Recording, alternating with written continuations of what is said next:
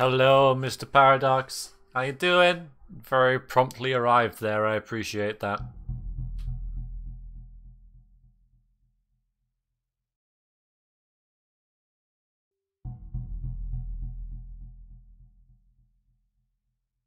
Hope things are doing good with you. Oh, well, yep, never late or early. I thought you were bang on time, to be honest. I'm doing good, thank you. I'm having a good week off. I suppose we're 4 days in, aren't we, really? But, you know, 2 days of the actual week. And, yeah, I've got a lot done. A lot of geeky stuff. Got the Morrowind thing done. Got a few things done in the background today. For something else. Something secret. And I threw in a stream out there because I said I would stream during the week. So here is the midweek stream. Might do one tomorrow as well. Not so much Thursday, because that's when I record with Lilia. Well, I don't know, maybe. We'll see how we go. Do it after. Yeah. Well, I'm kind of glad that... because I got that feeling as well for some reason. But no, because it was one of those, like, oh my god moments. Because I gonna take my car in to the garage to get some new tyres fitted. I'm doing that on Wednesday, and then I thought today was Wednesday, so I had one of those sort of moments, you know, where I was like, oh no, wait, no, it's tomorrow. It's fine. It's all good.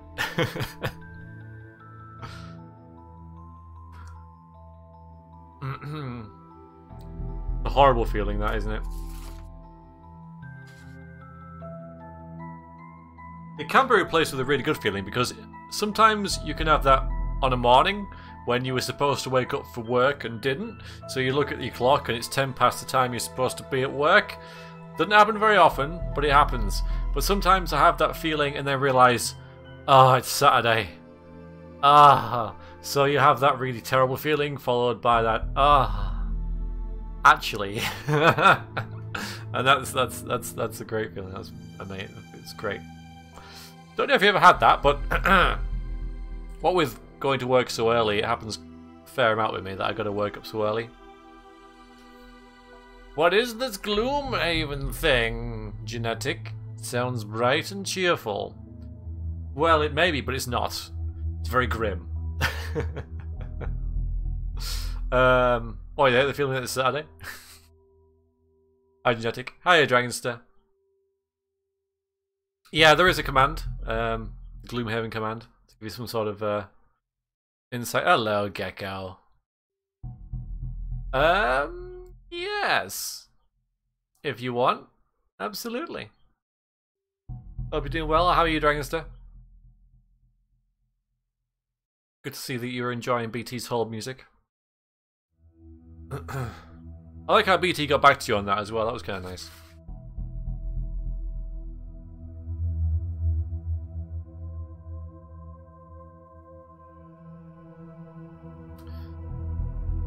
Yeah. Do you fancy just like sitting and chilling and watching me die at a video game? Hi, Falskeld. Welcome in. How are you? How's everyone's week going? Thanks for joining. No, I'm not normally streaming tonight, and this game isn't going to appeal to many people, I don't think. You know, but if people want to just chat or whatever. The thing is about board games is they're nice and slow paced, especially when I'm playing on my own. Which is not an option.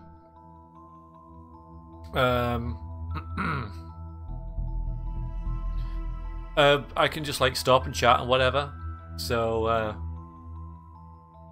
not going to be distracted by the game too much. Which isn't saying I'm live. Oh, that's kind of weird. Maybe you should. Well, I don't know. Don't really know what to do about that, really. I mean, I don't know how to check if I'm live. It's obviously working. So yeah, I was thinking song request, but I want to get the ambience of the game down first. Yeah, exactly. Get it. I mean, you are right, and it's something that I considered. But I thought for the first hour or so, we'll kind of listen to the music, and you know, because a lot of you want to see in this game, so we'll try and play it straight and stuff, and then after that, we'll try some song requests and stuff, because I might be doing something after this as well. It depends how I feel. See how long this lasts. I might get really into this and play it for like 6 hours, or I might think, you know, after 2 hours or so, right, let's do something else. But I was going to play a Foundation. I loaded up the game and I loaded up the save, and I thought, no, you know, I don't really fancy this. And then just had a look through and thought, oh yeah, this. Because I have played this before, Lord Adventure, you see. We have done this before. There, a couple months ago now.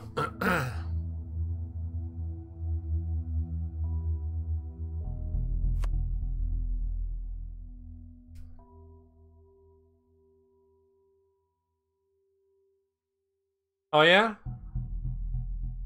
Interesting. Well, alright then. Copy striking from Twitch. That's weird. But alright then. Well, we'll sit and having copyrighted music even in Pascal. Oof. Right then. Huh. I wonder why. That's weird. Yeah, I thought Twitch was a better place for that sort of thing. Since I don't think they rely on too much ad revenue, on clips at least. I thought it was more all about sort of the live experience, and if you got away with it in live, you know, then you sort of you're fine type thing. I know music can get muted on clips and stuff, but that's you know, just gets muted and that's it. And I like how it only muted like that part as well, because in YouTube it'll be like, we're gonna mute the entire thing, or whatever. Anyway, so I don't know much about that, so I can't really comment. But no, I didn't know. Like I say, it was only half an idea anyway, so no huge loss. Yeah, it is coming. Yeah, it is. It always is. I mean, that's hello, Kraken. How's the wife? How's she's feeling? You had to run off last time to don't tell your boss. To take care of her. Hope she's feeling a bit better. So you at work? Is anyone else at work?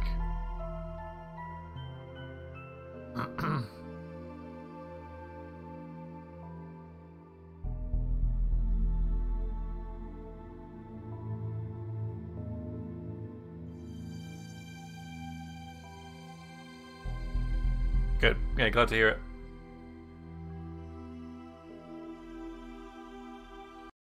The thing is, if I click out the window, the music stops. That's so annoying. It's kind of annoying, you know.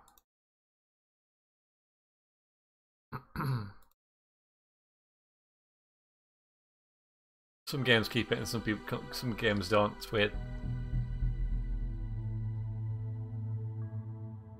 You work remote? Okay, yeah. You're working? Well, get working then. Stop chatting, get working, Gecko. Stop procrastinating. Luckily, we don't have to play the tutorial. I like how there's a tutorial as a how to play. You don't often... It's a bit... Maybe they had this first and then they added the tutorial, but because it's incomplete or they want to maybe add to it and stuff, they kept the how to play. What's the difference? Yeah, so this is pretty much just a help screen, I guess. Whereas tutorial is, yeah, we actually got into the game and stuff, which I already regret clicking. Is the game engine stuff. I wonder if it's voice acted. I mean, I did do this. No, it's not. I don't need to. I don't need to know how to play. I know how to play. Yeah. I think this should be like help, I suppose. I know what I'm doing. I'm an expert. Do the Izzy voice. Not even a please, Genetic. How have you been, by the way? I like how people are like concerned about my voice with the rest thing. But that's do the rest thing. But that's not really. That's not a big. It's not a big problem. I know, like Andy Serkis, like when he did Lord of the Rings, his voice really suffered from doing Gollum all the time. But he was doing it A, like all day, and B, with much more vigor than me. Like, I have to do it for an hour tops. People don't need to worry about that, but it's kind of nice.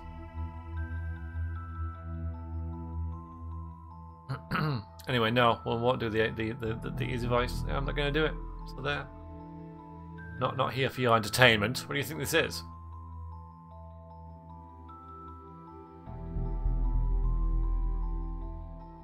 Yeah, yeah. When you do it all the time. Plus, you know, he really put himself out there. You know, when he was making, doing the role in his white suit. You know, he was throwing himself around and everything like that. I know I should have. Yeah, I should have been Aragorn, but there we go.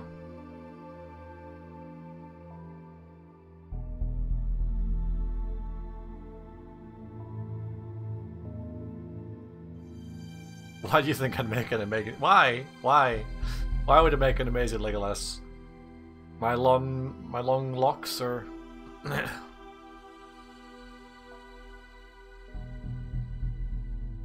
Well, I could have been Boromir because I'm from Yorkshire. Like, I'm only about 50 miles away from where, maybe a bit more, from where Sean Bean's from. Hiya, Dash. Back with food, superb. How you doing, Dash?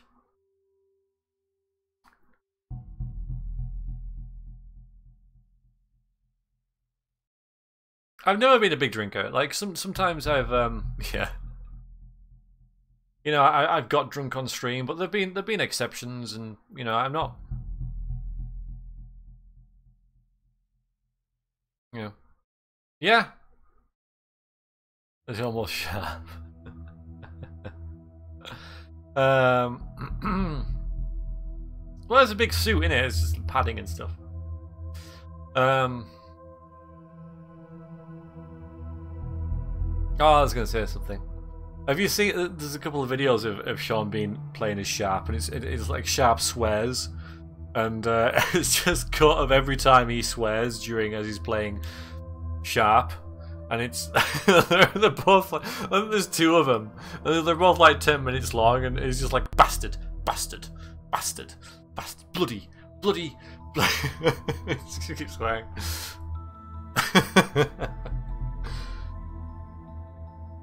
Didn't do much good. Yeah, and when he needed it, it didn't have it. If he'd remembered that freaking shield, he'd have been fine. The one time he forgets it, he gets arrows shot him. Spoiler warnings, by the way, no one's. I enlightened you to the beauty that is Guinness. Good stuff. Yeah, they are. There was a lot of them as well. There's an awful lot of Sharp episodes. He played Sharp for a freaking long time. He must have been doing it for a couple of years non-stop. Because they're all an hour long, and there's a whole lot of them. I'm sure there's more than 7. I don't know.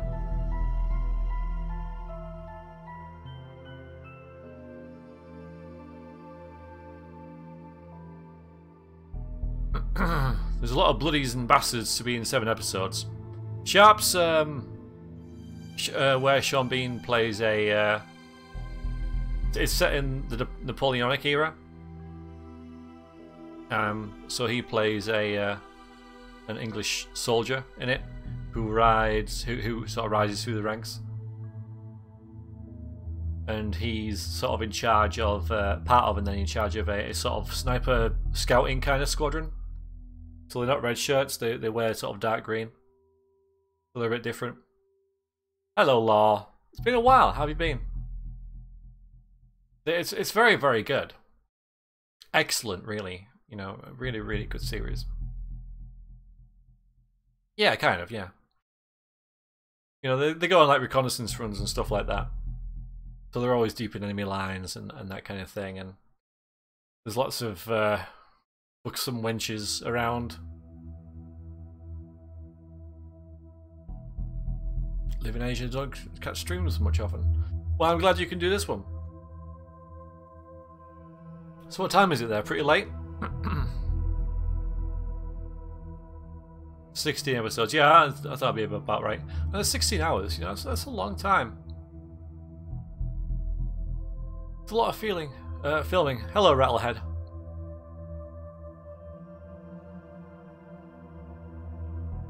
How are you doing?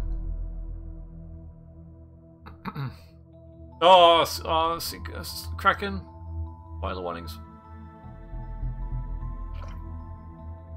What are we playing? Pupket. We are playing Gloomhaven. Says there in very small writing. It's this is a board game, digital version of a board game. Okay, there is a command board game, but if anyone's played Darkest Dungeon, this is kind of similar to that. If you like Darkest Dungeon, you'll really dig this. But it's yes.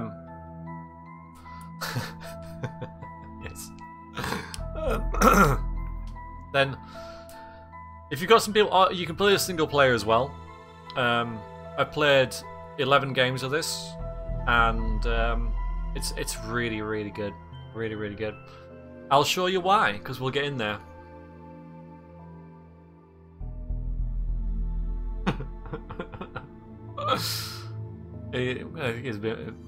Sean Beam is his own meme, isn't he? No, you don't play as the monster. Well, it's a different sort of... See, if I go to New Adventure here, we'll play on normal. Oh, look at this. What's that about? Anyway. See this? Oh. This is a character. We've got a human here, but it's set in a really I wouldn't say weird. It's a different kind of setting. Hi, Jola. Welcome in. So yeah, this is a very kind of. I'm not talking about this is in this digital version, but Darkest Gloomhaven has a very Darkish Dungeon kind of feel to it for me. It's really nice. Is there a dwarf? There is not a dwarf. We've got a crag heart here, and we got a tinkerer, and then a spellweaver. And if there's a dwarf, it's this guy, the Mind Thief. So let's just read their descriptions. So Mind Thief has 6 health, and Mind Thieves make terrifying opponents through the use of psychic assaults, sharp blades, and swarms of tiny teeth. Tiny teeth. Shelly, where are you? I don't see you. I didn't see Shelly. Oh, there you go. Good evening.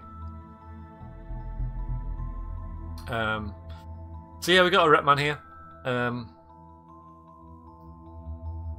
So I've seen all these in action in the board game, so I kind of know how they play and such.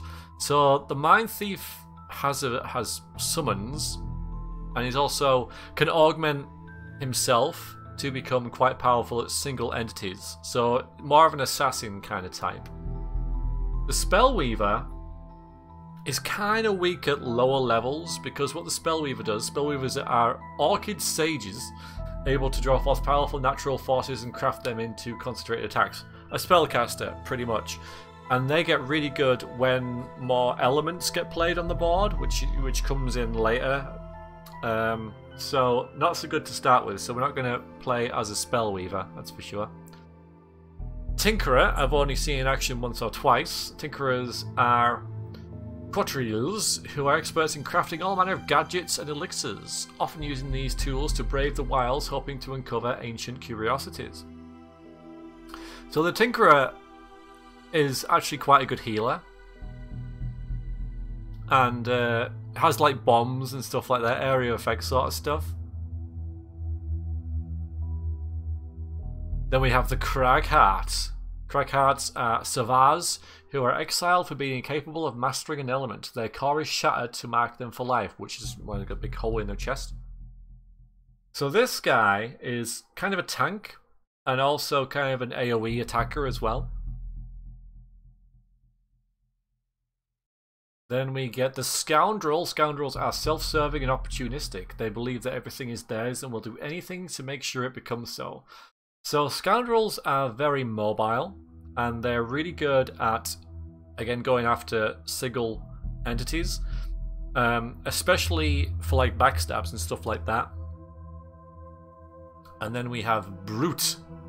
The Brute employs his great size and strength to earn a living by wielding his huge sword and impressive shield for those who pay the most.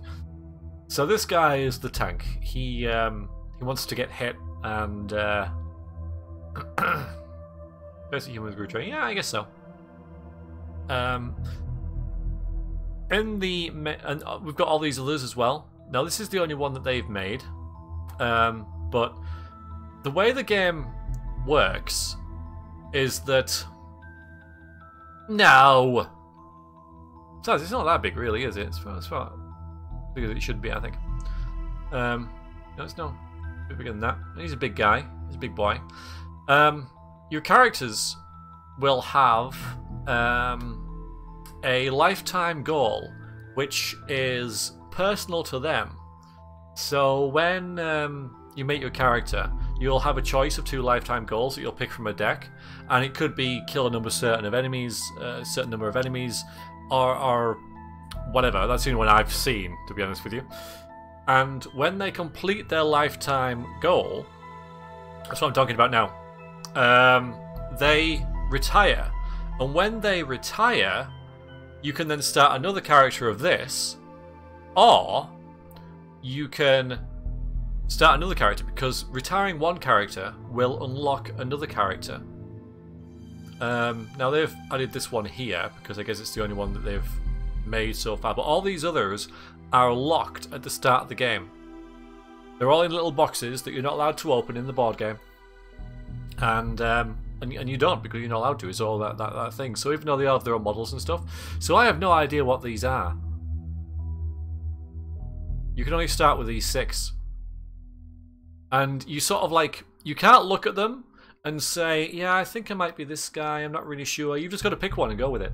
And there's no weak ones. They're all really, really good. And everyone who's sort of chosen a character has been like, oh, I didn't really expect it to be this, but then really bought into it. But yeah, it's really good. And then the story becomes less about your characters, because your characters come and go, and it's more about the town of Gloomhaven, where you're from, leveling up with you, because the story keeps going, and your character retires and another one joins the party, and the story keeps rolling on, and it's all about the story and the town rather than these individual characters. We're going to be a Brute anyway. Brute's one of them. Now, behind the chat there are 4 slots, but we can only pick 2. We unlock the 3rd one by beating the 1st boss, and the 4th one by defeating the 2nd boss. Hello, Hinks. I know, it's weird, isn't it? Everyone's going to think it's like the weekend, and then be like, oh no, it's Wednesday tomorrow, I gotta go to work. How are you? Yeah, I chose Brute. Now, the reason we're being Brute is because I know that character the best. Now, I don't think... Let's see. I don't want to go Spellweaver, because as I said, Spellweaver works really well with large parties. But not so, I don't think too much for now. And also I'm not too sure about the Mind Sleep, because these only have 6 health each, so they're a bit squishy-ish, so I'm not too... I need characters with longevity.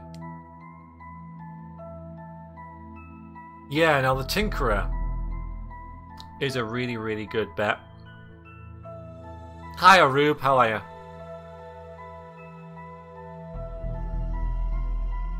So I'm with you on that. We'll go with the Tinkerer, who's like a healer and AOE character, and the Brute, who's the tank and kind of a, you know, all out kind of damage dealer sort of dude. And I could get into these, but we'll just start the game, then you'll see how they are.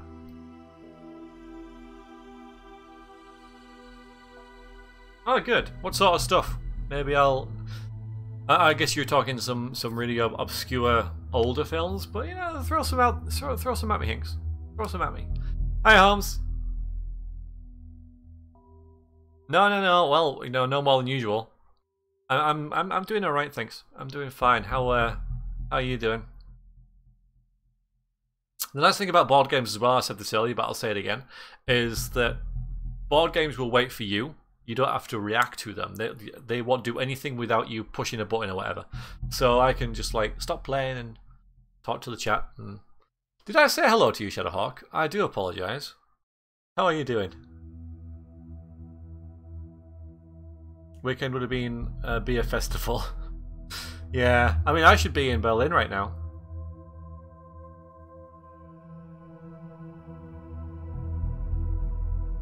Good, glad to hear it. Glad to hear it.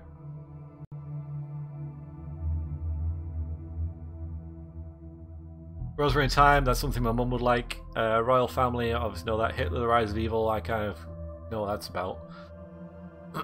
Alright, so nothing too obscure.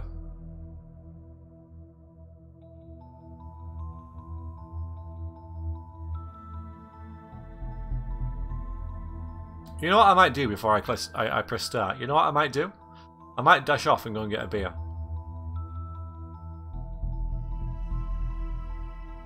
If you guys don't mind. If you can cope without me for about a minute.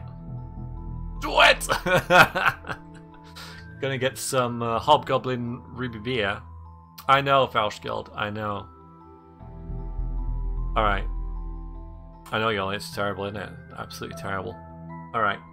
So before we click start, I'll be back very shortly. I just suddenly got, I didn't think I would, but I suddenly got the urge. Suddenly got the urge. Yeah, my mum's really into Rosemary in Time, so you can have a conversation with her about that. One of the women who's in Rosemary in Time was actually in a sitcom called The Good Life, which you probably know about.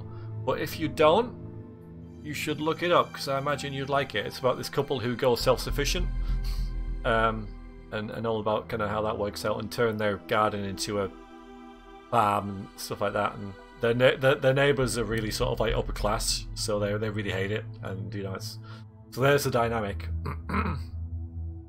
No, I mean The Good Life. Maybe it was renamed over in the US. Maybe, but I don't know. Anyway, I'm back in a bit.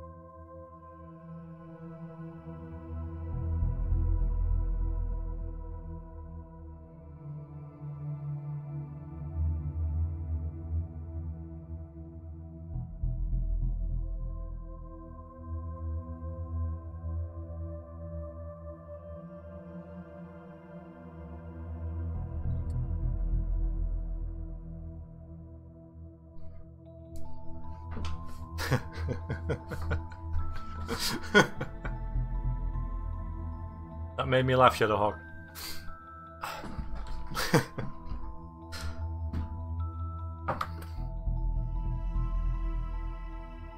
Yeah, maybe they renamed it Good Neighbours over there, because the surname of the couple is Good.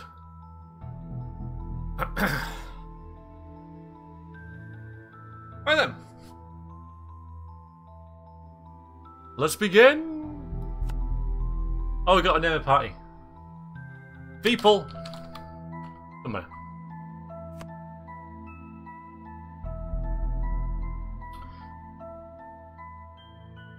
Well, so this isn't like the board game. In the board game,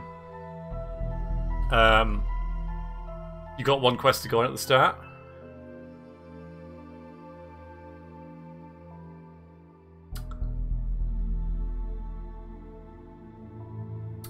Okay. I wonder why they did that. Yeah, it don't matter. So while drinking at the Wayward Inn, you overhear snippets of conversation between two town militia. Apparently, a local bandit commander has come into possession of a number of heretical texts and has begun researching necromancy. So the Ashen Bond Retreat is our first mission. So this is different than the board game, because in the board game you start in a city and then you travel out of the city and then come back to the city, and then and this is more like you traveling across a map. But the gameplay's the same, so. You're well aware that magical research often requires a handy supply of gold, and after asking around, you discover his hideout whereabouts, which is there. Obviously, you aren't prepared to assault his base just yet, but you prepare to leave Wayward and head off to raid some local crypts in search of knowledge and some better equipment. So we've got... What is popping up there? Alright, so difficult, easy, one scenario. You get an amulet of life there, you get a poison dagger there, you get sacrificial robes there. Maybe I can just click on... Okay, no. We can't see what it does. We'll go to the Burn Tavern.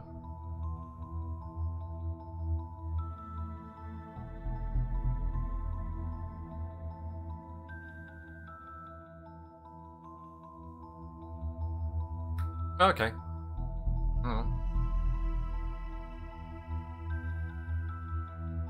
No, it was called Are You Being Served Here? Oh, Are You Being Served Again? I don't know. It's cool. It's like Harry Potter and the Philosopher's Stone was changed from Philosopher for the US market. Because Philosopher's a long word. So we'll go to the Burn Tavern.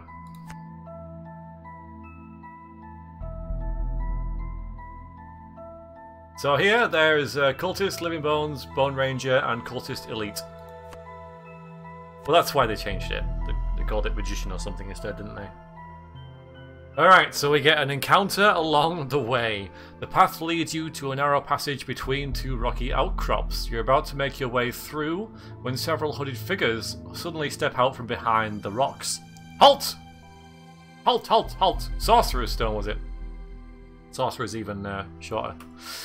The largest of the men steps towards you, and this here is a toll roll, the man grunts. If you want to pass, you got to pay. You notice several others have emerged from the rocks behind you. You're surrounded. So, we can't run away because the brute does not run. In the board game, what happens is, at the start of the mission, you'll draw two cards. One city card and one road card.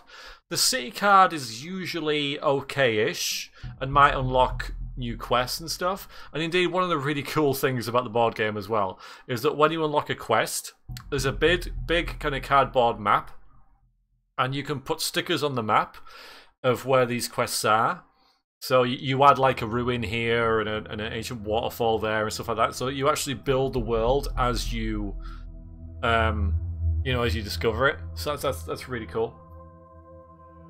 I got the removal sticker set, which was extra, so that you can take them off, obviously, because normally they're just on there forever. So yeah, that's a bit mean, but I didn't need to. But it is a really cool idea. But they should be removable by default, I think, because the board game's like £100. So that's.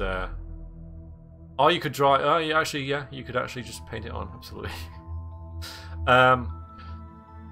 And then you'd get a road card, and this is basically a road card. And so you've got to decide what to do, and then you flip the card. And so we can lose 10 gold, or we can fight them.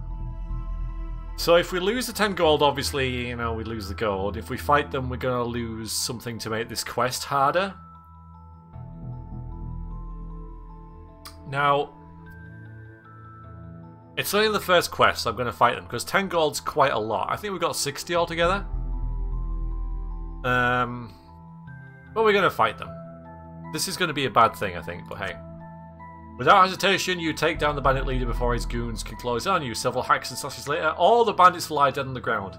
You take the coin purse and the bandit leader belt and continue through the passage. Oh, we've gained 14 gold. Nice. Alright, so that was good. That was a good thing to do.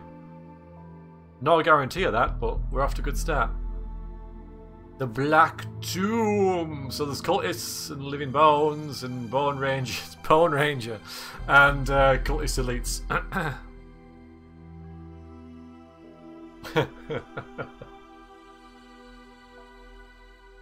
Manes. So here we've got their life, their movement, and their attack, but it's not as simple as that. As we'll get that, but yeah, and their range in case of, you know, their range in hexes. Yeah, the Black Tomb. Cultists are raising an army of the dead. They must be stopped. So this is like a quest in between the quest. That's in between the quests. So this is a side quest, and this is like a sub quest of the side quest. I thought it'd be bad, Joel. I really did. I thought it would be like, you know, you fight them off, but you each take a wound or something. Fortune favours the brave, I guess. So here we are in the game. Oh my god, can you rotate it? You can. So here's big boy and small boy. So up here is the turn order, and they've all got question marks on because we don't know what their initiative is yet. You determine the initiative by what cards you play, and the cards you play determine what moves you do. I know. So we've got a Bone Ranger here, we've got a Cultist, and we've got a Living Bones. So. Yes, indeed, law. So this determines what you do. So, as a sample, this card has an initiative of 18. So you play 2 cards per turn, and you can use the initiative of either card. You can go later or earlier. So lower numbers are higher initiative, so 1 would be first and 99 is last. Knock yourself out, Shadowhawk. And each card has 2 moves on it. So this one I can either heal 1 thing for 2 in a range of 1, and it also creates the element of nature, which I know isn't an element, but you know, fire isn't an element either, technically, so. Or I can retaliate, which means that I attack everything that attacks me with an attack of 2. This means that I get experience for that, because you don't get experience for killing monsters. You get experience for doing moves. So every time I retaliate, I will get 1 experience. And this means it lasts until the end of the round, as it says there. Now, I don't have to do either of these. I could just do a normal attack of 2 or a normal move of 2 as well. But you got to do the... When you play cards, you've got to do the top of one and the bottom of the other. So, for example... Let's see. I need something that'll move me. So if I do... Yeah, Leaping Cleave. See, Leaping Cleave... I attack these, so I attack there and there with that. But... that's not going to help me here. So I wonder if I've got anything else. I wonder if I've got... Oh, hello. So Sweeping Blow. So if I manage to move here and do Sweeping Blow... I can... That's me. I can attack there, there, and there, which is there, there, and there. Rest? I can't rest yet. I can't rest yet, Falskeld. You can't retaliate. No, you can't do it against ranged attacks. No. So I'm going to do that, but I also want to move. So I can play any card, really. Because I can use this. So sleepy. How can we sleepy? Rough day? We're going to do this. This is one of our cards. So, alright, that one. And I want to move. So because I only want to do like a normal move, I can use any card I want.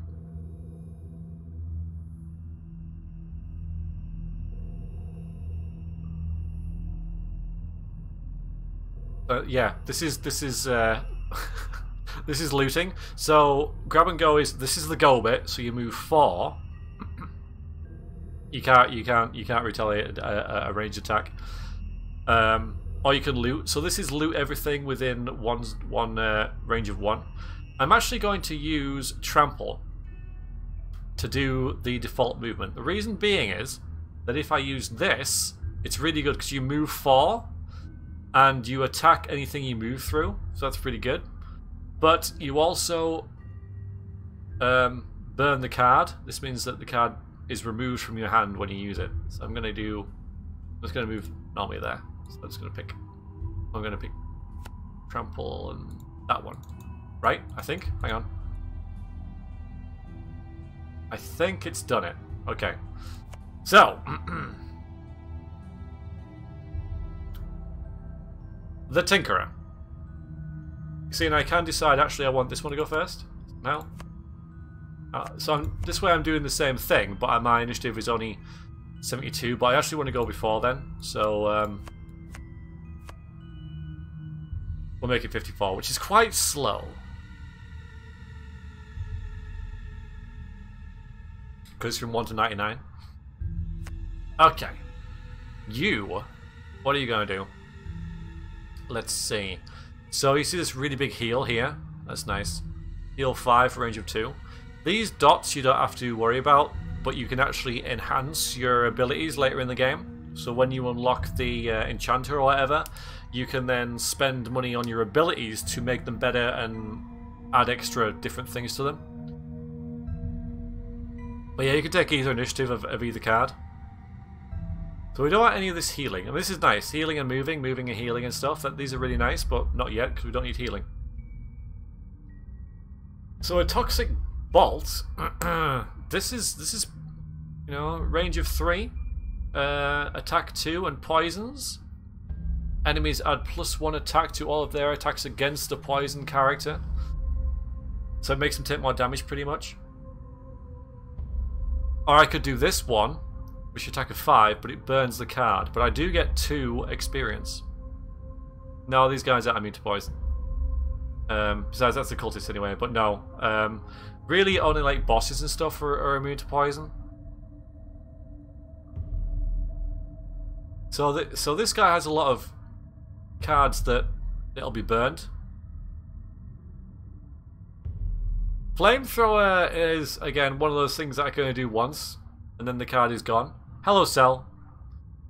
And I need to be, like, next to them, but it is very good, because it wounds them, which means they suffer an extra additional damage at the start of their turn. And I get 2 experience for it. I can do this, right, I'll tell you what. Let's do that. We'll do the Toxic Bolt, and that moves us really early. And maybe... See this one adjacent ally may recover 2 of their discarded cards. That's really nice, but I haven't used that just yet. There's a couple... There we go. You and all adjacent allies add +1 to attacks this round. So I'll do that one as well. So I'll go before him, and then he'll get +1 in his attack when he goes... charges in with his Leaping Cleave. No, I don't want to do Leaping Cleave. I want to do Sweeping Blow, which means our attack's even slower. Hang on, I want to do...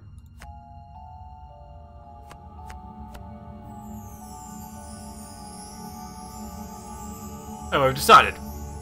Maybe use that shield? I can't yet. Well, I think this is the best for now. So we're done. So now, how the AI works, if you like, how the enemies work, is that every single enemy in the game has a deck of cards to show you their moveset. So every single type of enemy in the game, and there's about 30 of them, will move in a different way and do different stuff. So it's really hard to predict what the enemies do, but what's really intuitive about that is the more you fight a certain type of enemy, the more you can predict what it will do.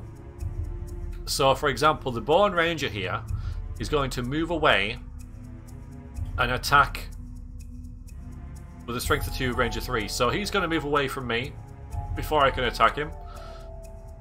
This guy, so that's a shame. 1, 2, 3. Actually, he might not. He might stay there because his range is 3. So 1, 2, 3. He might just actually stay there and fight me. The cultist with a initiative of 39 will move one and attack one, so he'll move there or there. He won't be able to attack me, but he will heal himself. And then the Living Bones, who I think is there, will move forward and attack. Target one enemy with all attacks.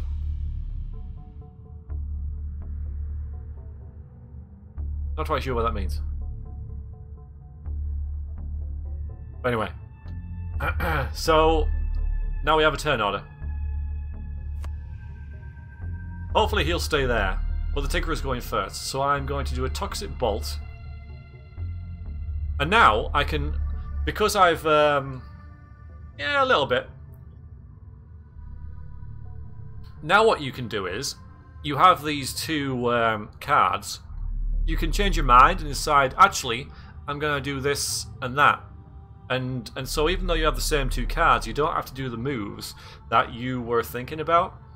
And something else that's really cool in the board game is that you're not allowed to discuss in detail what you're doing. You can't really use numbers, so you can't really say, well, I'm going to move here and then I'm going to attack this guy with an attack of 2. You can't really do that. It's not allowed. So you've got to be quite more descriptive, more flavoursome in your attacks. But yeah, you've got a bit of flexibility on what happens. And there's even though you do have a degree of control, there's quite a lot of variables in there, which means you got to be quite adaptive. But in this case, we're fine. So I'm going to do this attack. Actually, we'll do that first.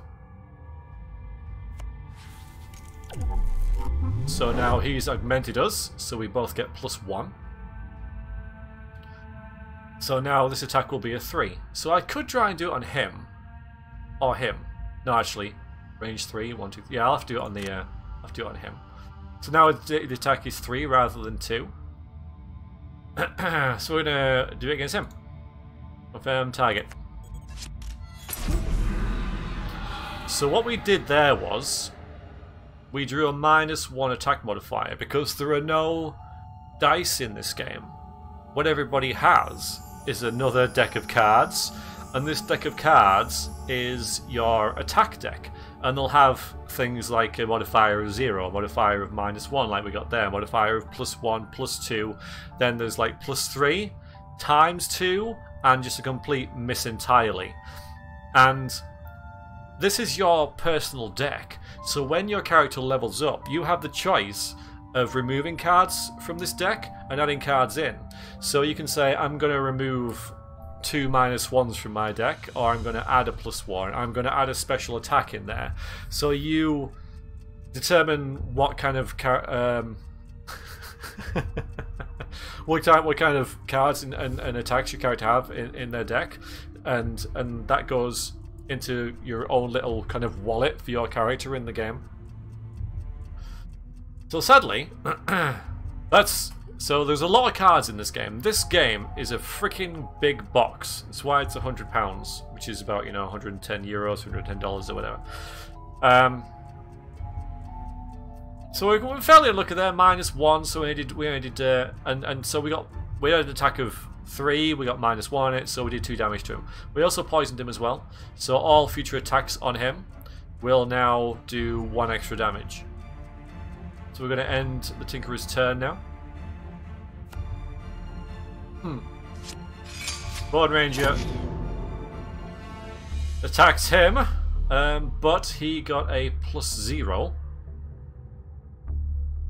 So he did 2 damage. But he didn't. Did he do any damage? I think yeah, he's got 8 out of 10 now. So he did 2 damage to our Tinkerer. So what we can do now is, like I said, that's why I hasn't gone out, is because we can decide, okay, I'm going to take that 2 damage. If something else you can do with the cards is, if you're going to die, or if you did, like, we haven't lost already, you know, if that was a big hit, we can decide I'm going to avoid that damage by burning a card. And you can discard one of these cards to stop yourself in damage. Hello, Narame. Welcome in. How are you doing, Narame? So you can burn a card to stop yourself being damaged. Now you'll start with a deck of cards equal to your health, which for us is like 10 and 8 or whatever. Actually, I don't think it is able to yell, but you get a certain number of cards in your deck. When you burn a card, it's gone forever, and you can't get it back. When you can't play any more cards, your character is exhausted and out of the game. So, as well as managing your health, you also have to manage your deck of cards, which is why these really good attacks here, you have to really use when you need them, because you won't get them back. So, certain moves are gone forever, like these moves are gone forever. The ones that we just used for him, which we can't see right now, yeah, these two. Those two cards there, they are not gone forever. They go in a discard pile rather than a burn pile or whatever. And you get that burn pile back, but you have to remove one of them. This is a board game with a lot of cards, Narame. Yeah, it's a strategy deck build. It's a dungeon crawl, and it involves a lot of deck building and a lot of cooperative strategizing and things like that. And there's a bit of town building in there as well and stuff like that. Sure, absolutely. Alright, T1, I know, midweek stream. Scandalous, isn't it? Anyway, that was... So we can, if we want to, burn a card to avoid getting damaged. But we've only taken 2 damage. We've got a lot of healing, as we know. We got that healing here, so we're fine. So we'll just take that damage. Now the cultist will move 1 and then not do it. Oh, he can actually heal himself, though, by 1. Although the healing actually stopped the poison and didn't actually heal him. Okay, so now what we can do is... Thank you. No.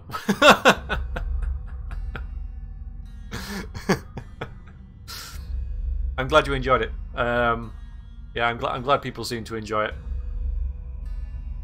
Running around buying clothes for strippers. Slightly spoiler warning, but yeah, I thought that'd be a nice little thing to do. Good, I'm glad. So we were going to move here, and get these 2. But now what we can do is actually move here and get these 2.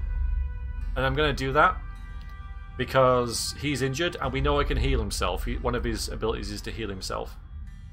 So, yeah, it's up. It's there. So we're going to move, just a normal move. So we're not going to do this because this would... We could go like 1, 2, 3, 4 and move through that guy and do the damage to him, but we're not going to. We're going to do this regular old move and go here. And then we're going to attack in front of us like that.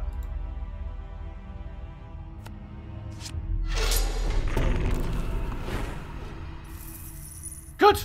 Alright. So here... Sweeping blow we use. So we got a +1 modifier and a -1 modifier, meaning that we did 4 damage to that dude and 2 damage to that dude. Because we had 3 by default. Because you do a different card for every enemy that you hit. And yeah, there is loot. There is 2 gold on that square.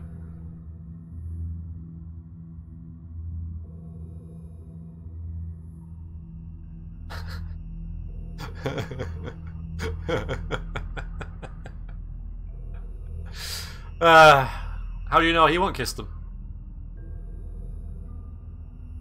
That was good anyway. So we killed him, we've almost killed him. Now the Living Bones is going to move and attack the Brute.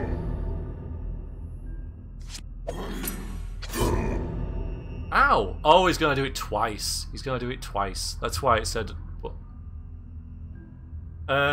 So, I don't think he did any damage though, because he got a -2 and a -1 and he was only attacking with 1. So he did no damage to us, which was really lucky.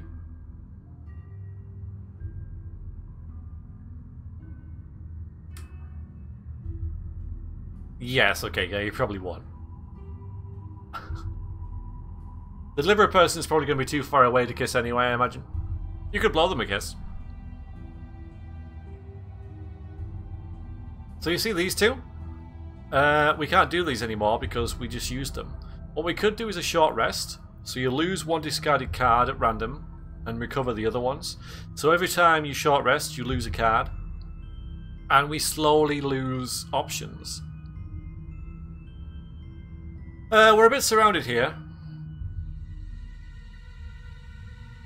Maybe I should trust the Tinkerer to take this guy out. He's only got 1 health left.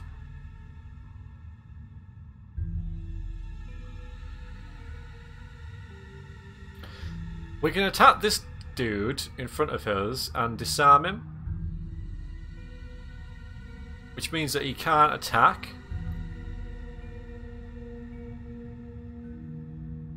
Yeah, we'll do Provoking Roar, because that gives us an initiative of 10 as well. That's really good. So I'm only playing 2 characters right now, because the other 2 were locked out at the start of the game. But yes, I am doing them all. Hello, Store. Disarm the skeleton. So that's what I'm going to do. I'm going to disarm him. But what else should we do? Maybe it wouldn't be a bad idea to get some healing on the go. See, this is a range of 1. So if the Tinkerer was to move here, I could heal him with that. It's not a very good heal, but it's a heal nonetheless. It would heal him up to maximum. The Spare Dagger is really good as well, because normally what you'll be noticing is that this is sort of attacking, and this is kind of moving. But this one's kind of nice as well. On the next 6 sources of damage from attacks targeted you, you gain a shield. And I get experience for that one as well.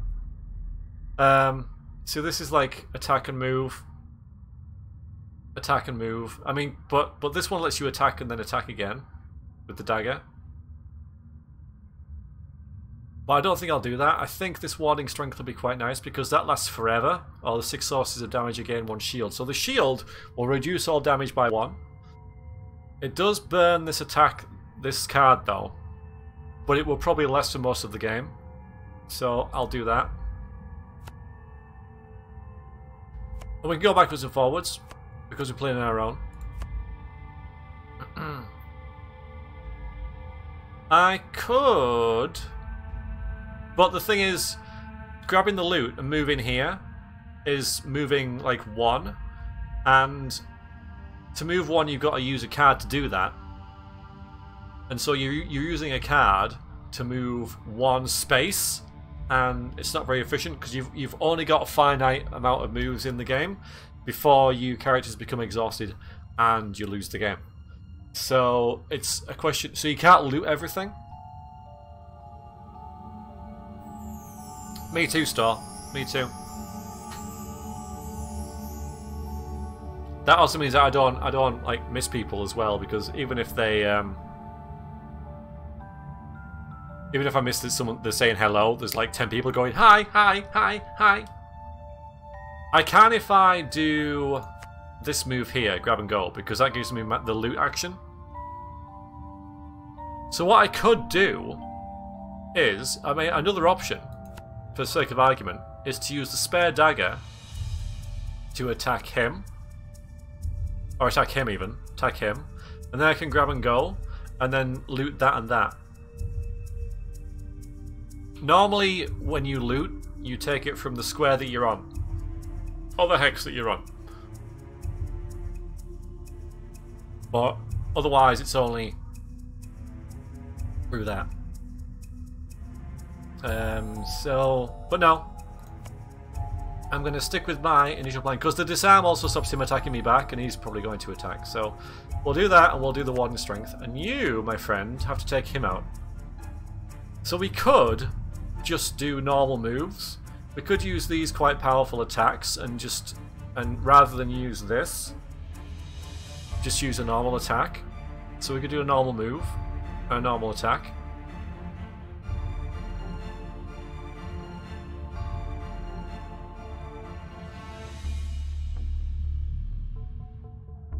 Bit much for flamethrower right now.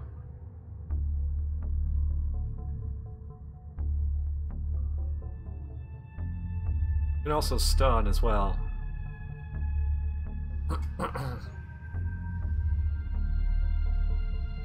Nice healing and stuff. You know what? I think I'll just do some normal stuff. Like, I'll use this, but so you burn both of these when you use them. So I'm just going to use these normal ones here. They are very flavorful. They're really good. A lot of them, though, are really powerful, but you burn them. So you've really got to be quite careful about what you use and when. I don't think we'll be using the trap anytime soon either, so I'll use these two. And just use their normal moves on them. Maybe, let's just see. Let's do a long rest, means that you heal, but you go last. I really appreciate that, the community we've got. I really like it.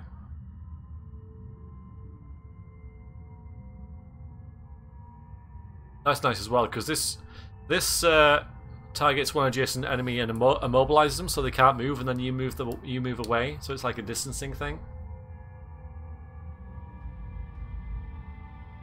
Just go with that, except I don't want I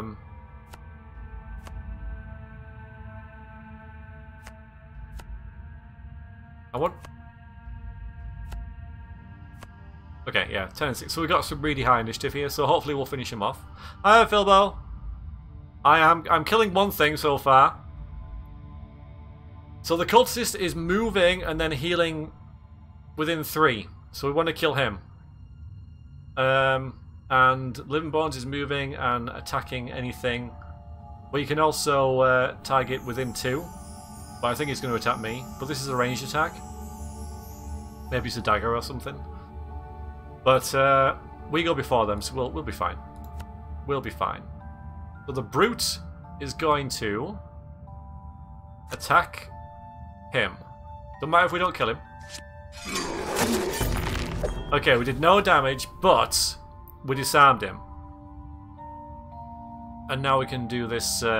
Shielded character reduces all incoming attacks by X points, so by 1 point. So now he's shielded. So we'll take less damage. So that's burned now, so we'll never see that card again now. Alright, Tinkerer. We're just going to move normally, and then attack. So you might as well move there. Move as much as possible. And then attack this dude. And we killed him. So attack of 2, we drew a +1, so 3 damage on him and he's dead. The Living Bones can't attack, so that's it. So Living Bones is kind of annoying, you know, we need to get rid of this dude.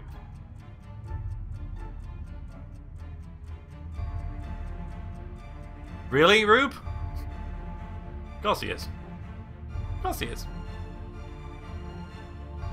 Do you think we'll get people coming in saying, oh, you've just copied that off Cyberpunk 2077? You think that might happen? I hope not.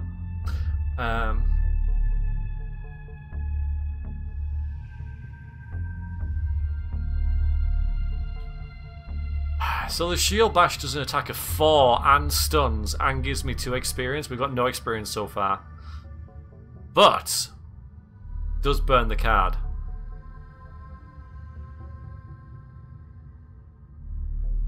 I am a hipster anyway, so that kind of works. Ah, that's true, Shadowhawk, yeah.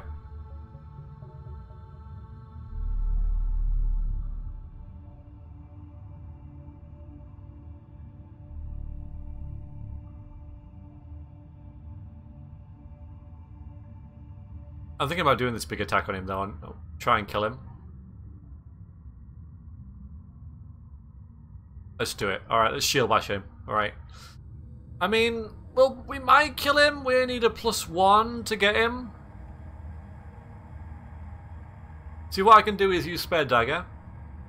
And then use this attack or this move. Okay, we'll do that. So, yeah, we'll attack, and then we'll either attack or move. I can indeed. So here's us. This is a good guy. That's a good guy. That's a good guy. And then the enemy's just a skeleton. It's a skelly, bro.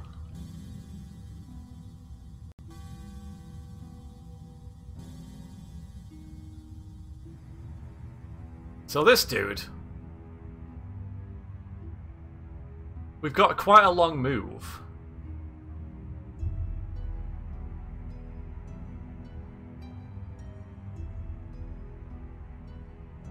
I could do a mist and then a move. Oh yeah, he's got 3 arms. Yeah, that's kind of cool. I noticed that.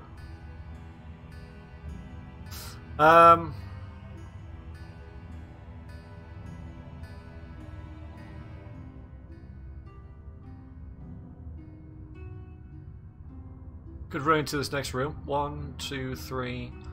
Then run back out again. Maybe try and get some... Oh, summon decoy.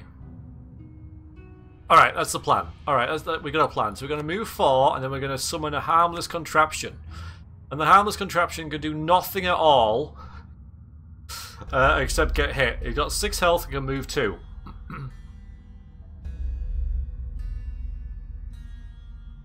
Which way where we're looking, sorry?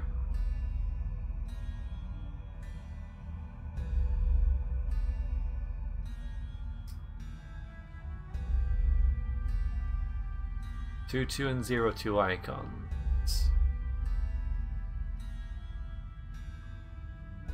Here? Those ones? Yeah, so you get to do two moves at the start of your turn. You have to sort of like say I'm going to play 2 cards pretty much. So these are the number of cards that you've selected pretty much. So 1, 2, that's all. So it just means that you've picked 2 or 2 cards.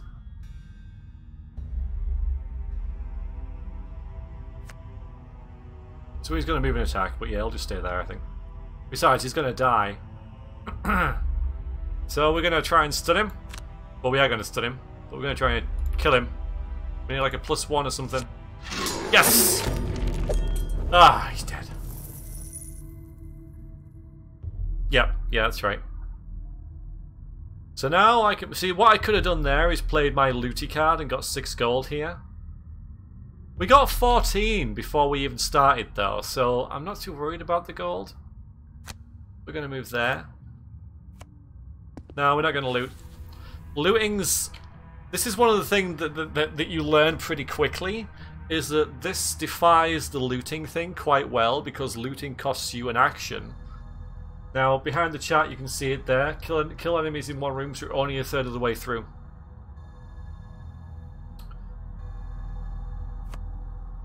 Alright, you are going to move there. Open the door.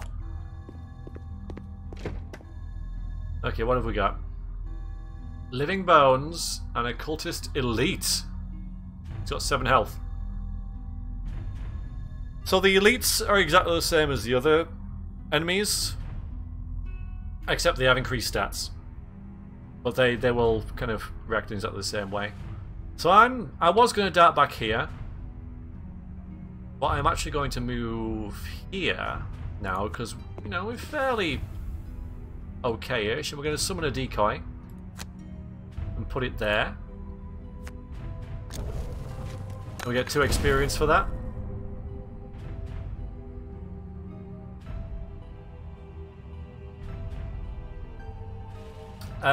Well, the Living Bones are, it seems. There was a Bone Ranger earlier.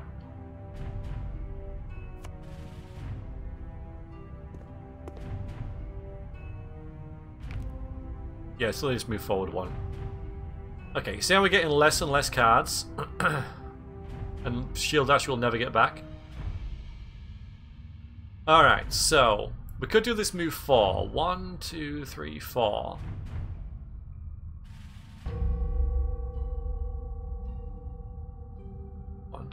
We can get next to him with a move of 3. And I can push someone, but there's no point pushing because there's no traps.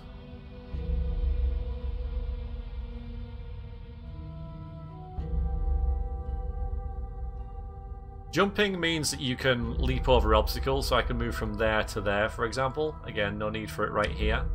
And it also invokes the air elemental.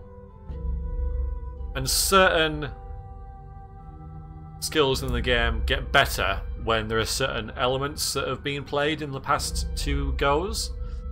But neither of these characters are very elemental based, so we don't have to worry too much about that.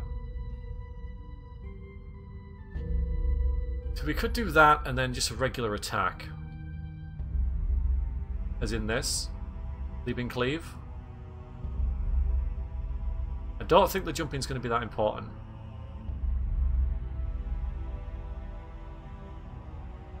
When we short rest, we can do that at any point. We lose one of these cards at random and get the other 3 back. But what I'm kind of hoping is that he can do that, the elixir. So he'll get 2 cards back without resting. But he'll have to be next to him.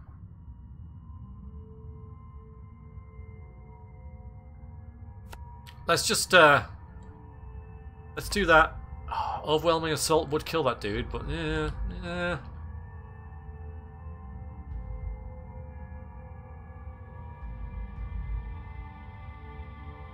Yeah, let's do... Oh, no, wait, no.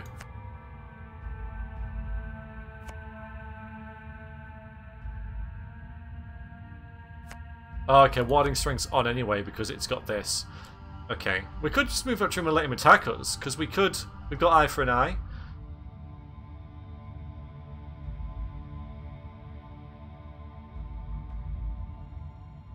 Yeah, we'll do leaping cleave and eye for an eye. Hiya, Yellow. Welcome in.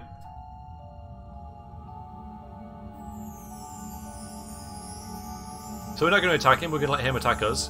We've got a shield and we can retaliate, so he's probably not going to hurt us too bad. Meanwhile, you... Ah, boy. I mean, hook guns... We can pull him towards us, but I'm not sure if that's a good thing. Healing, we're alright with.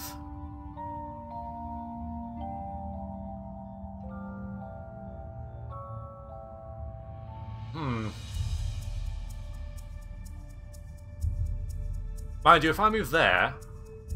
Wait, he's going to move there, isn't he? If I move him there... 1, 2, 3... I want to do that. I don't think pulling him's really a good idea, but it's kind of all I've got. We'll do it anyway. Okay. So Living Bones is just going to...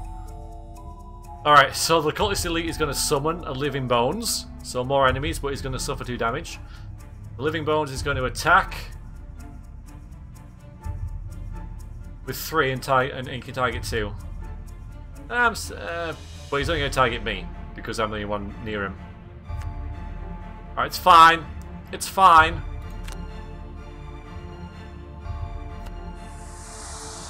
And we retaliate. It's really tactical. Alright, so he's retaliating now. The decoy, oh yeah, will move automatically. That's alright, because he might attack him. Oh no. No. I think he'll attack me because I've got the highest initiative. Cultists are trouble, yeah. He's going to summon a thingy and I don't think there's much we can do about that. You know what? I didn't even... I screwed up.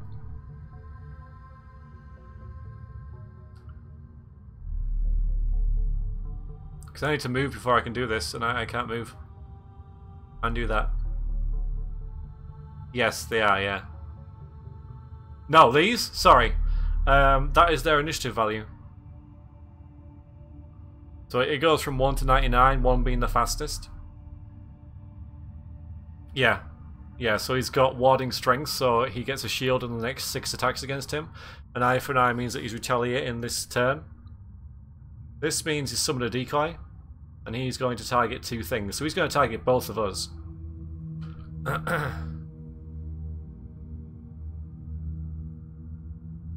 Lower is better. Yeah, yeah, that's how they've gone with this as well. Yeah. I can still move normally, but then I can't do an attack. I can heal myself. Alright, we'll just do that. We'll move there. And I'll heal me.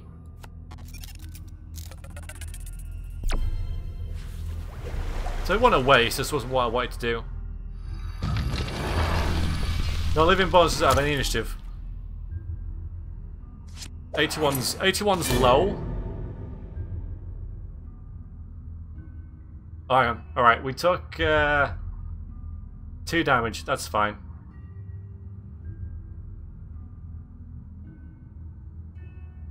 Oh, we can do warding strength to do it by 1. Yeah. So we took 1 damage there, and we can retaliate eventually at some point. Why didn't we retaliate? What the hell? Oh, we did. Yeah, we did some damage on him. This happened too quickly. So we did a bit of damage to him because we retaliated back. Now I really need to start resting because we've only got these 3 to do, plus a long rest. Long rest sets our initiative to 99.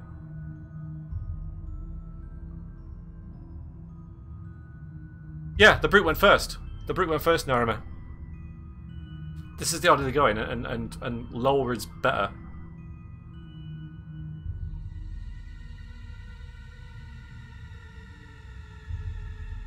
So if we short rest, lose 1 discarded card, which are all these. Alright. A random in order to recover all the other ones. So we'll do a short rest, which means yes. So we've lost trample. So we've lost our piercing attack. Now our piercing attack doesn't matter too much because nothing has any shields against us at this point. So pierce cancels shields. And then we've got this moving trampling thing. But yeah, we'll burn that, that's fine. Now we can redraw another one, but that'll hurt us by 1. So we got all these back now. I need to do that rather than... mind you, I should have maybe... Oh yeah, I'd already burnt that. Where is it? The ally to recover all their discarded cards. I'd used it on that heal. So that was a misplay. It's alright. I'm sure we'll be fine. Yeah, these are their HP, yeah. Alright, so...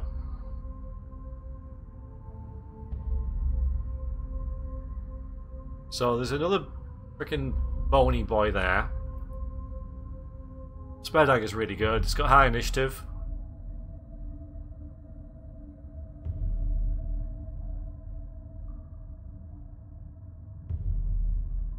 No, I don't think it is. I don't think it is. So we played 11 games of this, but we once we got our heads around it, it was really intuitive.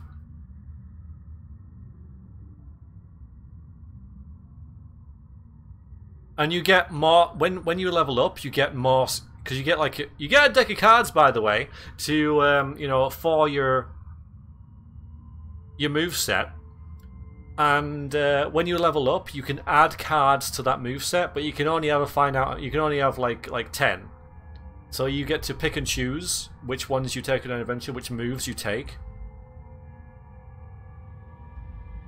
Yeah, Narame, I'll do that now for you.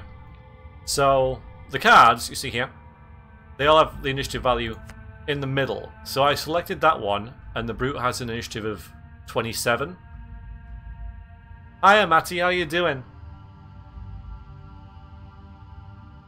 And you select 2 cards every time you do a move. So on your turn, you'll select 2 cards to play. So say I want to do Spare Dagger and Overwhelming Assault, you see. These are my 2 cards that I've selected, see 2 out of 2. Now I could play that as my initiative card and decide that my initiative is 27. Or I could think, actually, I'd rather have this card as my initiative and be at 61 if I wanted to go later for whatever reason. And you can if you want enemies to come towards you before you attack them. So you can use either of these 2 initiative values as your initiative. There is equipment in the game. And there is an expansion, though frankly, this game is so long, frankly, you'll never need it. Unless... Because we played 11 games, and 11 games is a good amount, isn't it? You know, it's a good amount, and nowhere near anywhere in close to finishing the game or retiring a character or anything like that.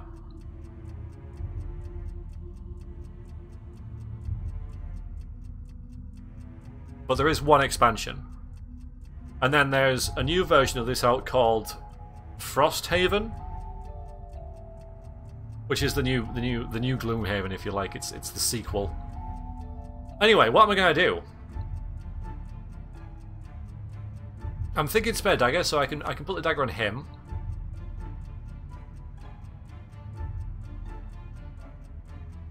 Overwhelming assault to get rid of that guy.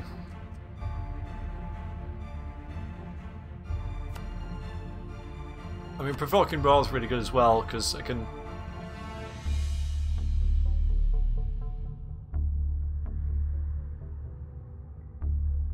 We'll do that with him. And then you... Oh god, flamethrower. If I move him there, I can flamethrow them. That's really tempting. I'm going to do it, but I'm going to have to do Restorative Mist to do that move.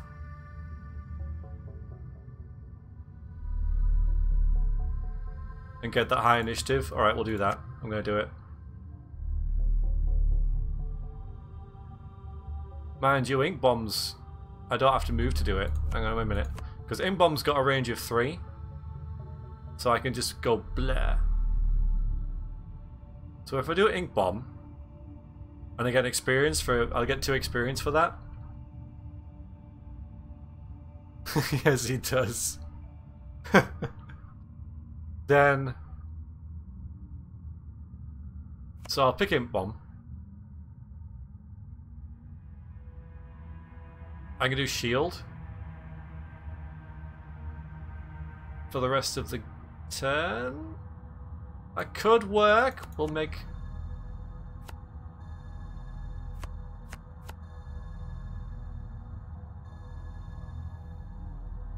So I'll do shield and then I'll do ink bomb. Probably.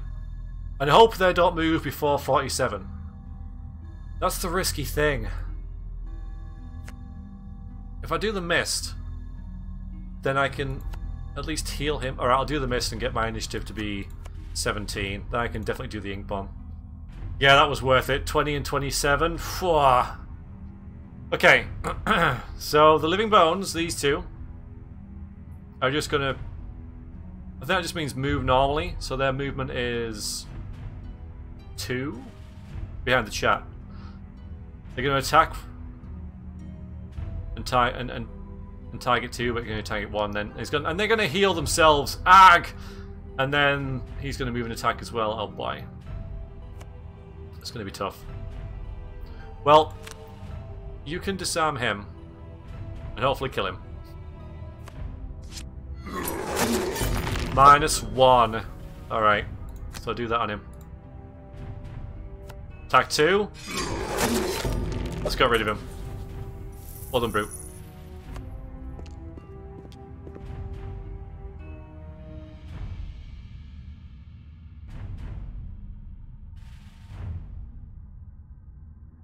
Ink bomb.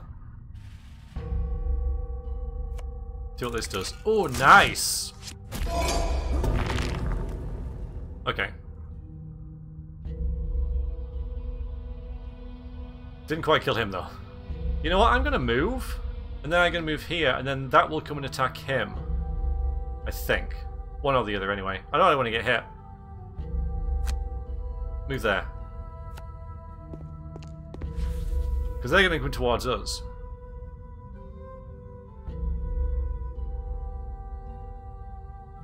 Yeah, it does.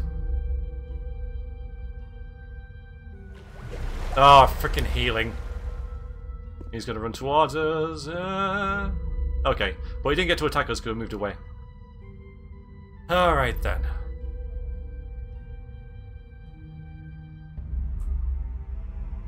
Yeah, it's really, really good. It's really nice. And when you're playing with other people as well, because currently I'm dictating what both characters do. But normally, each player is controlling their own character, obviously. And you can't you can't spell out what you're going to do. So you can't say, I'm going to cast this shield thing, which will affect us all and give us 1 shield for 1 round. What you need to say is, I'm just going to do this protective buff for us that'll attack you if you're near me. And that's all you can really say. And so you've got to try and like decipher what you're trying to do and things, and really try and like just work together, but without spelling out game mechanics. Which again is intuitive, because the more you play with each other, the more you know what you mean when you learn each other's move. So yeah, it's really nice. But it's nice because yeah, you oh, you're doing that. Yeah, I'm doing that one. Yeah, that one that I did before. Yeah. No, it's a good thing. It's a good thing.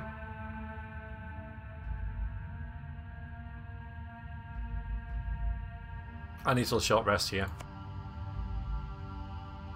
So we got rid of our toxic bolt. But now I get all this back. So what I could do is, see the hook gun, range 3, 1, 2, 3. I could pull this guy here, so the brute doesn't have to move. And if the brute goes after me,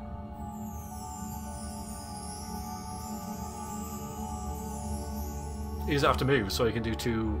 Let's just say he's gonna do that. What else? You've got lots of healing, but healing's not our problem.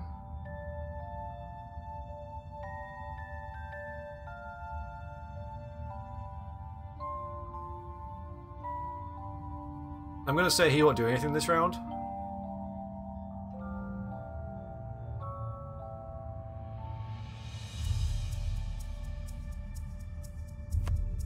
Okay, I tell you what. Well, why don't Jason and Alamy recover all their discarded cards? But he's only discarded 2 now, so he's only getting 2 back. Yeah, that little plinky plonky bit. I know.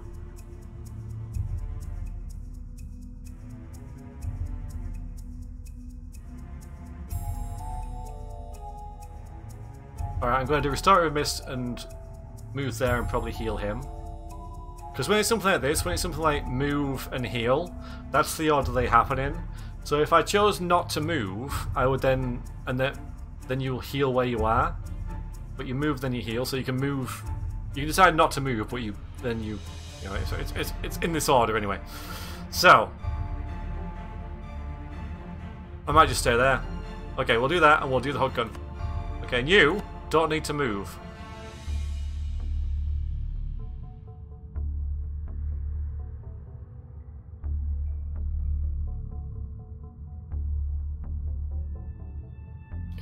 That overwhelming assault would probably kill him, but it'll burn the card. There's that loot there, but it's only for 1.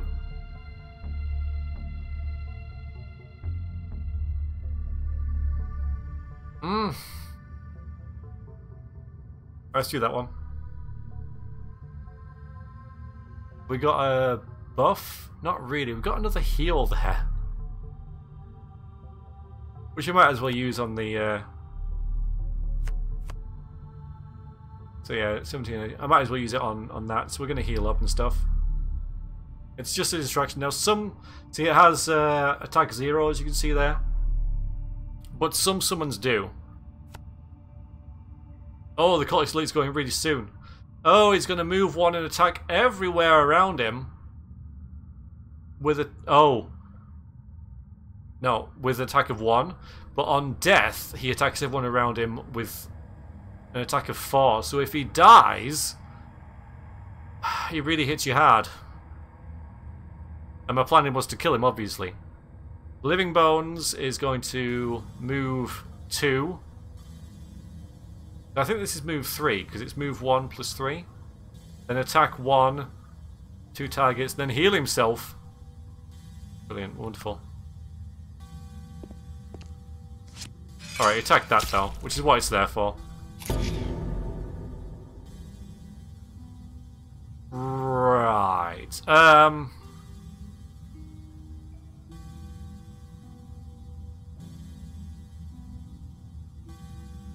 This turn I do, yeah. See, look at this, range 2 for his loot. So what I could do is, I could move normally, 1, 2, and then pull him, but why? Well, it is an attack of 2, I could actually kill him.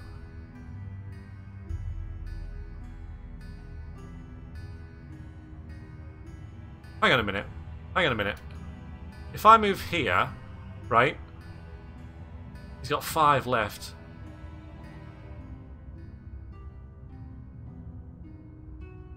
Alright, I got a plan. I got a plan. So we're just going to move normally.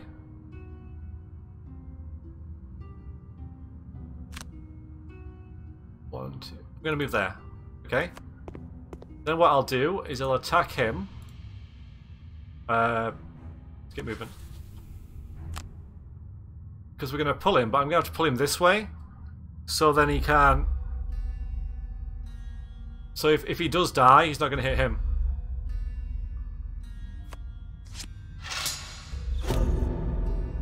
He didn't. Oh, we can't pull him because it has to go straight towards us. I thought I'd have to pull him this way, but I didn't. So, well, it's fine. Okay, fine. So the pull, you have to bring it straight towards you.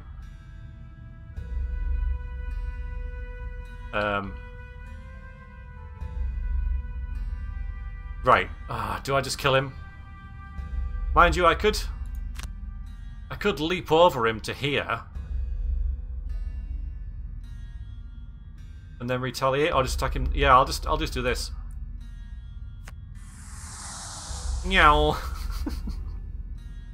I don't know, I don't want to take that 4 hit. I mean, because the thing is, there's a ×2 card in there, which is 8 damage. Just attack him normally. We might kill him.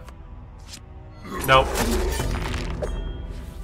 There's only one of them, because the card deck's like 25. 25 cards or 20 cards or something like that.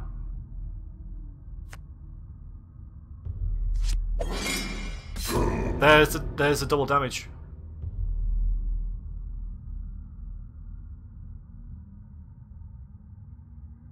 But thankfully it was only to 1, so, and we've got the shield. Yeah, so it would have been double damage if we'd have killed him. So that was really lucky. Would have been an attack of 8. Stop healing! Right. Oh god. I need to get the Tinkerer up towards this side, this end here. So we can do that move 4. 1, 2, 3, 4.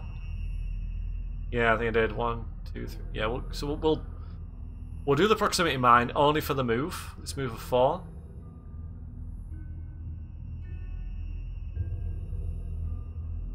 And then we do a stun shot. Yeah. On him. Or on him, depending on who has the worst attack. So that's him done. You probably just going to attack him. I mean, he's freaking strength. He's got all his freaking stuff back now. Freaking goddamn it. I could do overwhelming assault and then grab and go to hopefully kill him and then move into the next area. Because the stun shot might kill him. That will burn this card, of course. But I'm going to do it. Okay, so Living Bones moves 3. I think that's 3. Move 2. We'll see how it goes anyway. Just attacks me. The Cultist Elite is going to move an attack, but I'm going to stun him. So it won't do anything. Right. So you move up there.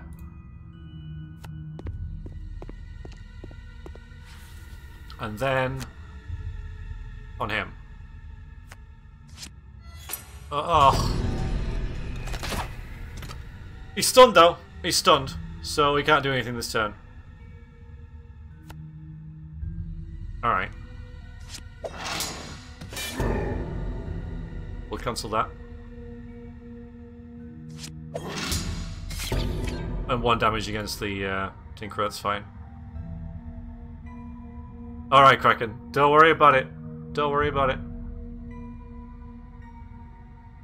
Okay, so... he's got 4 health. I mean, this would kill him. I'm gonna do it. Attack 6. Unless this is a critical miss. Damage 5. It got rid of him. That hurts though, because, you know, that burnt that card. Then I move 1. I'm gonna open this door. I'm just go for it. I'm sure that the Tinkerer can take him out next turn. Hi Moon Droplet, how you doing? Lurking? No problem at all. Alright, and this is the last room. So now I know what I've got to do. And we've got... So this skeleton does not have 3 arms. It's only the living bones who do. But I hope you're doing well, Moon. Oh no, wait, there's another freaking door here.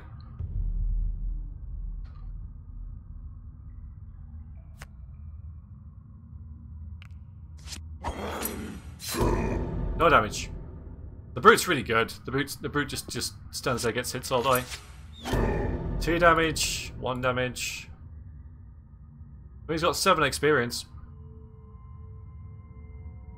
Right, you need a short rest again. The thing is, can I get him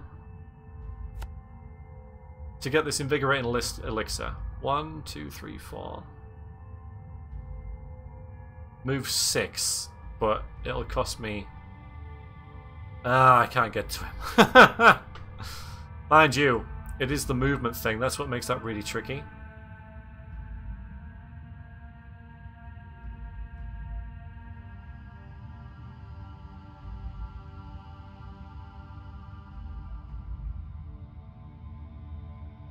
I need to do that to get rid of that cultist. I mean, the cultist will attack him. And then we need to move. But maybe not 6. So that gets rid of that nice heal. And another card.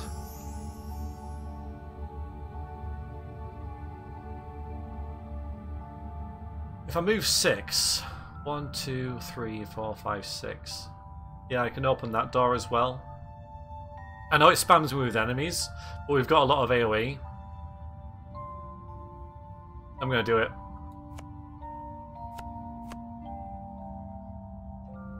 Right, you? Yeah, so you have to... Wait a minute. I need to take a long rest. I can't do anything else. No, a short rest even.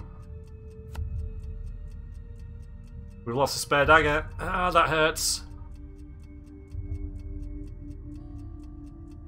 Because it gives that range attack and that extra attack, and it's really nice initiative. I'm going to redraw that. I'll take a damage, but eye for an eye, fine. Right, so Provoking Roar is really good, and I can do spare dagger as well on him. I can attack both of them, or I can attack him twice. Leap and cleave and stuff like that. That's all AoE stuff. Yeah, I'll do that when I get more enemies on the board. Hello, Value Filet.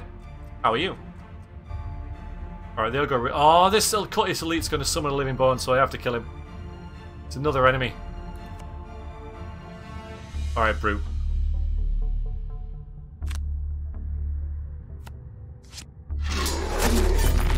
Alright, he's stunned, so I should... Yeah, okay, we'll get rid of him. Get rid of him. Good, okay. How are you doing, buddy? Oh, it's Fat Fiend! Good to see you again, how are you? Kill this git. Please kill him. No! -2! He's gonna get another freaking bones on the go. Plan remains the same. 2 more enemies in there. Then run over here. Oh, that's rough.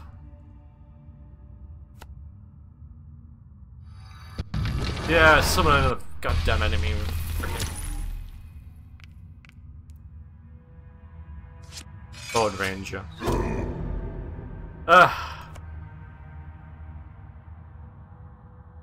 This is where I need you to start doing stuff, Tinkerer, now, because, you know, we get a lot of enemies. They're going to charge up here, and if I put him... I've got a lot of AoE pretty much. He died anyway. At least he died. Okay, that is something. He died summoning that. This is Gloomhaven. This is a board game. Obviously this isn't a board game, this is a digital version of the board game. It's a very, very, very, very good board game. Thank you, Darren. I know there's a lot of baddies. Okay. Bigger.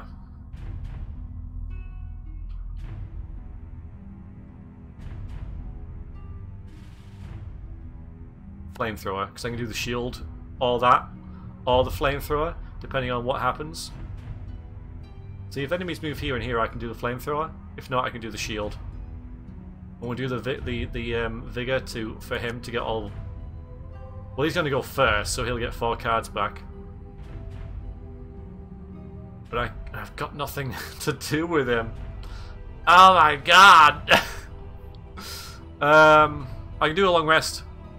Choose 1 discarded card, heal 2, refresh all items. We don't have any items. But yeah, we'll do that. We'll do a long rest.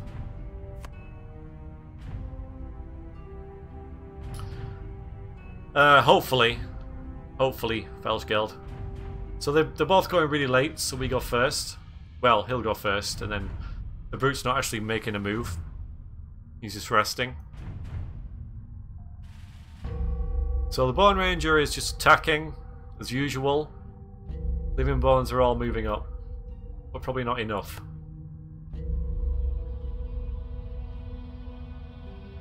Oh, and of course, yeah, that was a waste of that. Oh, god damn it.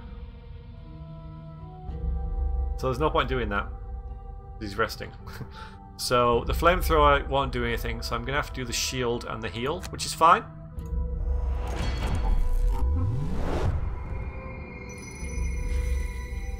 Because that should heal him up to max anyway once he rests as well.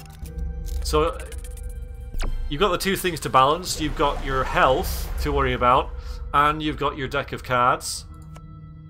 Because if we run out of cards, we lose the game. I think he's out of shields now. No, he's got 1. Okay, yeah, he's got that shield from you, but he's run out of the shields from his... Oh yeah, you got that. Yeah, you attacked that. Forgot about him. Right, okay. I'm seeing a flamethrower going on here.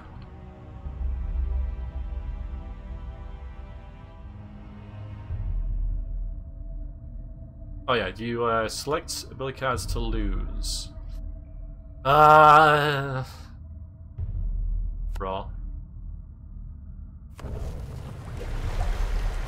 We've got so few cards left now.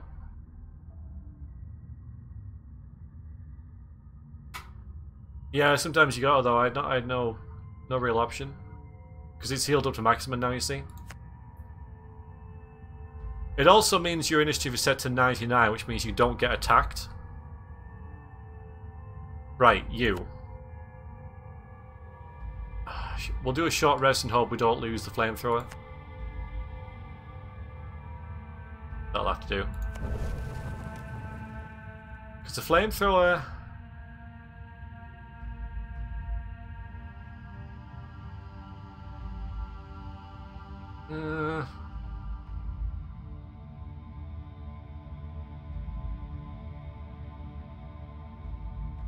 We can do a net shooter on them.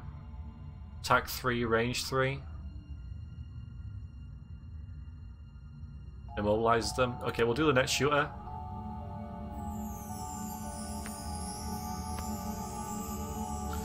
Yeah. Maybe I should run into here. Thing is, they're quite far away. I don't think he can even reach me. So... that is a good idea. And then we can get the shield again. Oh, +1 attack actually, yeah, that's nice. Because he's going to have to go in to get him. That's why the spare dagger is really good though, because it's got range 3.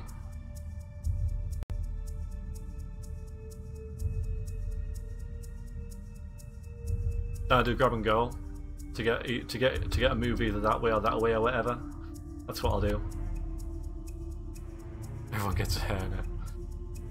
Alright, so they're moving and attacking up, and he's going to do 2 attacks. Well, hopefully we'll kill him before them. Alright, so. +1 attack. Hiya, deadbeat. How are you? Well, this is a range of... It's an attack of 4. So... Come on! Okay, we got one of them. We got one of them.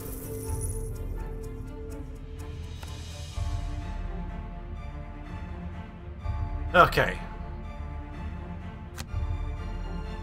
We need this to be a 0 or plus. Allergies. I've never had allergies, to be fair. I've never, it's never bothered me. So I'm quite happy with that. You know. Quite lucky. ×2! Freaking 8 damage. Okay.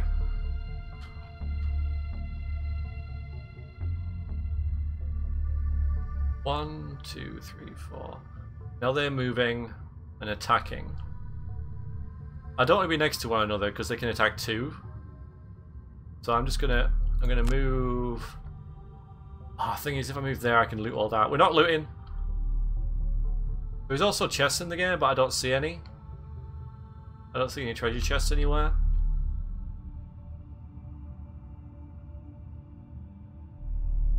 Hi, Snow. How you doing?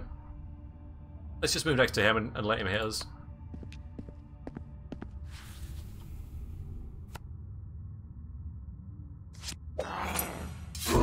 -1, nice. It's a weak attack anyway, so... Right. Leap and cleave. And... well, that one, I guess.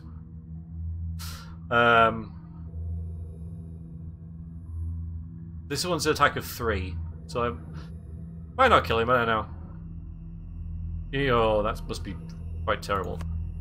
Quite horrible. Flamethrower. And I got proximity mine as well.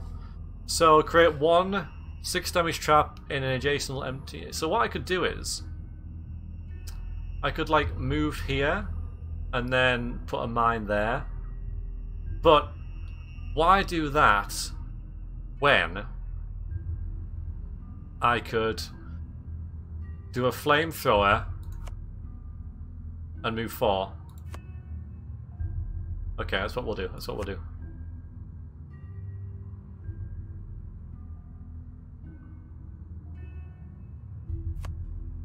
And he's going first. He's going to shield up and heal himself. Oh, God! Right. Ah, that's really tempting. 6 damage. He's bound to charge at us next time.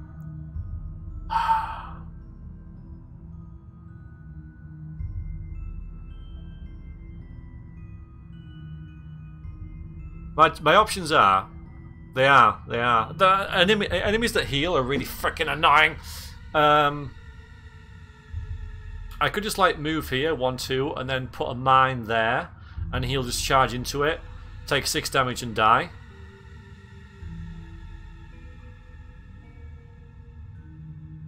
Or I can run up to him and do this 3 damage to him, and then he'll start suffering 1 damage at the start of his turns. No one does. They're see this? That's the cards. Yeah. So the card tells you how each monster behaves, and each monster set has their own AI.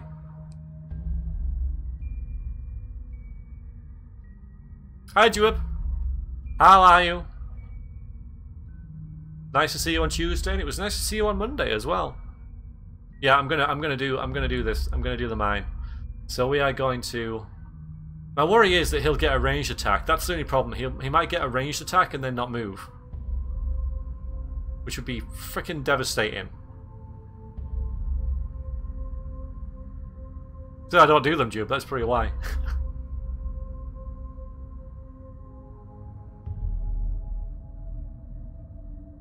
If he moves forward, it'll kill him.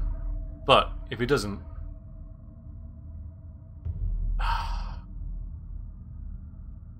I'm gonna do it. I'm gonna do it. All right. So we'll move. here. And we'll put my... I can't put it there!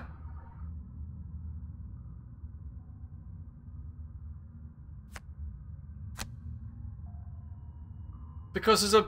Oh, there's... no! Because there's gold there.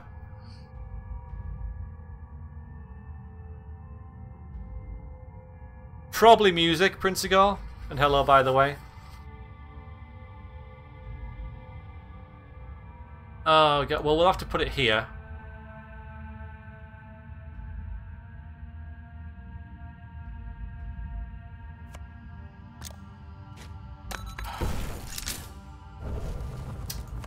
Damn it.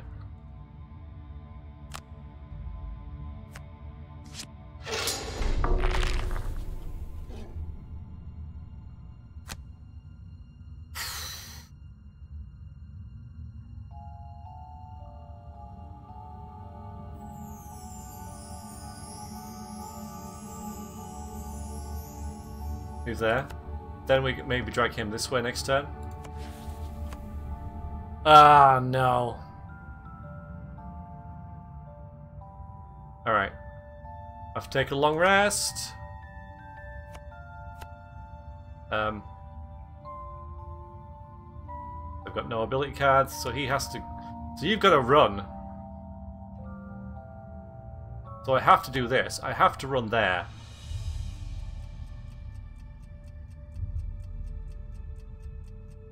We don't need to heal. I'll do that as well. I don't really want to pull anyone, but I should kill him if he moves up.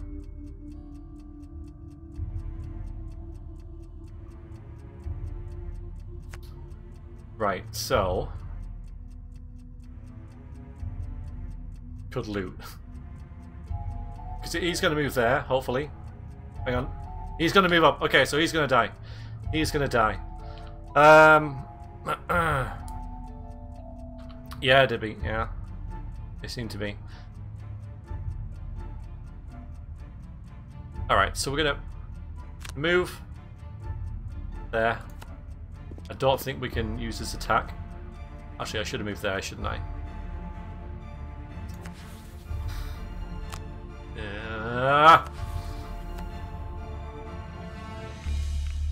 Oh no! It didn't go after me! God damn it! I am really screwing this up.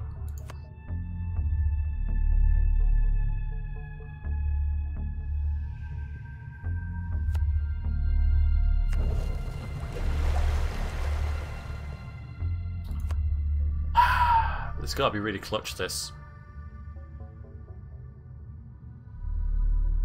Right, spare dagger, so you got a high initiative. So you get the aggro. And that one. You... Short rest. Get rid of that.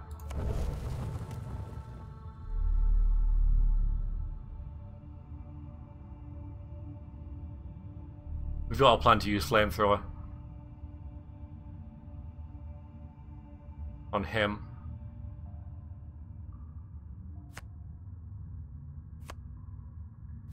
I think we've got this. No, I think we have this barrow escape.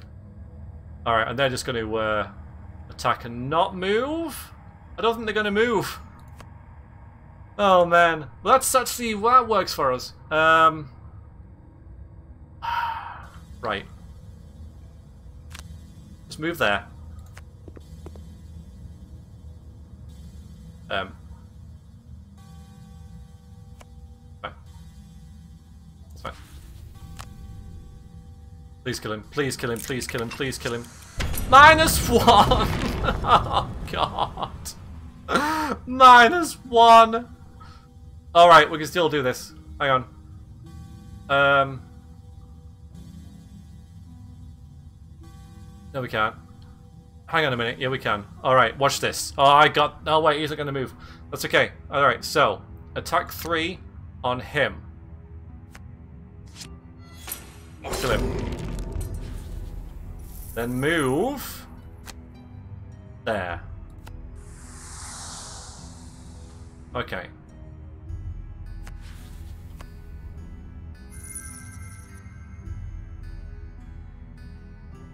Now we're really hoping we got this left.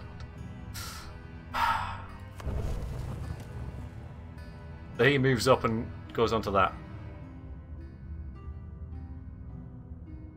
We've got a spare dagger anyway. I mean, so it's fairly obvious what we're going to do, because this is our last turn. Oh, we've got hook gun. Okay. We've got hook gun. So we can pull him towards us. Okay. And you're going to move anyway. Okay, good. Good. I think we've got this. I think we've got this. Hopefully this will just do it anyway, though. Ah! Oh, man. Alright, now we can get some loot. So you go and get that loot. There's definitely no chests, right? Every character like can finish their turn. Alright, end the brute's turn. Okay, and you got that loot, and then you... Oh, loot 2? Oh, well, shame there's no more around you. We can get that one and that one, though. Yeah, you do that.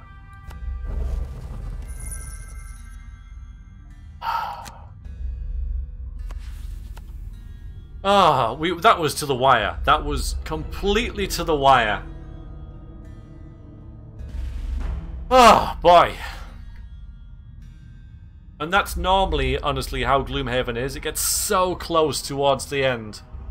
No, you can't, because looting costs an action. You either loot where you stood, or you use a loot in action. You don't. You just leave everything else. But yeah, we won. We won. Ah, that was rough. Rough.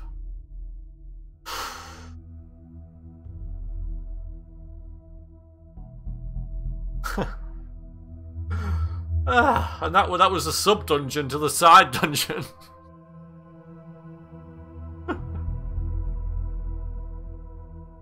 So we can see that the Brute got 12 out of 45 experience there, and the Tinkerer's got 10 out of 45.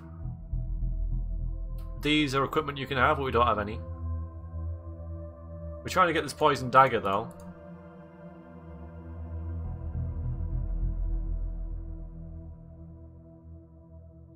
It's what makes people who go after loot really annoying. And we've got one of them in our group, where we know every game is going to be down to the wire like that, and every move matters, and you've got so little room for error. And then you get this guy who's like, I'm going to go over and get that loot pile in the corner. It's like, no! It takes you really far out of the way. It costs you 2 actions to do that. And yeah, that's really freaking annoying. You guys want to do another one? The thing is, there's some things we haven't used. The thing is, we've got Skewer, Balance Measure, and Wall of Doom that we haven't used.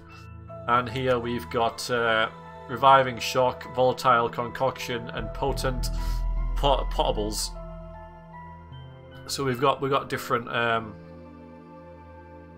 things we can try if we swap things out. Spare Dagger's really freaking good. That is so good.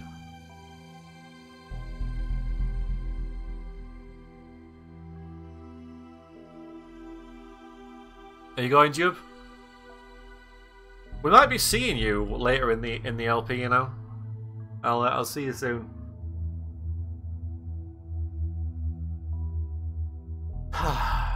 We got loot. We got 82 gold. Yeah, I might see you again. See, the grab and go is really good for that move 4, but this is a move 6. I mean, that Pierce is really good.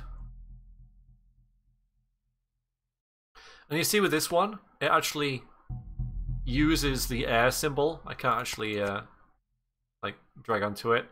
But you see the symbol under attack with the down arrow. That means that it uses air. So if it has air, then it actually adds +1 attack and pierce to the damage. And we can invoke air ourselves by doing something or other. That jump there. So we can do that one turn and then do skewer another. You can't do it in the same turn.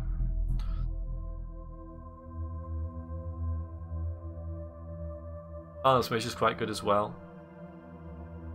Because you can combine that, so you can do balance measure. So X is the number of hexes you have moved so far this turn. You can combine that with like that to do 3 damage.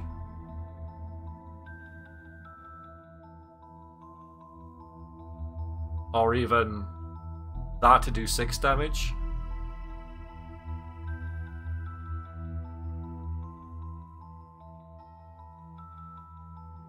Ah, boy.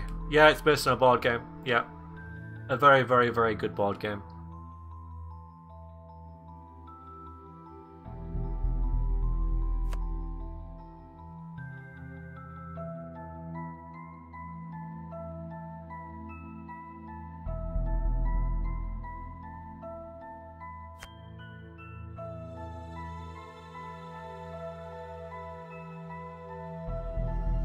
I don't know about overwhelming assault. I mean, that did take out an enemy though.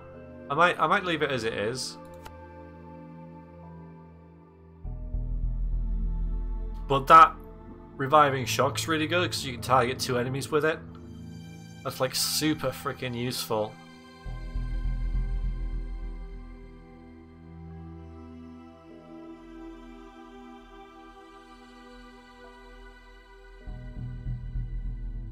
I might do that instead of hook gun. Ping bomb was really good.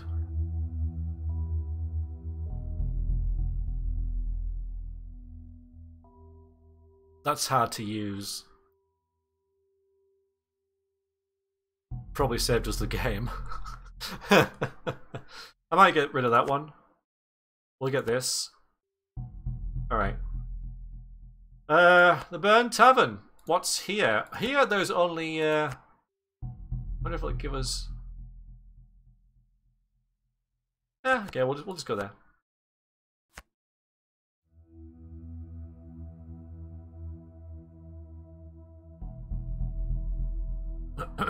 Alright, so... Oh, we get this instantly. Alright, so during your melee attack, add poison to a single attack. So poison makes further attacks do more damage to them. And then what you do is you lay it on its side, and you can use it again when you've long rested. We can't enhance it yet. And we gained 8 XP for getting there, and 5 gold. Good. But can I equip that then? Yeah. Has to be melee attack, so it's going to be on him. We can't enhance it, I think. Maybe we can. This screen allows you to add enhancements to all your abilities. Select the ability, then enhancement slot, and then the enhancement you wish to add to that slot. Be aware that different enhancement slots are different base amount, so the cost is modified by the number of the enhancements already on the card. Yes. So it's letting you do this now. So what this is pretty much doing with Trample, I can add wound to all the attacks that Trample does. Or I can go here and add like fire damage, and like we've already got jump there. Oh, make it move 5. Yeah. Because then you move 5 and trample over 5 things. That's really good. Alright, we'll do that.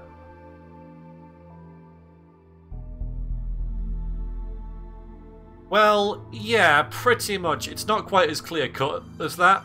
The Brute is, as we've seen, a kind of...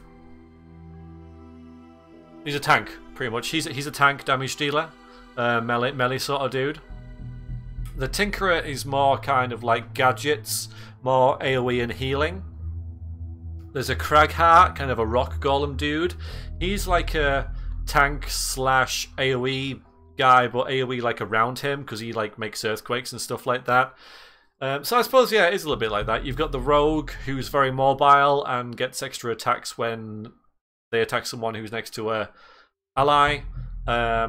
You've got a Spellweaver, so like a like a mage, and you've also got the little rat guy. The little rat guy, who's a summoner, and he's also very good at taking out individual enemies. He sort of enhances himself, and then can add different kind of effects to different enemies, and very good at single entities.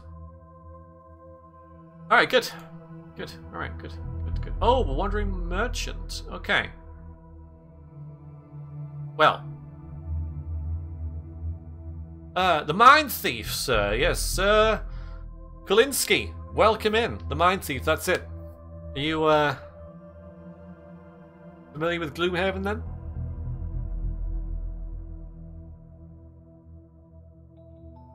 So the booster striding is really good. Really good for the brute. In fact, in the base game, he comes with them.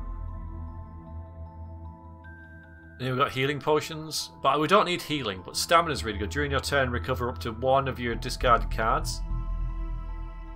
I thought it was 2 of them. I don't know. Anyway, shields and things like that.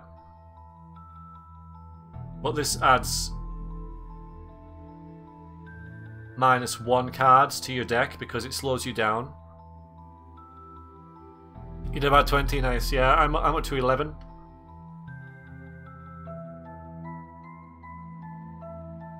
So obviously lockdown got in the way, and I kind of had a hankering for it, so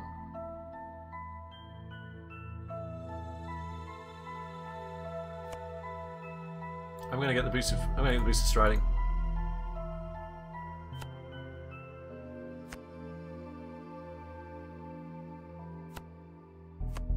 We'll have to get something for the Tinker as well, though.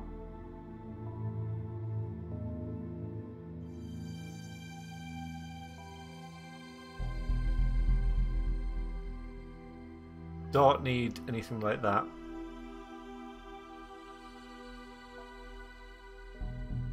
During your turn, going invisible. We're going to do that once per game, though.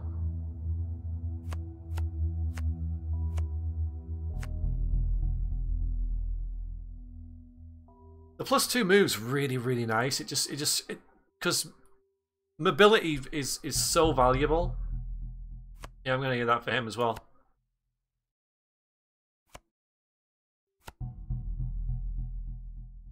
Okay.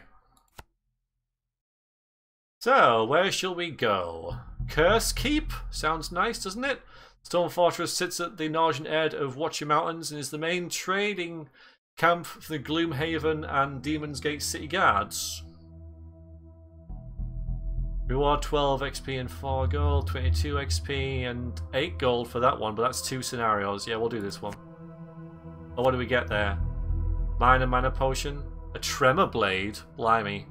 Well, we're going to do another one, I think, so we'll go to Curse Keep. That'll be nice. Well, we've got to go through the armor anyway, so Bandit Guards, Bandit Elite Guards, Bandit Archer, Bandit Archer Elite. So bandits and archers, well, archer bandits and bandit guards and bandits. Wonderful. And we got our encounter.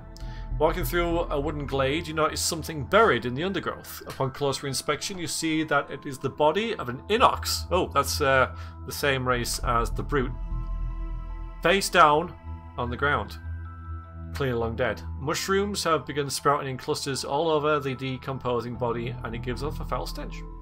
Looking for anything of value on the corpse, you see that the majority of the Inox's gear is too far rotten to be of any use. His boots, however, appear to be in prime condition, entirely untouched by the decay.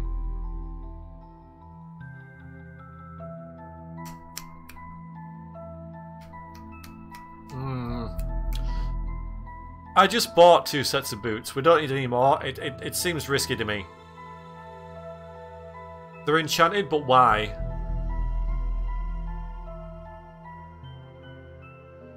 It's curiosity, though, isn't it? We don't need boots. I'm not going to do it. Leave the cops. Leave it alone. Yep, no, leave it. No, leave it alone. Yeah, there's something living in my. I don't know. I don't want to know. We're not going to do it.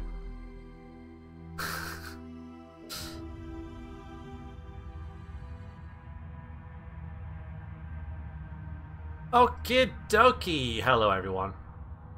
Yeah, that skewer would have been really good for this bit. So,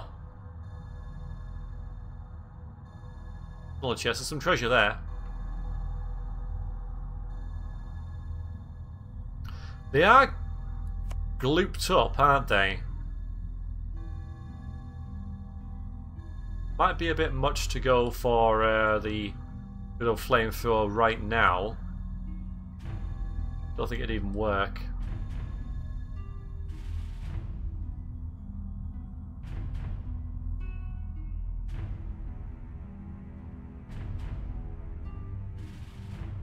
Yeah, maybe later.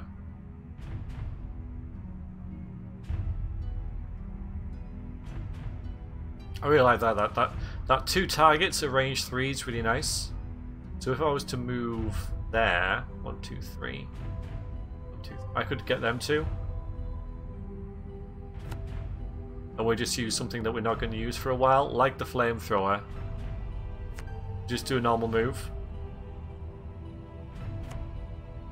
And then you, sir.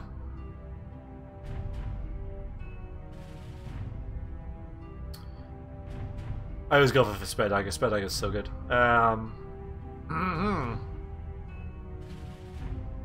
Fieldy. Yeah, it's a shame they haven't got that implemented yet. How you doing? Another could be unique boots. I know. But I didn't want to risk it. I didn't want to risk it. I didn't want to do it. Have you? I guess you played the board game a bit then, Beldy?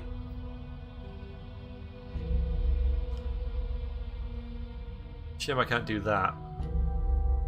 I could do it, but it's a bit of a waste.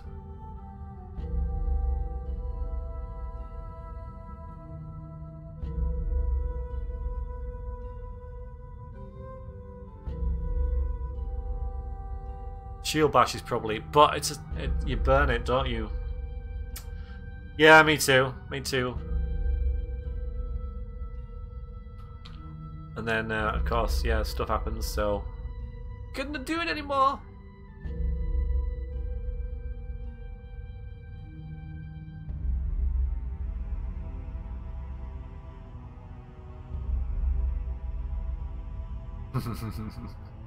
I won. So for those of you who've played the game, I'm kind of curious about the number of people you play it with, and if anyone's kind of played it and gone, nah, I don't like this, I'm not going to play it again. I wonder if you've had anyone like that, because I'm quite lucky and have like quite a big group of people who are into board games, and this only supports 4, so we're having to do like a rota to get everyone to play it, because you can only have 4 at a time. Because everyone who's played it has been like, this is freaking amazing. So I'm wondering whether you've come across anyone who's like, just wanted. We can just move normally, and then shield bash. No, yeah, disarm. Okay, we'll do that, and we'll just do a normal move with grab and go. We'll disarm over this archer. Keep him in there. 2 groups of 4. One group consists of my fiancée and friend's girlfriend. They live Gloomhaven regardless.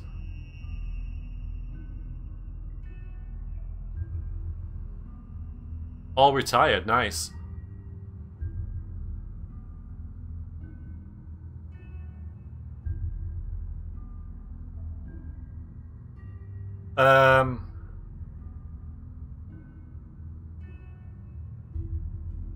Alright, well, thankfully they all go before. It's quite a hefty lot of initiative those guys have got there.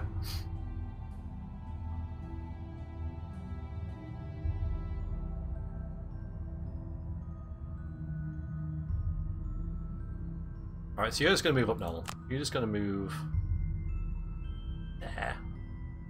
Not with that, thank you. And then just attack him, Sam. An almost kill. Good. Okay. And now we get him. Thankfully for nothing in that case, though. Oh yeah, you can run past. Nice. Ow! Alright, we'll suck that one up. A new species of creature has entered your dungeon. Thank you very much. Well, I've only ever played as the Brute, so the Brute's my favourite, but I really like the Tinkerer as well. Right, we're taking a bit of a beating here, but that's fine. I mean, I do have this healing here. 2, 3. I can just hit those two with that. But then I'm wasting a move.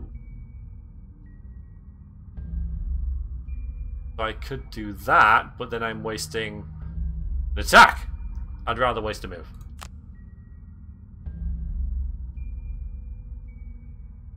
Get him!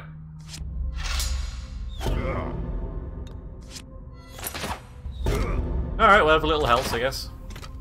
And I'll move. Probably... I'll do there, then I can do the flamethrower here.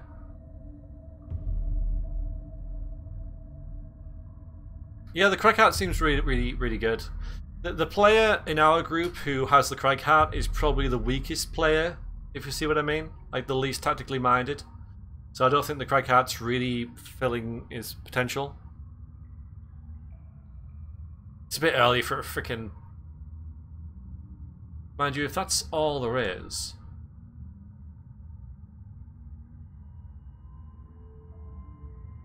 I'll move there anyway, screw it. Nice.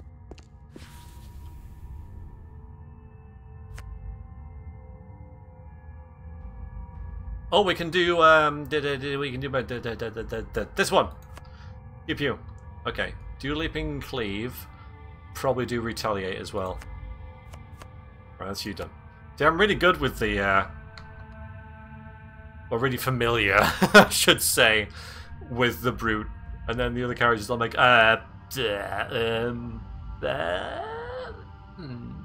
sure. That stun's nice, but I don't think it's going to work in this turn, and I want to go after the Brute. Not get damage from him, or aggro. He might do a 2-target attack, but...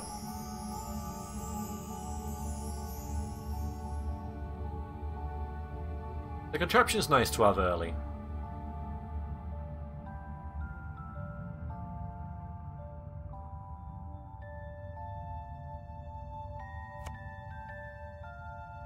I did. This is good to have people here who know what they're doing. Alright, where's the other one? Where's the shield? That one. Warding. Alright, I do warding strength. Get that one in early. Thanks for that. See, like I say, I know what I'm doing with the Brute, absolutely.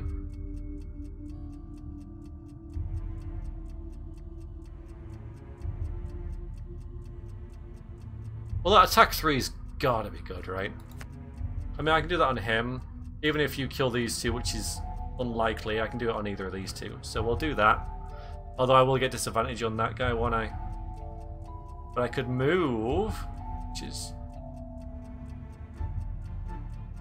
Yeah, maybe. Can't really move far. Yes. I'm glad I'm not the only one. We need to heal though, don't we? So how about just doing a nice good old harmless contraption heal on him. Because then if anything I can do a decoy and +1 to attack, except he goes afterwards, so it's not going to work. But so we'll do that, and we'll do the heal and the attack. That's what we'll do. All good. Wow, these guys move really quick. That's not so great. Poison as well. Oh, these guys got their shuffly one, or at least one of the shuffly ones at the same time, and they're shielding. Ouch. Alright, this is gonna hurt.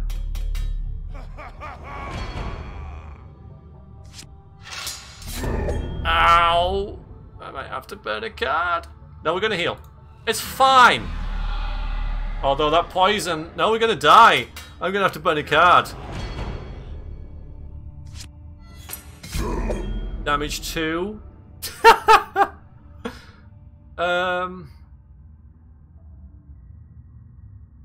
Alright, yeah, I won't heal because of poison, I know. Burn one available card. I really want Trample. I think Trample in this situation will be amazing.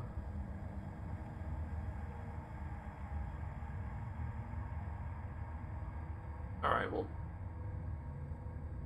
we'll get rid of this.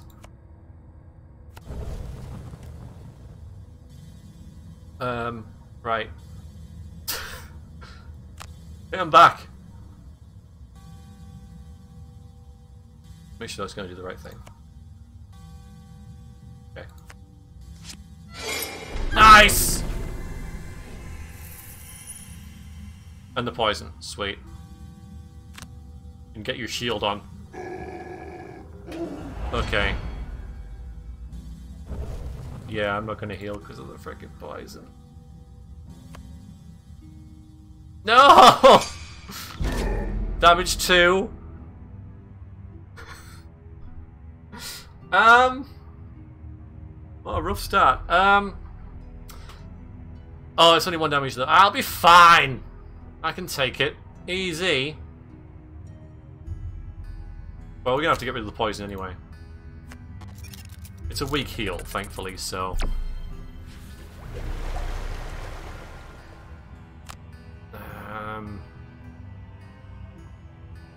yeah, let's get rid of him.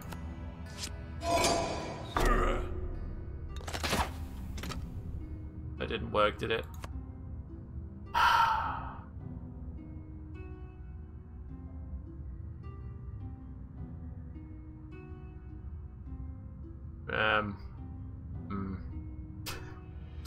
Right, I'm going to trample, but hang on.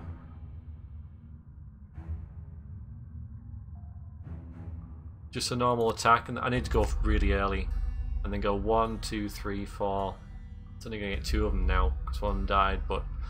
Alright, maybe not trample. I could heal myself. For like 2.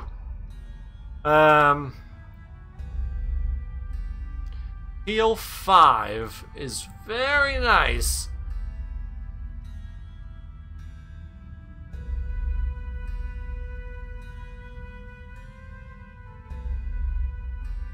Right, I'll do that invigorating elixir, heal 3. I'll get him up to like half-ish.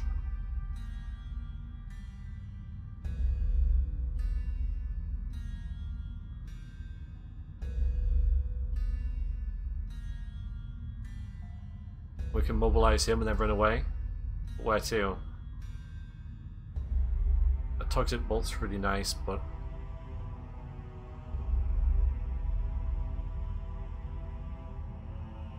might be our only option.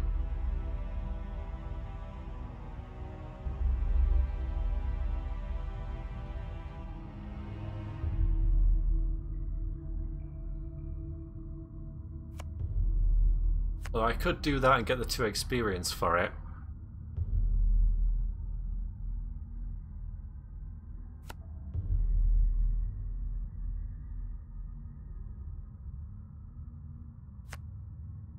No, I'm doing it that way around because it's high initiative. I'll do. That's fine. I don't know, Feldy. I don't know. I bought this a couple months ago, and I don't keep up on the Twitter or anything.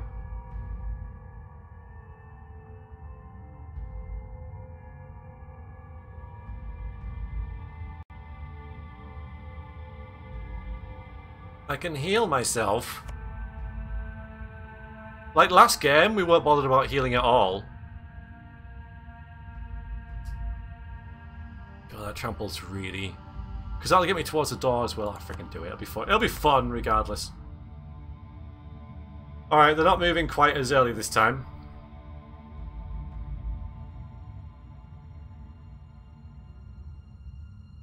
Or buffing themselves.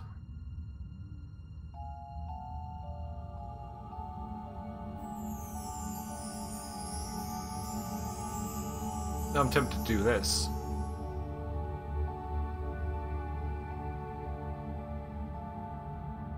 We need to heal him though, don't we?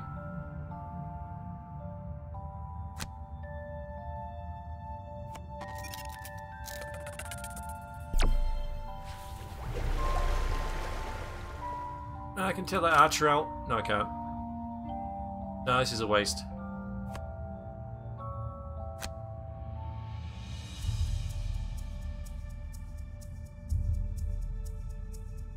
Does mean the archer's going to hit you, but that's fine actually. That's alright. Yeah, I don't mind that. Give you a bit of a break.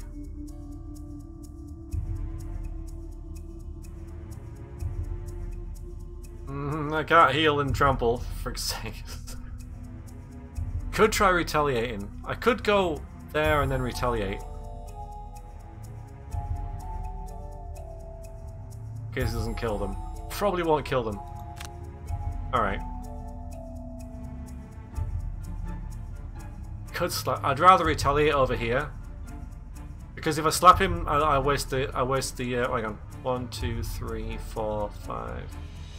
1, 2. 1, 2, 3, 4, 5. Can't do it.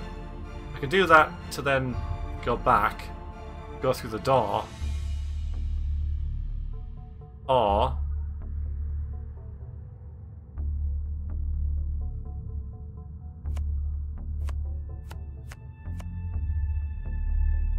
slap him and then go 1, 2, 4. Then I end up in the corner, then I can go 5, 6 with the boots. It's very little difference, really.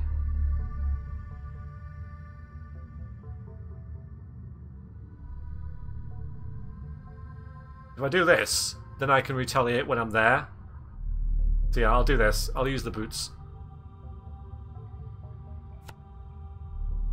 1, 2, 4, 6. Yeah. Do that. Do it. Bye, bye, bye, bye, bye.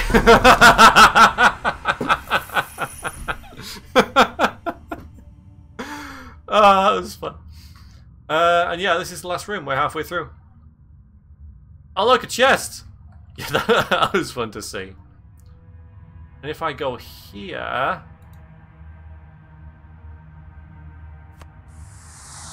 then I could attack you, or yeah, I'm just going to attack you. Brilliant. Wonderful. Thanks for that. Good.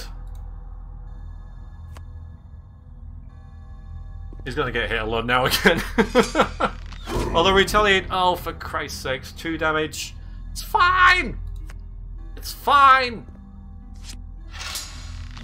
4 damage is not fine. 4 damage is not fine. It's unlikely sweeping blow is going to be any good, but the movement's nice. We'll get rid of shield bash. You can't reach, thankfully. Alright then. Might have to do a short rest. No, I don't have any ammo for him. I've got a poison dagger, which I haven't used, and the boots that we just utilised. And that was a good use of trample though.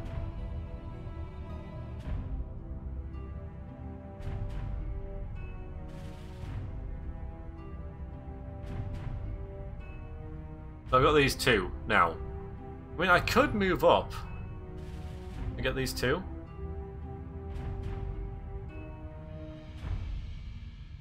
Boots are made for stomping. What else am I going to do here?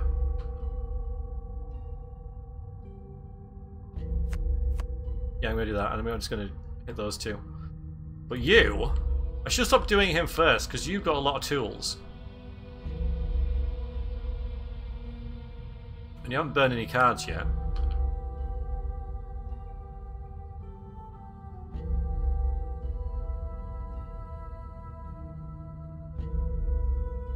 I really want to get that energizing tonic on him.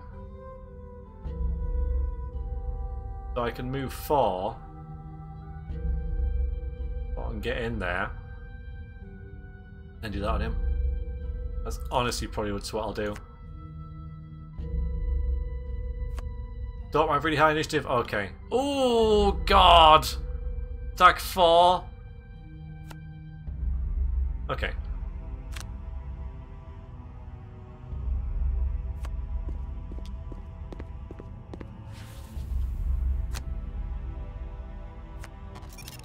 The brute's really taking a pound in this. That's how the song goes. That's how the song goes. Okay.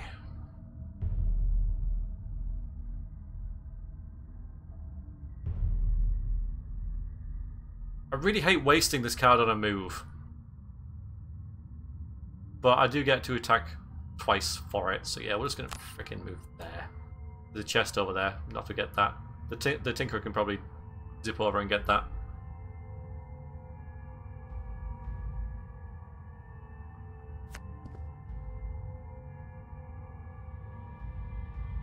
Oh yeah, skip over.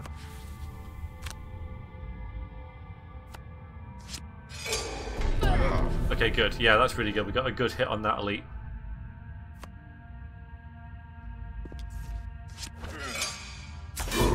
Damage 2 with a shield. Fine.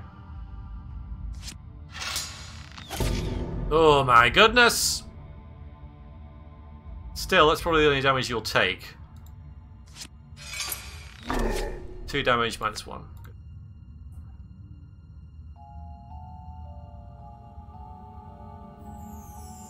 Yeah, I do have a pushy movie thing with him, but I'm gonna have to short rest and probably burn it now.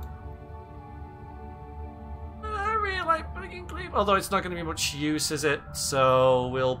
Well, the jumping will be... No, we'll burn it.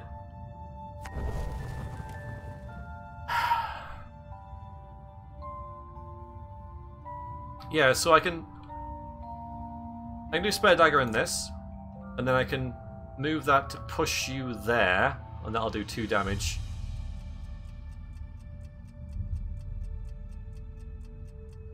And then I can do like Spare Dagger to either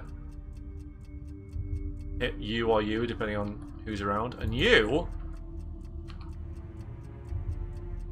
just too far away from each other.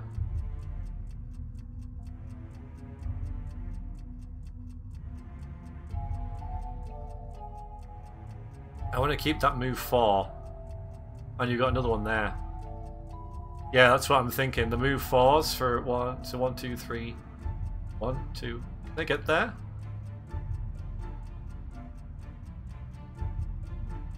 I can't get there, can I?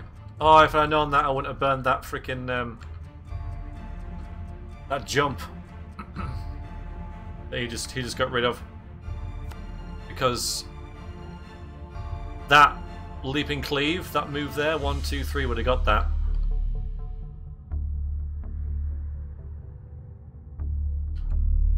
I can't move there. That's not a space. Thought it was. So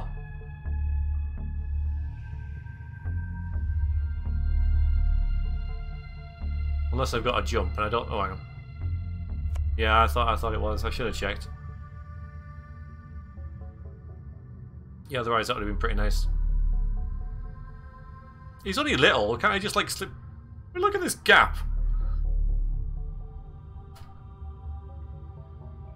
Look at it. Look at the size of him. I mean, you're saying he can't fit through there? Is that what you're saying? Saying that he can? Okay, fine. I might do a short rest just to give myself a bit more flexibility. Flamethrowers. Would it be? I like the third thrower. Get rid of it. Okay, got a few more options now.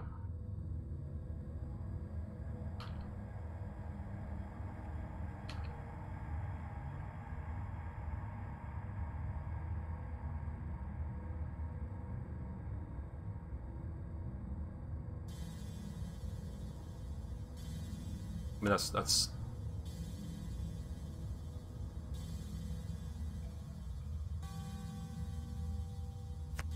yeah, I think, well,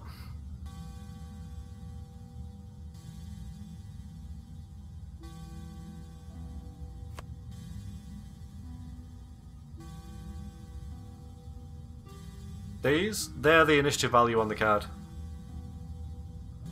And again, the lower initiative means that you go higher. You go first. Hi, Derb Thulu. Good to see you again. I am doing very well, thank you. How are you? I think we've got this. It's just whether I can get that. I mean, I've got a lot of offensive capabilities with the Tinkerer.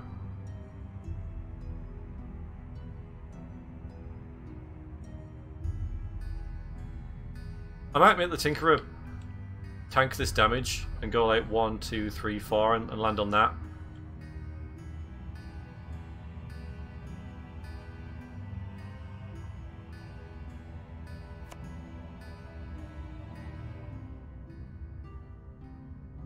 Although if he's going, no, I think the brute can get the treasure.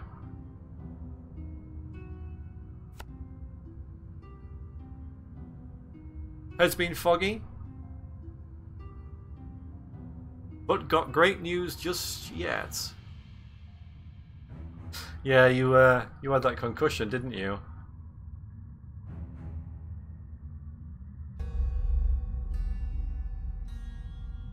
Stunshot's really...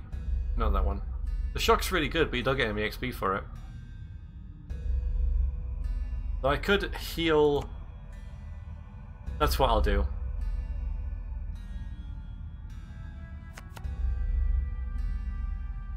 Hang on. Range 2. Yeah, so if he moves over there, I can't do that.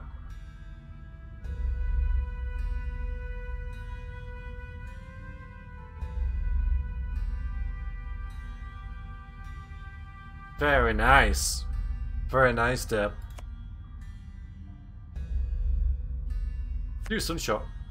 That's what I'll do. On either him or him. Oh, I think it's a her actually, but... so I can do... Hang on, wait, no I can't. Wait a minute. No I can't. I'm doing the contraption.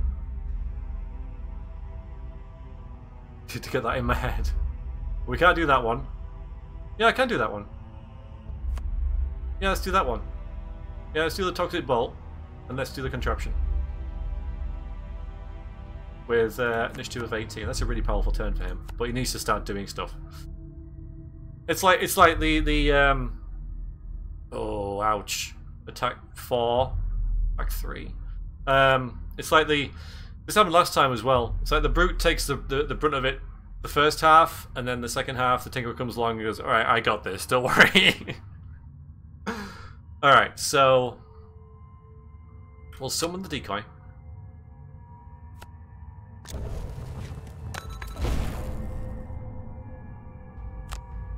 Mind you, this is a bit of a waste play.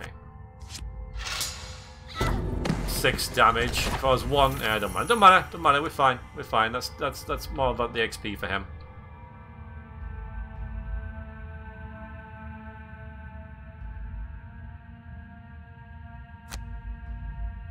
Yeah, I can batter him you there. I can batter you that. Let's get movement. And then shoot there. Now I can throw the dagger at you if you're not dead. And you won't be dead obviously, but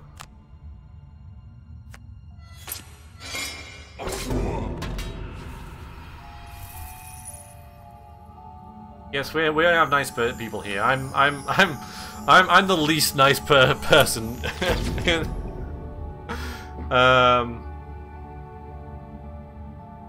In this community. Okay. So how about you grab and go? To move forward. So 1, 2, 3. So you've got that. And then we can just do like a walking rod to nothing, I guess. And then yeah, just do that. Go first though.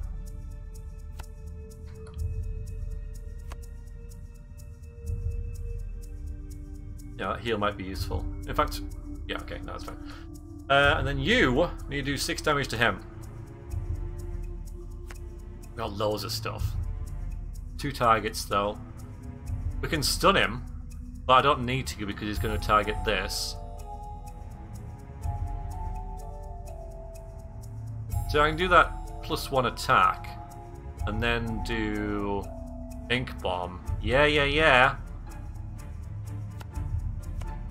Does mean I won't attack early, but he's going to attack him anyway. So yeah, displacement field for the +1 attack, and then ink bomb attack 5, and again experience for it. No massive. There's a little chest. Look, it's fine, dude. Size shame our treasure chests.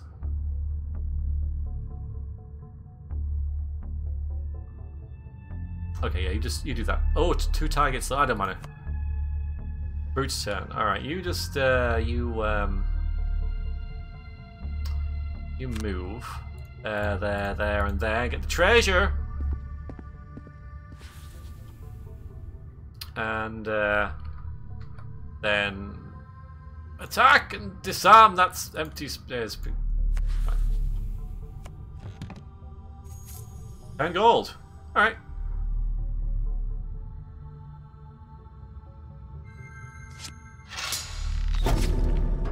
Uh, 2 damage. Fine. Right. Enhance yourself.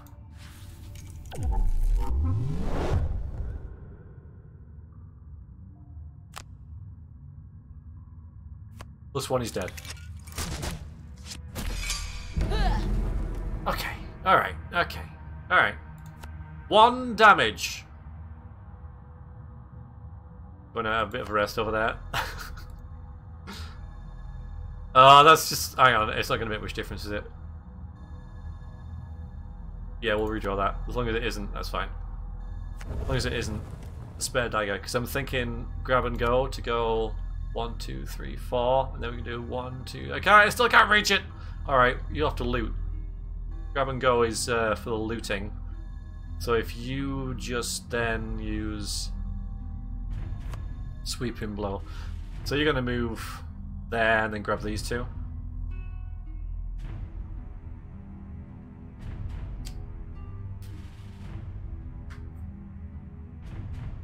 Yeah, Scandal's really good for taking out single enemies, aren't they?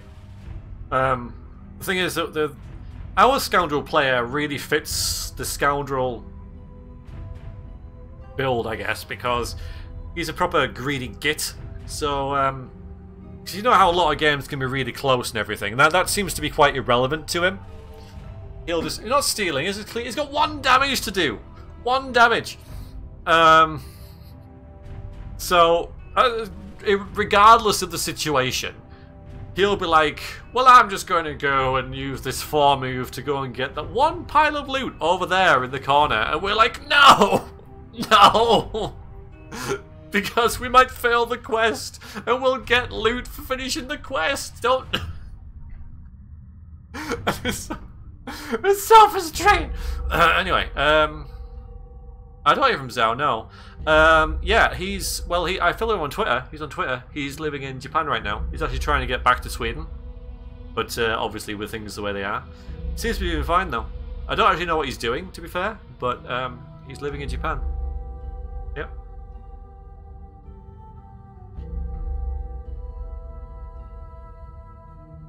I do a lot of heavy lifting, being the brute. And hero is right. We're definitely going to stun him. But can we do something to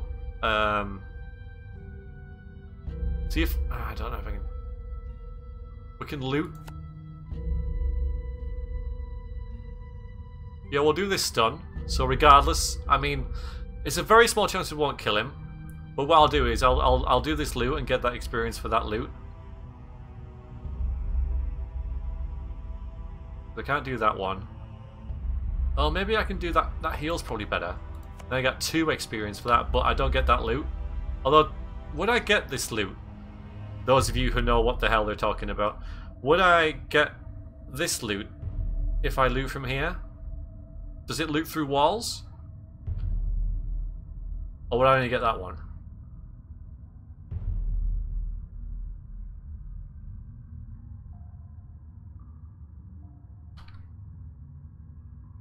The Brute's awesome, okay, the Brute's just fantastic. You don't know? Yeah. It's a risk. I think it's a risk I'm willing to take.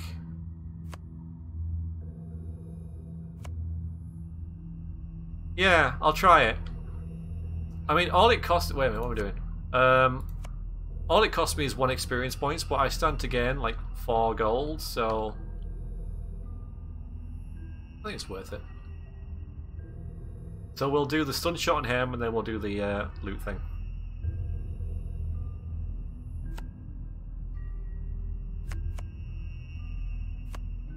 And you go last. Good. That's a really powerful attack, but it does go late. Let's do his loot then and see what... Yeah, it does actually affect that, but not that. Okay. So we got off to a really rough start. We got there.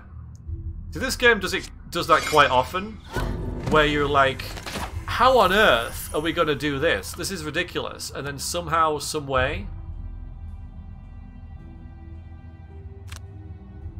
it works out. Because that was really tough at the start, wasn't it?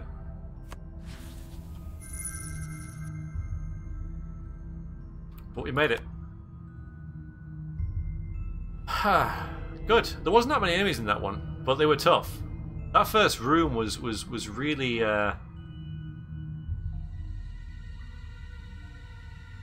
bad. It's challenging. So what do you guys think of Gloomhaven? For those of you who haven't played it, obviously there's a different dynamic to it when you play it with other people. But this, I mean, if you were to play this by yourself, if you were to buy the board game and play it by yourself, this is how it would be. Slightly different missions, of course, and things aren't quite automated as much, but...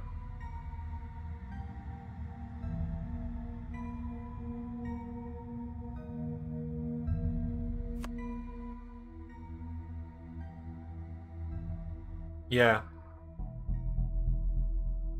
It is a lot of fun. It's very good. It's you know, a very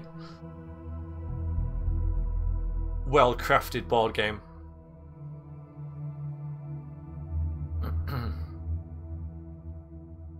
No, I've never played a single-player game, apart from this, obviously, which is like the only way you can do this.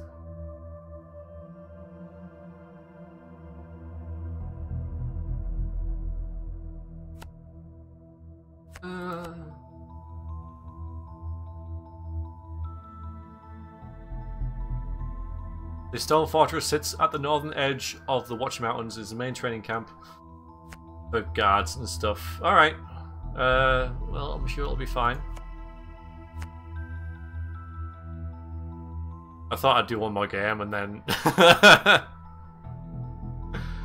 oh, cool. Oh, yeah, we get this when we get there. That's what it is. When we get 12 experience and 4 gold. Nice, okay. Yeah, look at this zooming up.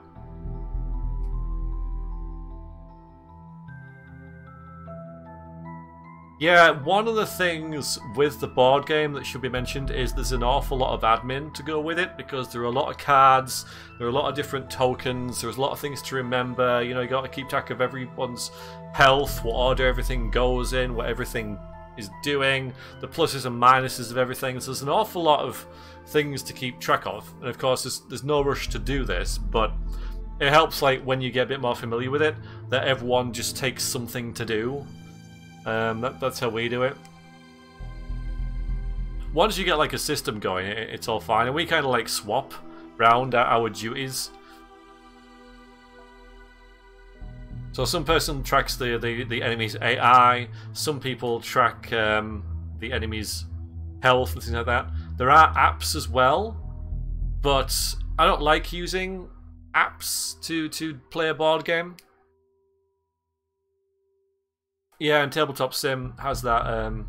See, if you go Tabletop Sim, then that, I'd make an exception. But if I have, because then that's the sort of like the thing you're using, and you're probably playing it with people that you can't play around a board with. But if I'm around a board, I don't want to be mucking around typing stuff in on my phone. I want to be playing game with the token. I want it to be like a tactile experience. So I've never used the app. Like, I downloaded it just in case, but I never found that it was essential to keep track of everything. It might make some things easier, but I just don't want to. I don't want to. But I have downloaded it on Tabletop Sim, but never played it because the people I play games with on that tend to be more like Cards Against Humanity style. Much more sort of casual.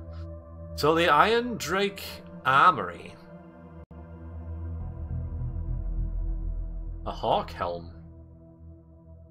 During your ranged attack, add +1 range to your entire attack action. That's really good for the Tinkerer.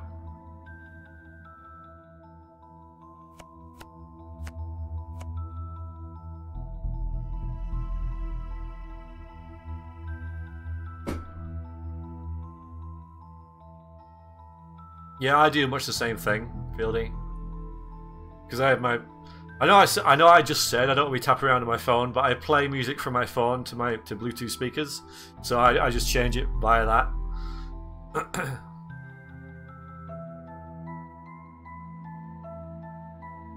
Yeah, well, Kalinsky, it's not really the same as the... Because in this one you seem to be moving around. Because in the board game you start in Gloomhaven and you head off to do an adventure and then you come back and everything you do affects Gloomhaven.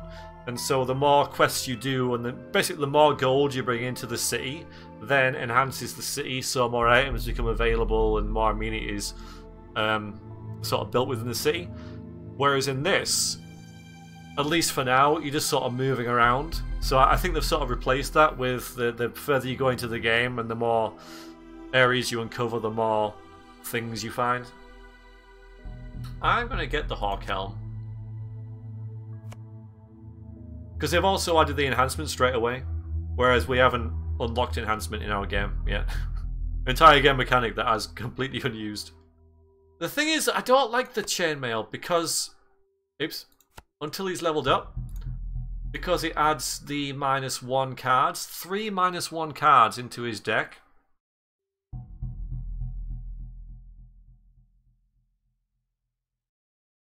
So until I can level him up and maybe take 2 of those out, I don't think I'm going to do it. Plus I can't afford it. There is that as well. You know, I got 11 gold and it's 20, so I can't do it now. Kind of avoided that.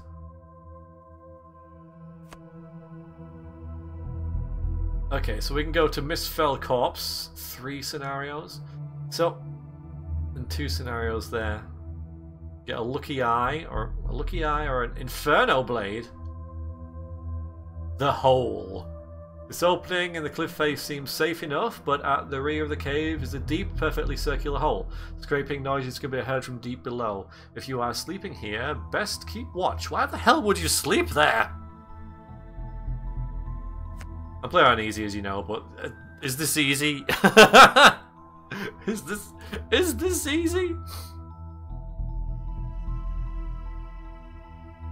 Alright.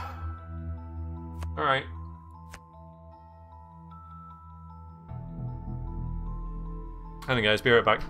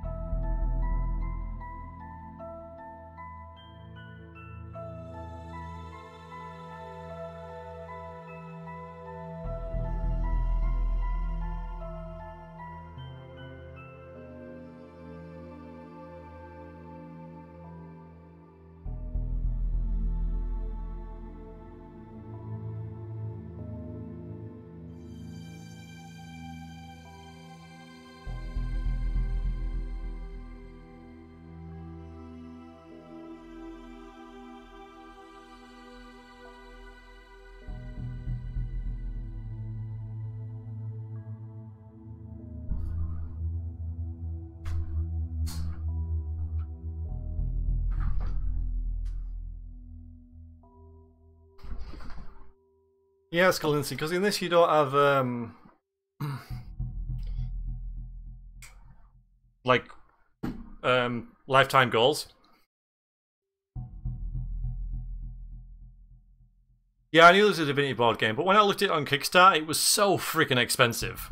I was like, nah. I'm vaguely interested. I think it's only like 1 or 2 to 4 players, and usually I stay away from games that are 4 players or under because I have quite a big group of people who come around and play games.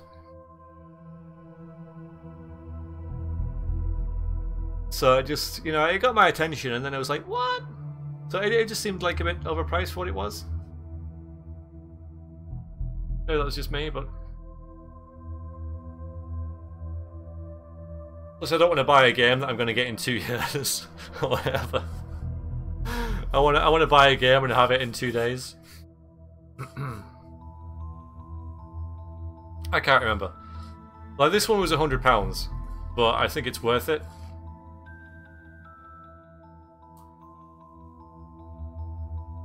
I'm wondering, you know, especially for like Feldy and Kalinski, but there might be other people want to answer this question. But what other games are you playing? Because obviously, if you're playing board games, I'm wondering what else you kind of groups into. And maybe I'll know them and stuff. Oh well, I'm not usually obviously. I don't normally play A, this game, and B, on a school night. I'm normally a weekend streamer, and I'm more known for things like the Elder Scrolls. So this is kind of change of pace. So that's sort of what my community is sort of like built up around. But yeah, there's a couple of weirdos who'll just hang around regardless.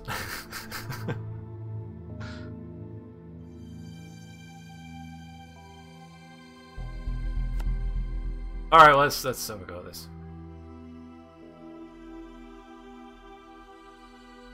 Yeah, I don't know what other games you guys are playing. Oh, hello.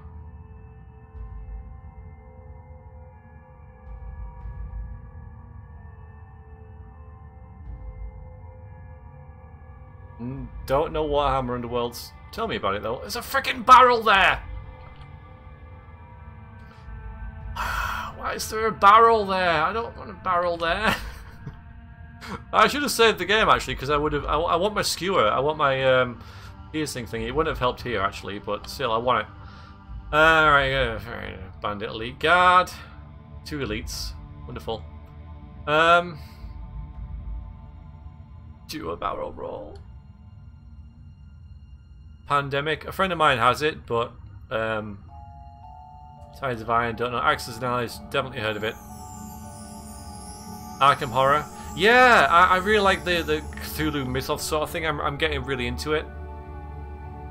In fact, if you'll bear with me for just a second, I've got my eye on a game which I may well buy because I'm a bit worried that it's going to become unavailable.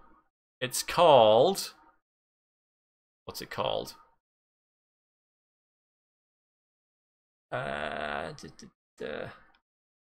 Death May Die. Cthulhu Death May Die. So it's not made by Fantasy Flight like all the others, and it just looks really neat.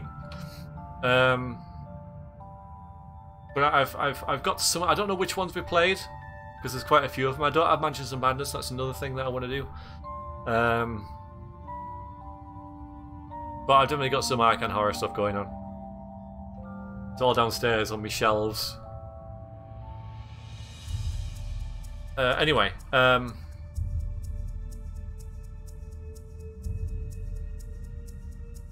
your mobs level up with you, so these are level 1 mobs right now. But when you get to level 2, they'll be level 2.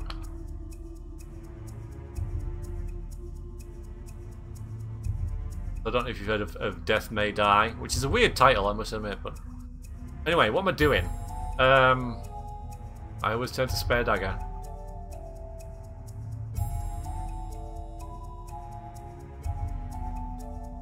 It's one of those things where I could try and go late.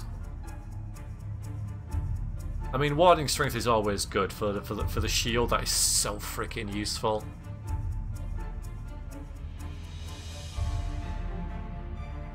Let me check.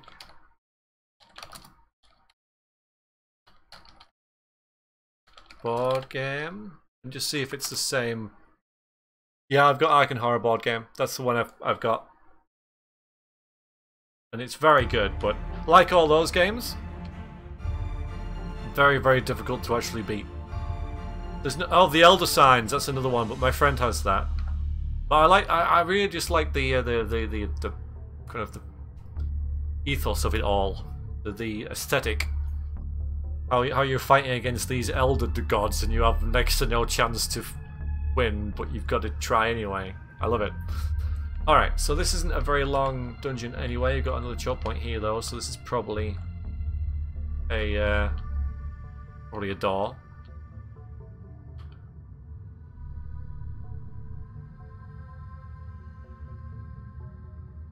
Yeah, no battle goals either. Which is, I thought, something that they could have easily implemented. They just haven't yet. Because normally in the board game, you'll get a secret battle goal as well.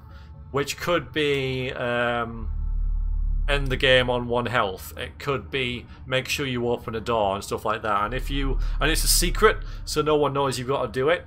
And if you do it, then it aids you leveling up.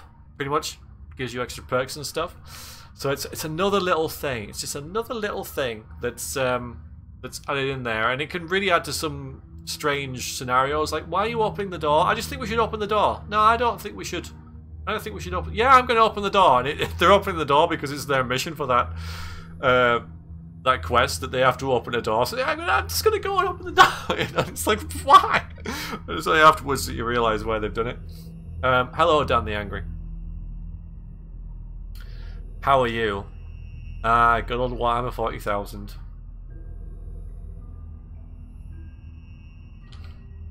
What am I doing? Okay, we need a plan. I'm tempted to overwhelming assault this guy, you know, and get him out of the way. 9 health. Let's do the Tinkerer first. I always default to the Brute, and I don't need to. Because we can stun him. 1, 2. Why can't I choose where I deploy as well? That's another thing that would really help. That's something you do in the board game that you can't in this, because I would have put him there and then I could have stunned him. To be fair, I probably wouldn't have done that, but I can moan about it because I don't have the choice.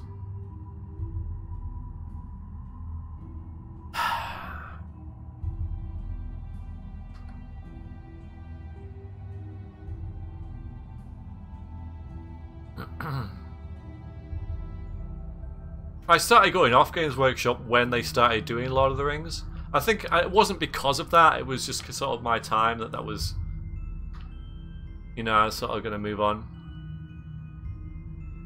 The thing I have with Games Workshop is, and again it goes back to the 4-player thing, is that they only do 2-player games, or like by and large.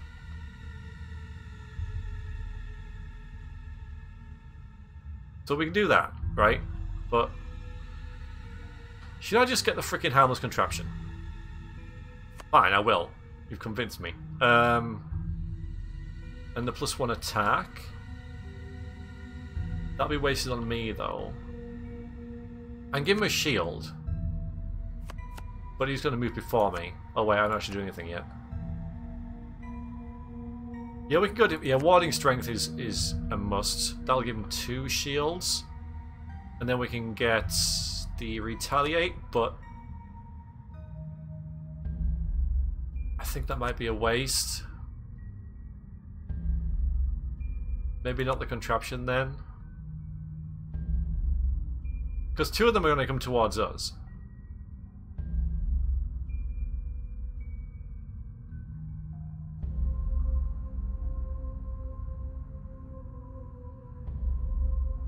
I haven't done that one yet.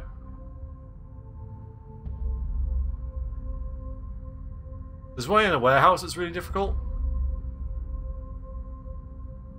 Anyway, you're going to play Warhammer 40,000? I'm sure, because I was more of a, you know, it may not surprise you to know, more of a Warhammer fan.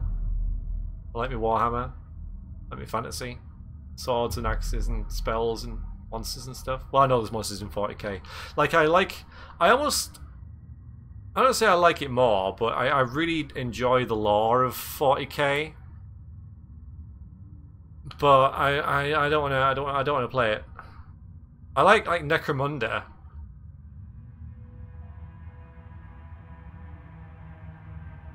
Shield and well, we can. What am I doing? What the hell am I doing? You're going to come around there. No, he's going to move into that trap. That's nice. Probably, I think. Why is everything range 3? I've got nothing. Yeah, the law's really good.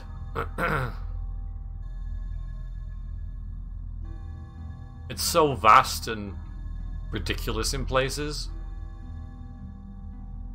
Right, get the contraption. Mind you, then I can't do the goddamn shield.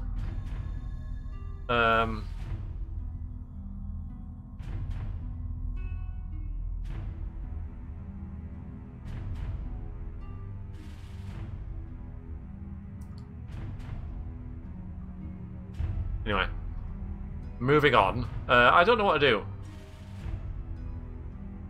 Do the contraption, that's probably a good idea.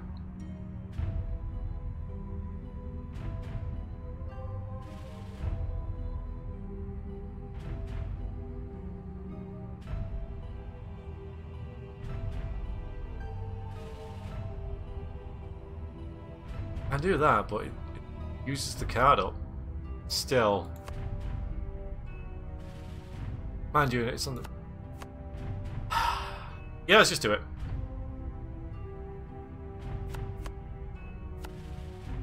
Stop dithering. Oh, the elite guard's going to shield up anyway. Why are you getting the same thing? Right, you are actually moving, which again is not what I wanted. Oh, for this freaking goddamn sake. Yeah, go on, shield up. And retaliate as well. And shoot me, yeah, shoot me.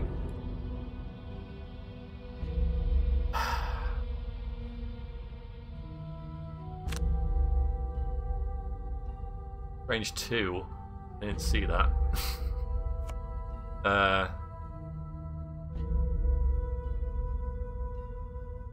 Right, I might just summon the decoy and move up then.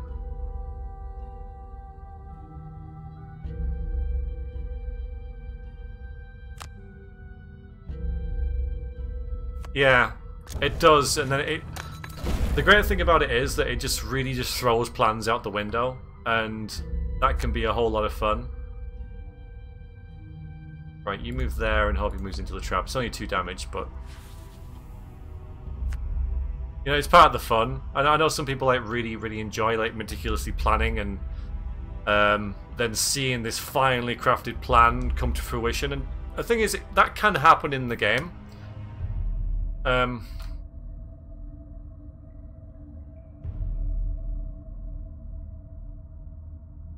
I guess it makes it more satisfying when it does.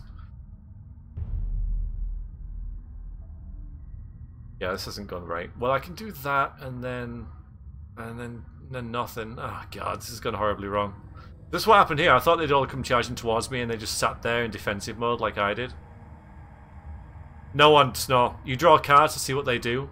All these cards, you see, these two got the same thing. So what it's saying is they have an initiative of 15. They have a shield and they retaliate when they get attacked. And then the little circular icon, the recycle icon, means that then that goes back into the deck and the deck gets reshuffled. Whereas this one, say, he's going to move up to 3.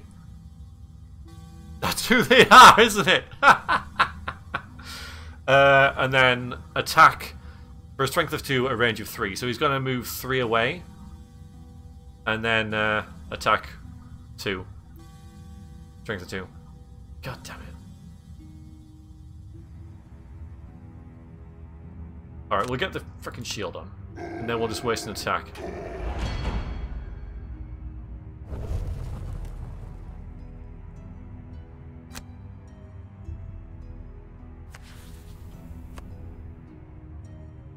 Alright, we'll start again.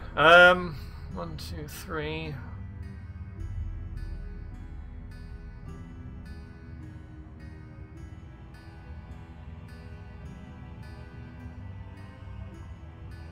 He's gonna move into the goddamn that in it. Trample's really tempting. 1, 2, 3, 4, 5. Yeah, okay, I'm gonna trample him. Then it'll end up there. So I could then do spare dagger and finish him off. Or I can... Yeah, okay, that's really good actually. Right, that's you done. You stun that guy. Again, that's a range of 3. And that doesn't... Right, and then we can do a big move. Wonderful. Brilliant, that was much easier. And they all move after me, nice. Okay, decal move there, that's cool. So... You just stun him. No damage, but stun, so... Oh yeah, I could have hooked him. Ah, well...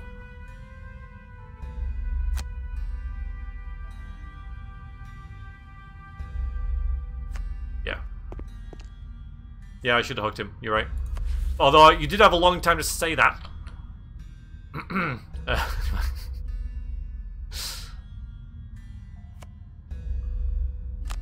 So we're going to move there, there, there, and there.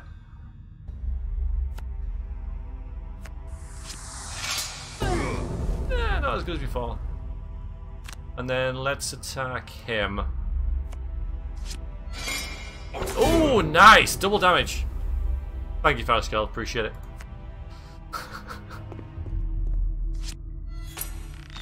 Attacking the decoy. Attacking the decoy.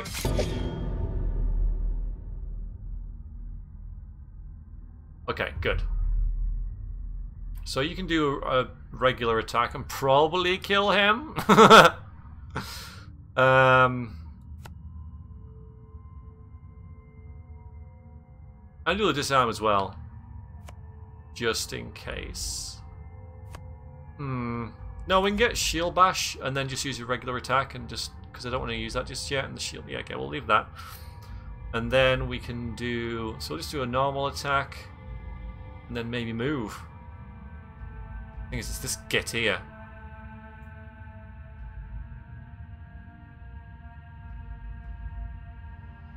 You're gonna have to take care of him. So if you get him,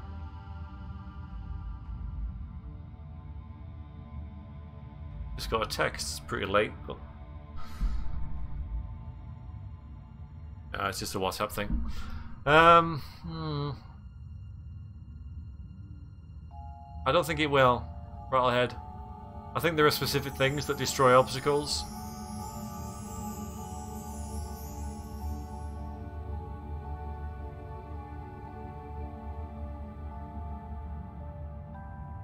I can... Alright, we can do that. We can move there and push him in there.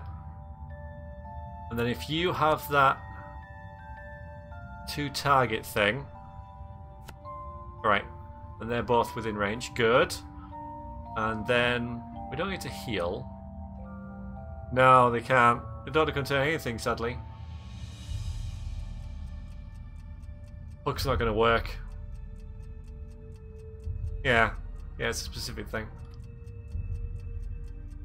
I could try moving after that, depending on where we go.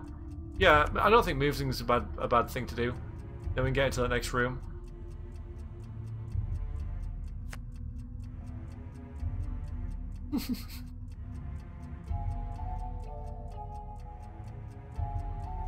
Alright, we should be fine. Should be is a big word, of course, but...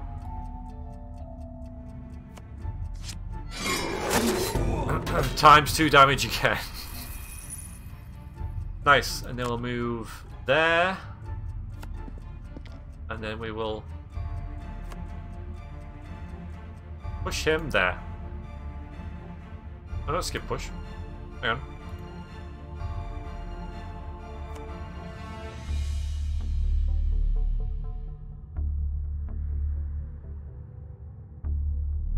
Push 2. Ah, okay. That's it. Okay, thank you for that.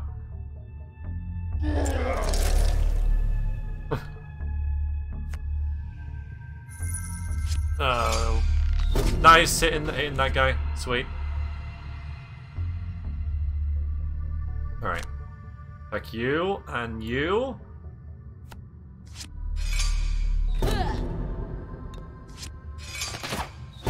Ah, it's so troll.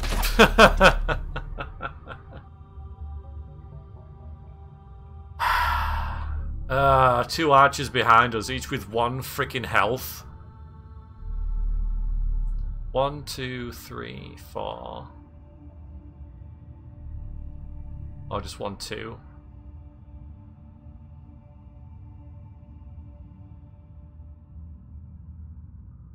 I'm gonna go in.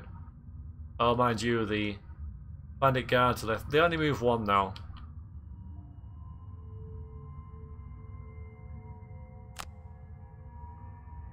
Yeah, let's open the door.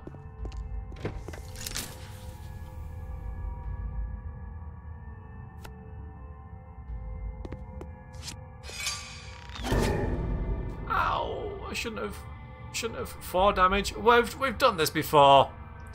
It's fine.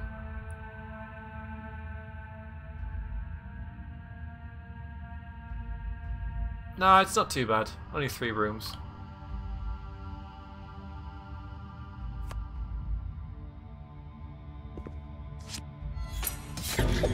Thank you very much for hanging out, Hinks. I appreciate it. That's fine. So I shouldn't have gone in here. You take care, man. You take care. Have a good day. Right, I'm glad he's moved up, actually. That makes it slightly easy for us. Slightly. Why can't you gather together? I suppose he's going to move here. Again, that skewer would have been really nice, but he's going to move away, though, so... Hook gun. Pull him there. To save him moving. So I can just do... what?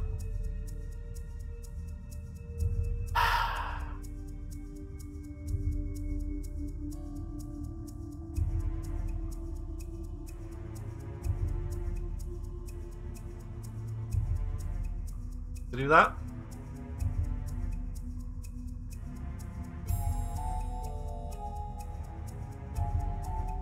That trap's not in a good place for us.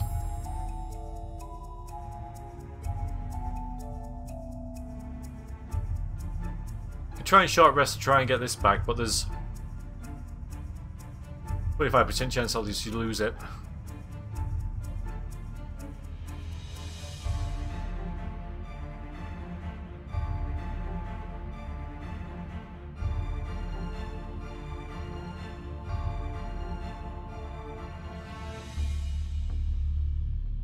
You could provoke the... How do you mean heal? I don't think I can heal.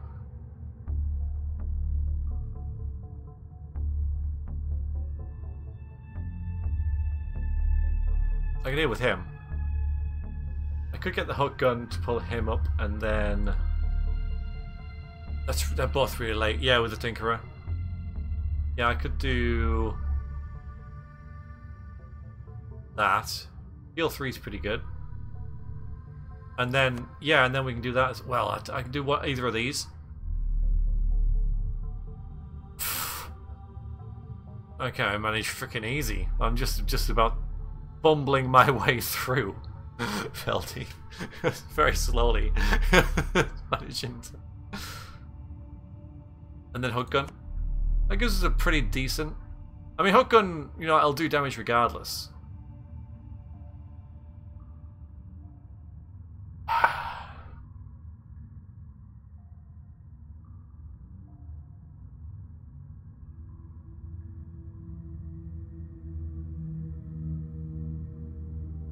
I mean, I could just try and stab him, you know? And do this. And just stab that dude with a normal attack, and then do this. So I don't think he needs to heal just yet. I think he's alright. And he could actually... He can't heal himself, but I think he's okay. What's the plan? What have I just said? Stab him, and then he regains 2. You got to go after him. Shouldn't be too difficult.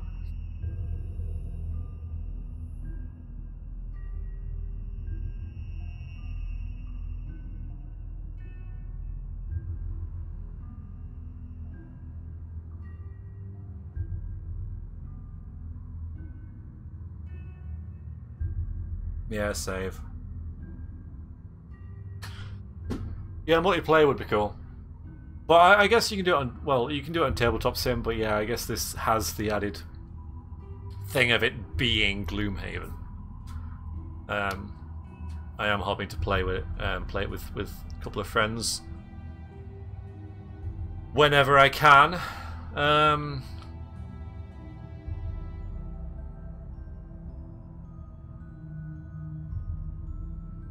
Right, I can move in, push him away.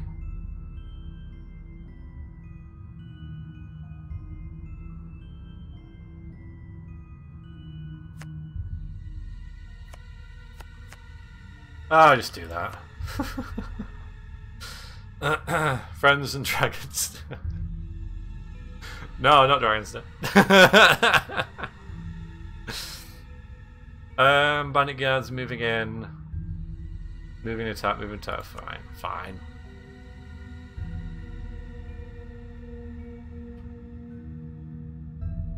Absolutely, Feldy. Yeah, I fully agree.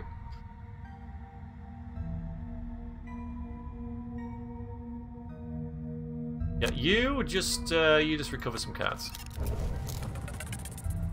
and I'm going to stab him.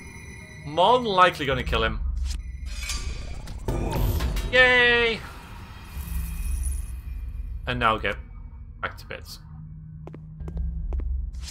It's fine. That's good.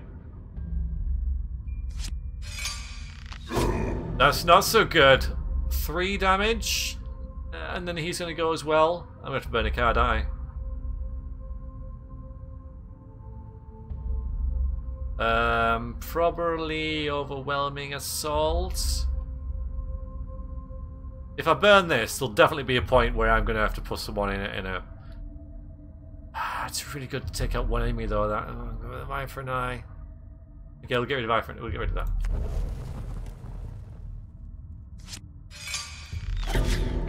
Fine. Brutal damage from those archers. Brutal. Alright. This sound is pointless now. Alright, hang on. Maybe I'll just move back there and kill him. But then it's a long way out my way to then move all the way back again. This is pointless. No, yeah, the sound's not going to do anything, but...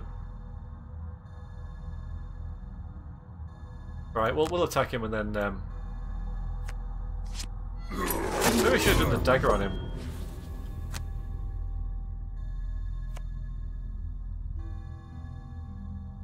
Push him over there. With his bad breath, apparently. Alright, but at least now I can move up and do the leap and cleave. If we shield, bash, and leap and cleave, that's what he's going to do. He's going to run in there and then just do that. Alright, so your job is to deal with him. 1, 2, 3. The thing is, it's 4. And you can only do, like, things that are 3. Range 3. Range... Nothing. Range 3.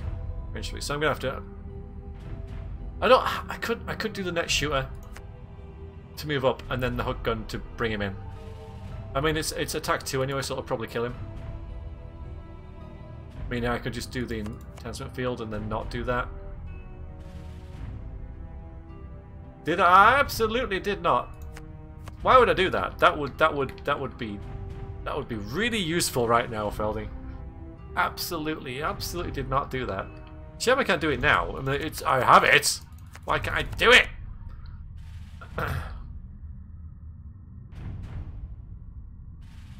Anyway, we've got a good plan. And they're going after me. Strengthen self, that's not going to do anything. You're going to be dead. So strengthen means you draw 2 cards and can use the best one. So you're just going to move up. And then skip movement. And then attack these 2 gits. Very nice. Beautiful. Absolutely beautiful. I'm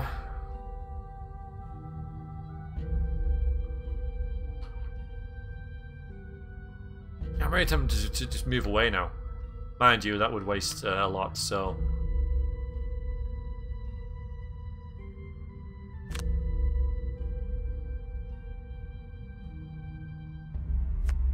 We got the movement to. Got the extra movement on the boots for next time. Okay, cleared out. Yeah, look at all that money. This is why I'm like, well, you could do a nice loot here, but it would delay you.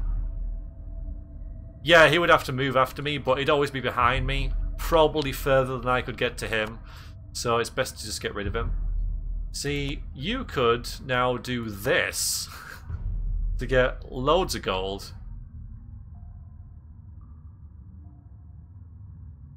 But you would like... I'm just going to do a short rest here because that makes sense. That's a really nice one though. We'll redraw and take a damage. Okay, so... Yeah, because Bomb's like a nice fast move and a really nice AoE. Really strong as well. Alright, so I think I am going to loot. I can't pass that up. And I don't have any movement in my top one. So I can do this heal. Range 2.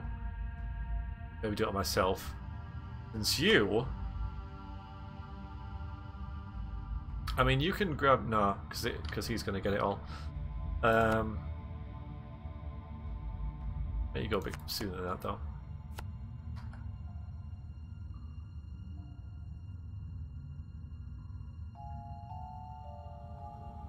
So I can do that move 4. Shame I don't have anything else. 1. I mean, I can move up there and then die. Yeah, I think. So have like a passive turn.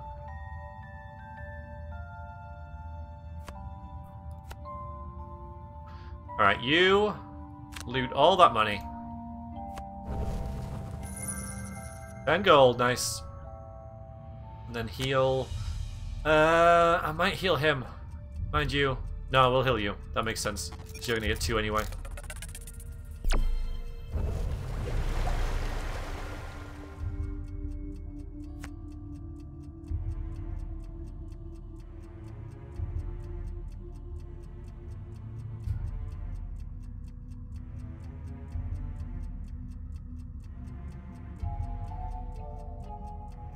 Might get rid of shield bash. Okay.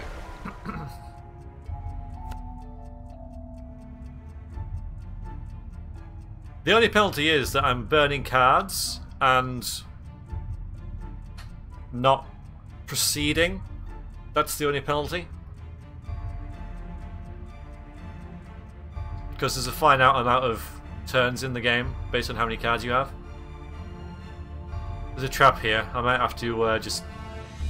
I've still got a shield. So I might just brute force through it. I don't need to. 1, 2, 3, 4. But 1, 2, 3. I think it's worth it. Shields working as traps. Alright. I mean, I've got this move that'll skip it, but that attack's really nice. I think I'll do grab and go, and then probably spare dagger. Not in that order. So that we can go around there and I can throw in a dagger at them. You, meanwhile... So you're going to end up one there. So... You can just follow.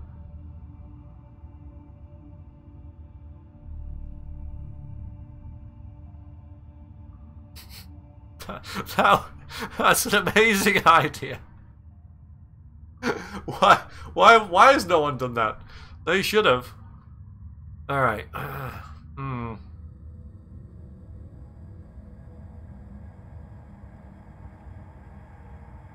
It's not worth it. Just for do damage, Rattlehead, it's not worth it. Because I would have to go there and then come back.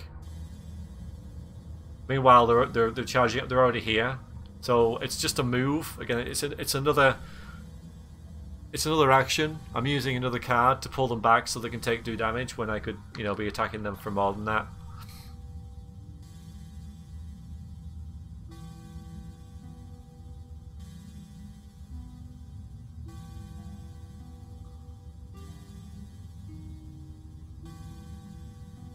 Yeah, I don't think that trap's going to do us any good.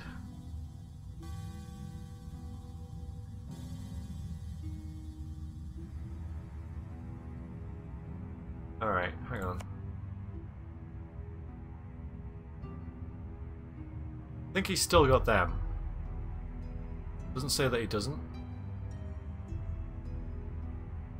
So I go 1, 2, 3, 4, and then 5, 6. Then you can come there and put a trap there. And then that's 6 damage. Yeah, but there only is... that's very few. The Spellweaver has one, and he has one.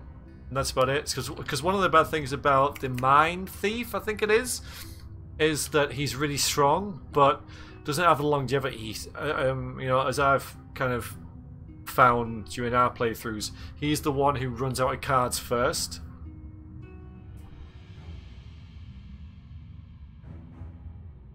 I might do that, you know. I might actually do that. I mean, that might still work.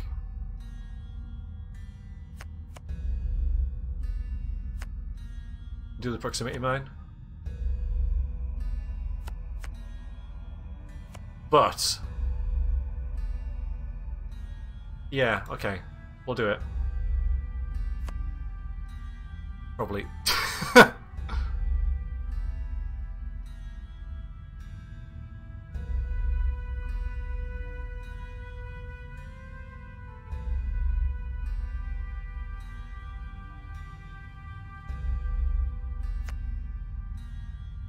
They are in some games, Falschgeld. Yeah, I'm thinking that... The thing is, it's all going to be archers up here. There's going to be like 4 archers sat here. So you're in there, go there, and then you just go 1, 2, and then put a 3. Yeah, okay. Alright, alright. Thing is, it goes really late. No, it's too convoluted. I don't like it. Trying to shoehorn this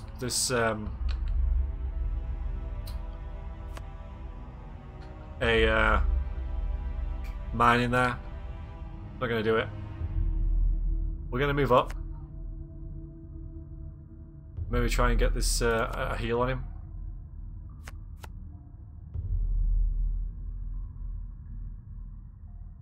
Does mean we lose those attacks, but not that one. Sure, I had a heal somewhere. Oh, I must be wrong.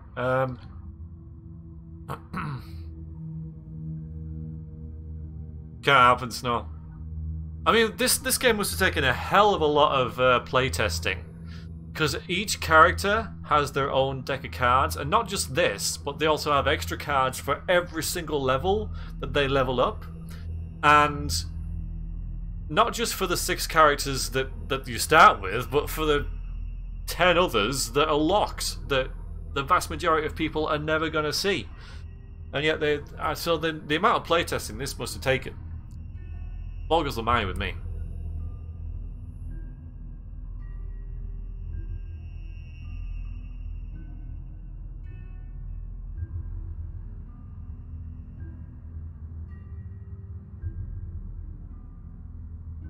Alright, just freaking pick something. Let's do that one in case they run in. Actually, go later. Yeah, go later. Because they can run in and then you can run in and then stab them. Okay.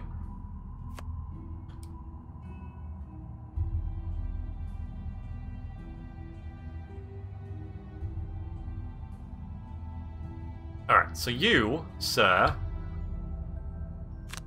are gonna go 1, 2, 3, 4. Hi! There's a chest there. See a chest.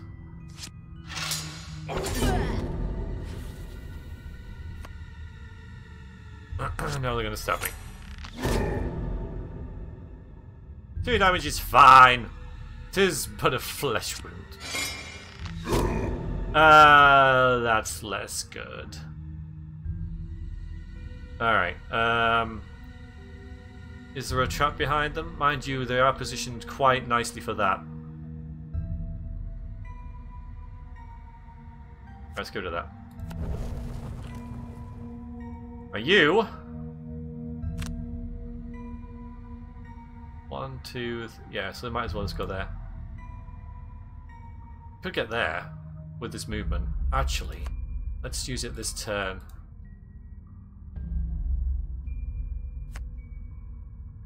Oh, I can go. Hang on.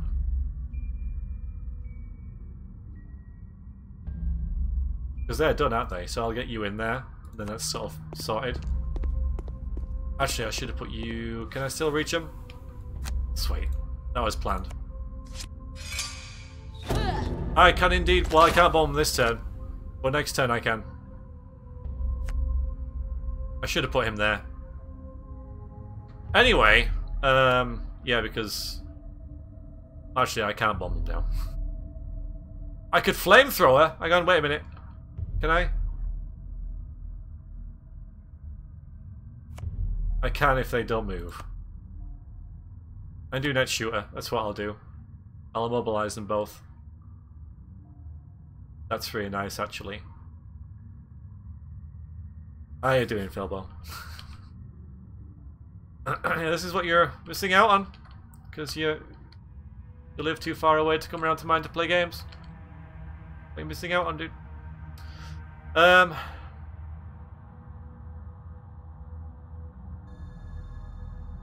So you're gonna do that. That's the top one. So the bottom one is heal.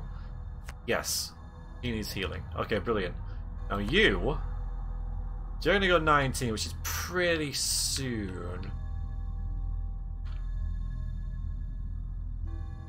So what I need you to do is get in there, move 3, 1, 2, 3, and then do leap and cleave. Lovely. We've got a plan. This is going to work absolutely fine. Nothing can possibly go wrong. They're doing their ultimate attack things again, but they'll both be dead.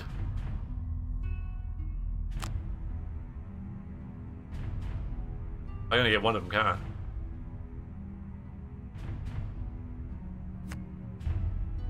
There's 2 of them. Sweet.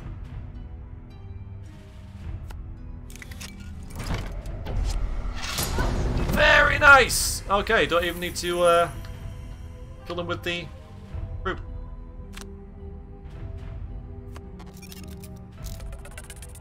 So now all I gotta do is get the loot. Which is handy. Can't do that attack on nothing, can I? Die! Target! Aww! Bye. Victoire! Victoire, everyone!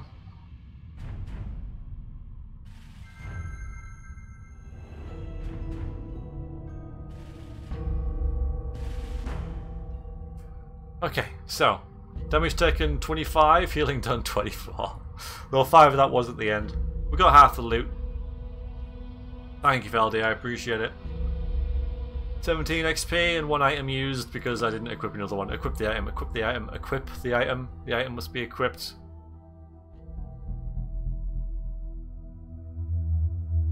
Shield. A helm even, there we go. Okay. Alright, we'll do one more and then I'm going to bed. One more. Because these have different enemies. Look at these. Living Bones, Bone Rangers, Living Spirits.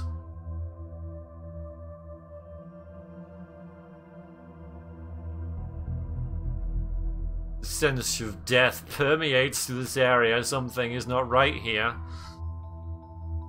You guys want one more game? One more game? One more? Oh! We leveled up! With the Tinkerer. Level 2! So... Stamina booster. So heal 4. One ally within range 3 may recover 1 of their lost cards. That's pretty good. A stun. That can target 2 and stun them both.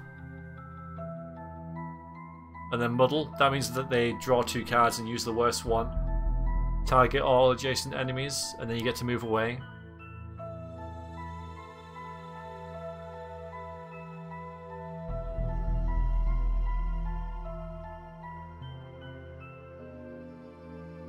Alright, Shadowhawk. It's been a pleasure. I might stream tomorrow night. I don't know.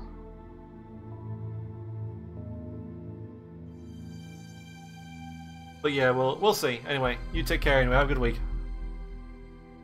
If I don't see you beforehand.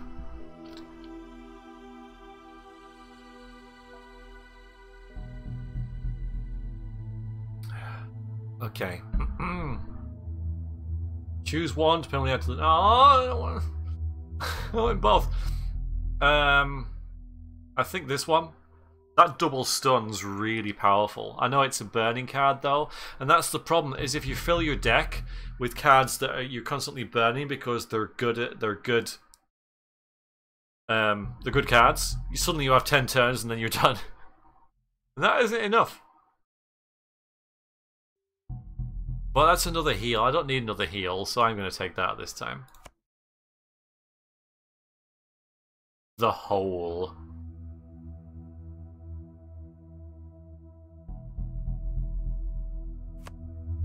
Okay. Oh wait, I have to go this way. Oh yeah, okay. Sorry, I have to go to the forgotten tunnels first. We're not gonna get to the hole tonight. Not gonna make it. Oh.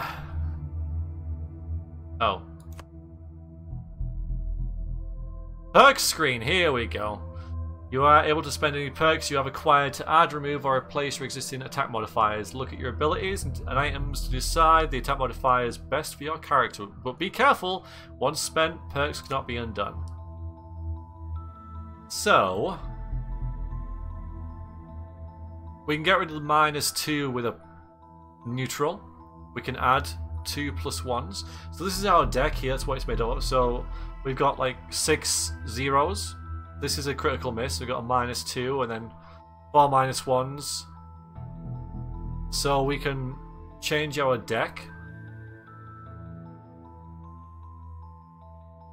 You can have things like this. So this muddle thing, when you draw that, you would then add this card onto the next card.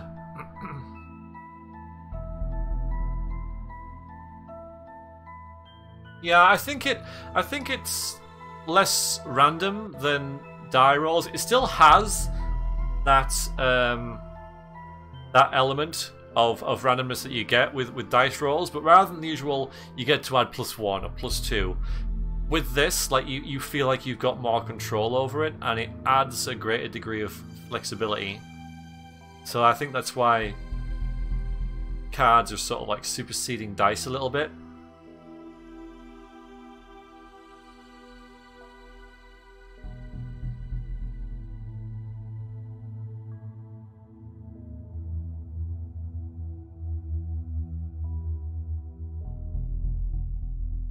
I might. Oh, it's a tricky one. Yeah, I might. I'm thinking about that -2 is rough, you know. That's consistency. This is also consistency. I don't really rate that too much. 1 +3. This adds fire. That adds muddle. Muddle's good.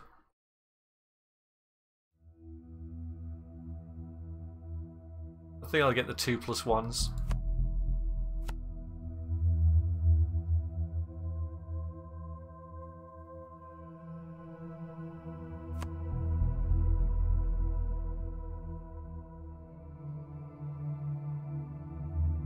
Playtested my game on Sunday night rather than streaming. Remember, I wasn't streaming. Had a tabletop game session. Played a couple of things, including the game that I'm working on. Went pretty well.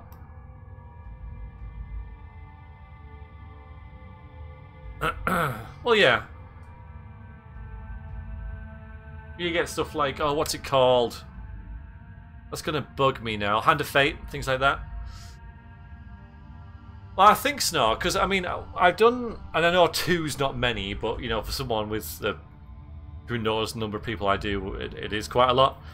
2 play tests with the version of the game that I currently have, and they both came out pretty similar in their feedback. So I'm not sure if I need to playtest it anymore, because I have a really clear idea about where I need to take the game. I need to make it like quicker paced, and there is some. There wasn't before, but I am going to add some deck building into mine as well.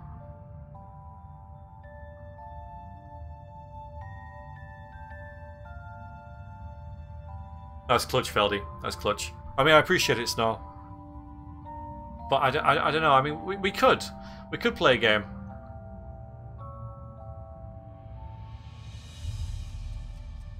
Now that I've got it digitized. Anyway, lots of traps. And then the lot. Oh, look at this freaking long corridor. That's going to be rough. Especially if there's archers and traps in it.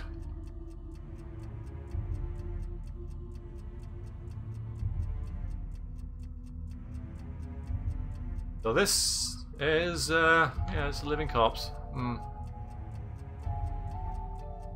Thank you, Snow.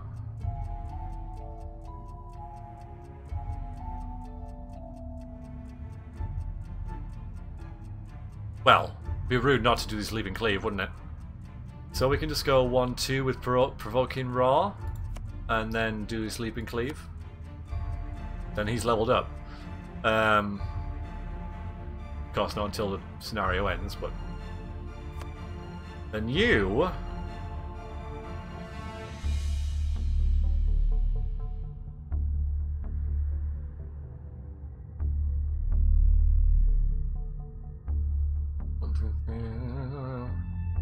No, stop. Why do I go straight to the flamethrower all the time?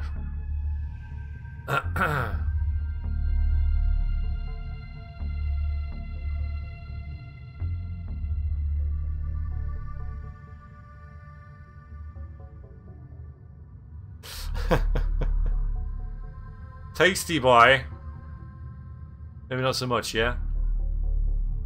Maybe not so much.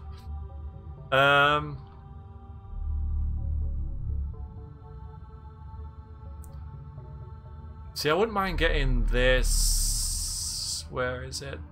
That one, the +1 attack. So I'll have to combine that with something like. I mean, the move 4 is pretty nice to get him over here. But that means I'd have to do this. And hope that they both get less than 50 or more than 54 even. Which of course is risky.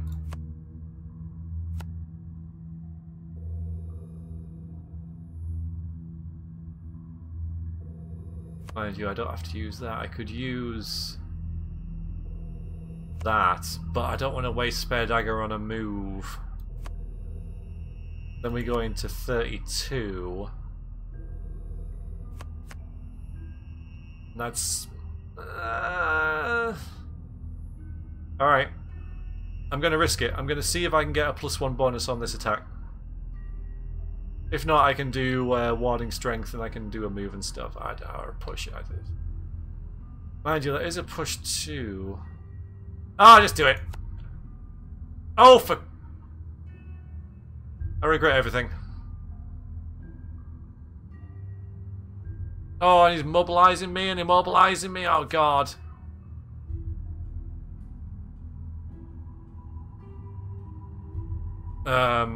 Yeah, that backfired because they both got really high initiative, which is unusual for the undead. Well, drat. I can still get this. I don't know if it's going to do any good. You know, I can't move. Oh, God.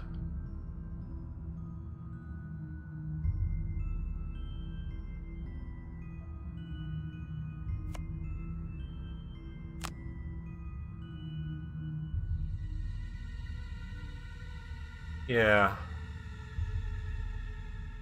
Well, I could. Yeah.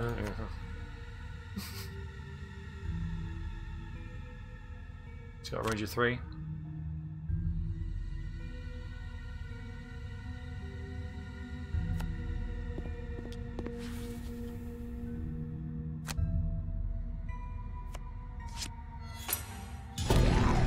No damage.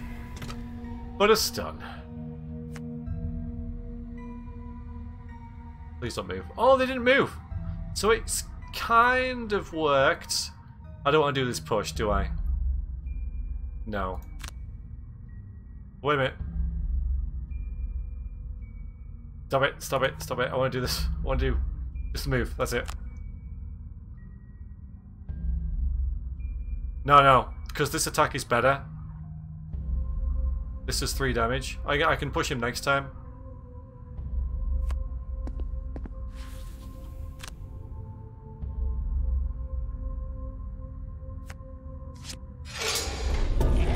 Yeah, that was a little better. Yes. Alright, good. Alright. So now you can finish him off with just a regular attack. I might use that one. I'm not going to use Retaliate anytime soon because I'm going to be rushing down here. And then grab and go to run over here. Okay, so that's your turn. And you are going to have a look down here, I think. Again, this is... the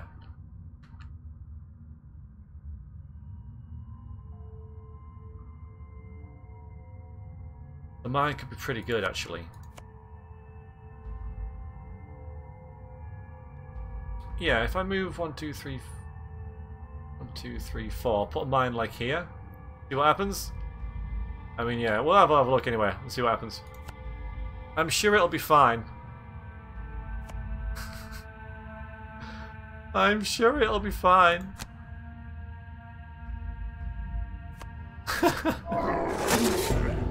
Oh, it missed.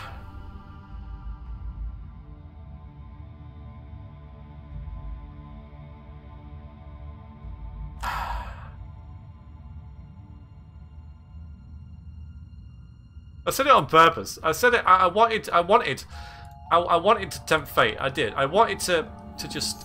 He's gonna come after me anyway. Hello, Gifty. How are you doing?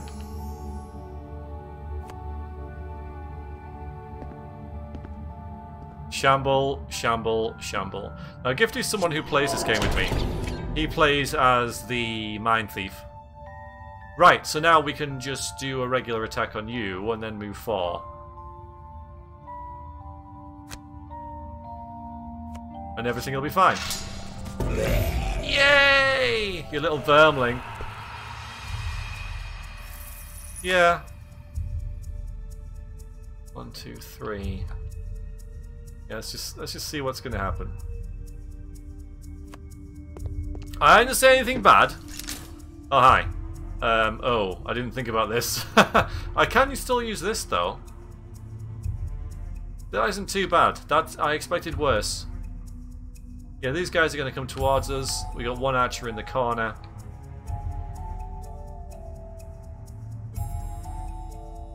He's like, oh, oh. Yeah, go on then. What did I say about? What did I say? Let's hear what I said. I'm going to move you there. I'm going to just go in. You'll be fine.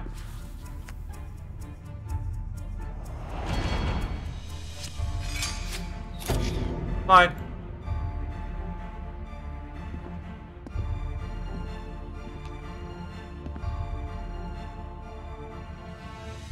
Okie dokie, Mr. Brute.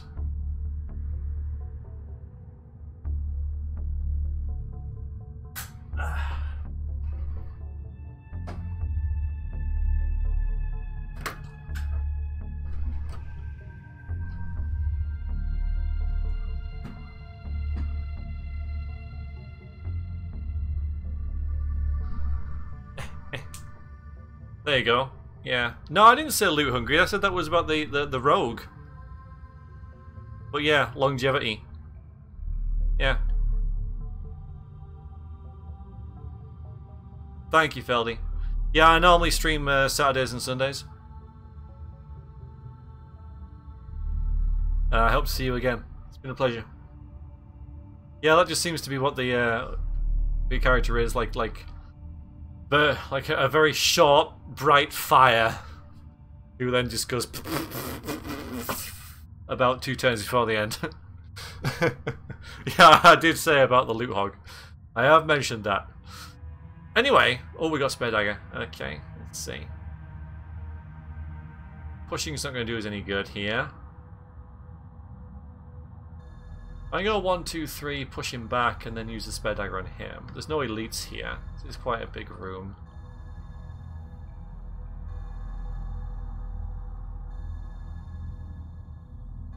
I didn't, Gifty. Yeah, so something that happened in this game, everyone. If you're not sold in this game, this should probably do it. Something happened in this game that has never happened in any sort of fantasy RPG that I've ever seen before. And it happened when we were fighting a bunch of vermlings who are basically just like rats, you know, just humanoid rat things. And big fight, big room, and it was getting midway through the fight, and a lot of them had died, so there was a lot of loot around. And then the enemy AI decided that the vermlings were going to loot the room, and they hoovered up every single bit of gold in the room. They all just took it. So the enemies looted the enemies. When do enemies loot enemies? When does that happen? And it just all disappeared, and it was so freaking amazing that they all just like, oh, we're just gonna take all the gold, and they didn't, we didn't get it back. They just took it, and that was ridiculous. Yeah, that was amazing. It was absolutely amazing because it was just like truly, to use an Americanism, out of left field. Yeah, oozes, but they don't do it on purpose, do they? They just kind of rolled over it. Whereas these were like, the enemies actually say, we are going to now loot the room. I loved it. I loved it.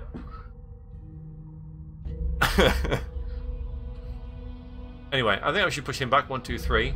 If we do Overwhelming Assault, we can push him back and get rid of him for another turn. And then we can, well, use Spare Dagger then to sort of like shoot across to him. These guys move really slowly, so... You do that, hit both them. That's pretty nice.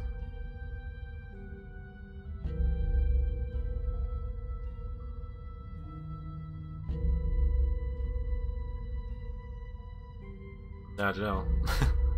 Have we got a heal? Mind you, we don't really need a heal, do we?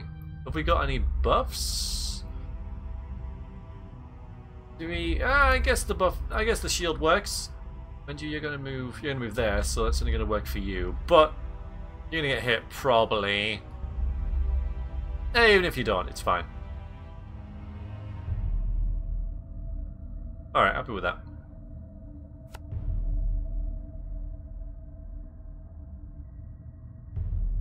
All right, so we push him away, and he can't get us. Mind you, he's not going to move at all. But pushing him is not going to do anything, so I might as well push him away. Alright, so brutes move here.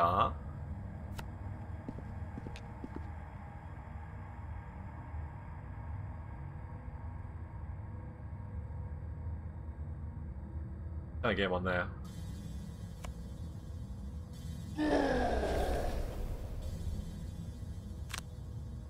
Yeah, we'll go after him.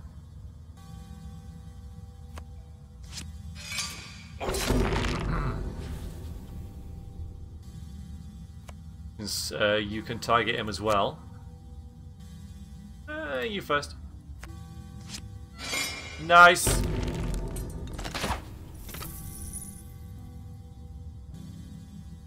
No? Target 2? No? That was weird. Or maybe it missed one. Maybe it did them both. Huh. Let's just decide not to do it.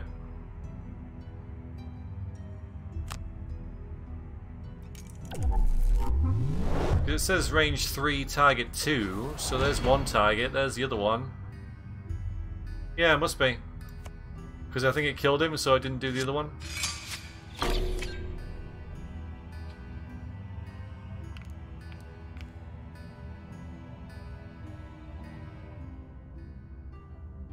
Ah, trample. I've upgraded trample Gifty so that it gives 5 movement. 1, 2, 3. So I can get to the door with it and trample over these. Only does 2 damage though, so...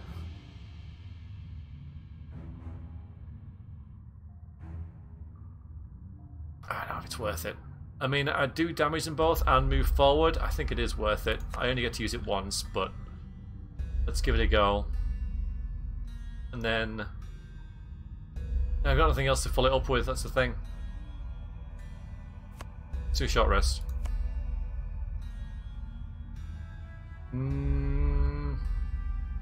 I regret doing this now because that was probably a good idea. Anyway.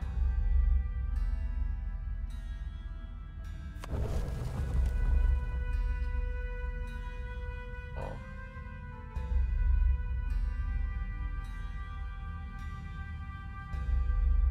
Well, the thing is, it'll put my initiative really low. Snore. They'll probably move by then. So it might just stop the attack from happening.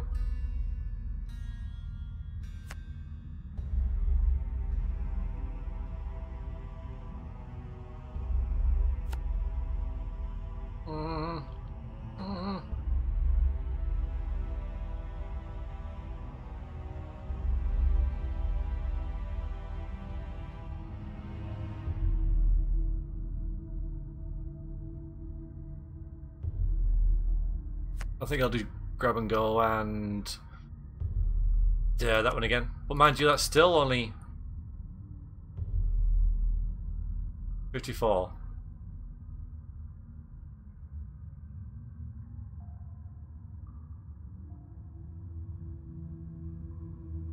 Could use my boots.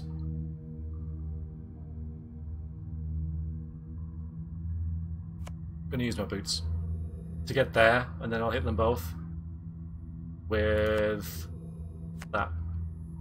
That's really good. And then you,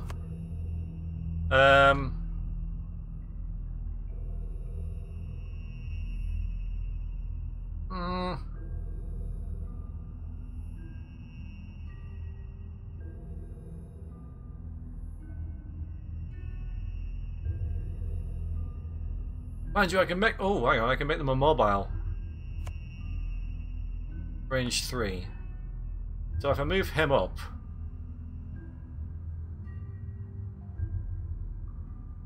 ooh, it just leaves him over there. But he's only got 3 health.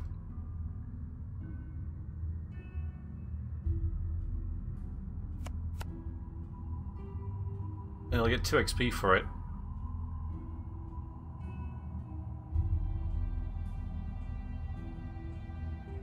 Three if it does that 6 move. 1, 2. So you can move him there. Do it on them 2. Then he can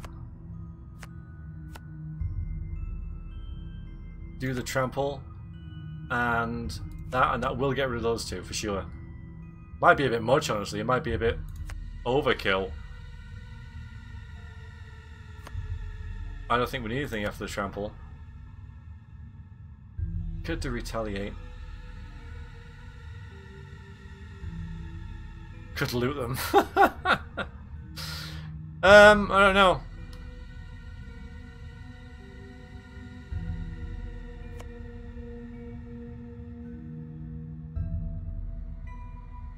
Alright, do that. And that. And then just go 1, 2, 3 and then hit them. Oh, we ignore him. It's probably a mistake. Probably a mistake. Alright, anyway. It's a great idea.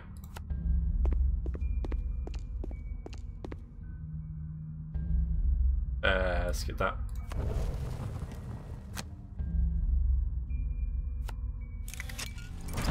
He's gonna kill them both now, no he is. Okay, good. Well, good and bad, I guess. Yeah, I have to move up. He's just gonna keep being there. It's gonna be annoying. I'm gonna try and drag him in here.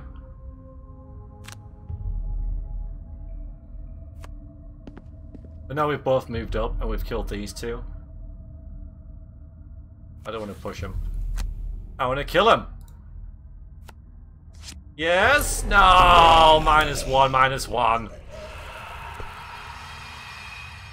That's a nice effect. They spent some time on that, didn't they? Okay.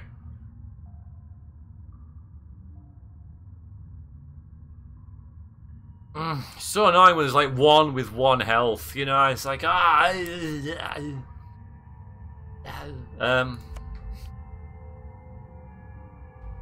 not now to trample, no. I mean, Hookgun can bring him in. Except he can't. Yeah, it is, isn't it? It is, I could've, well, yeah, I did forget that. Mind you, I wouldn't have used it at that point anyway, because I would have thought, I'm gonna kill them both. I'm gonna kill him. Besides, the brute does not use silly little daggers. I'm roleplay.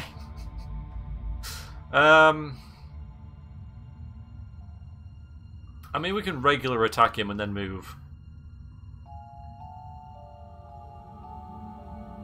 He does smash.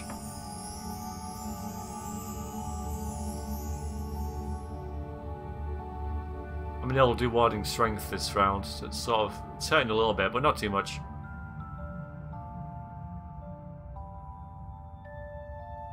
I can do that just to get nice initiative, and then...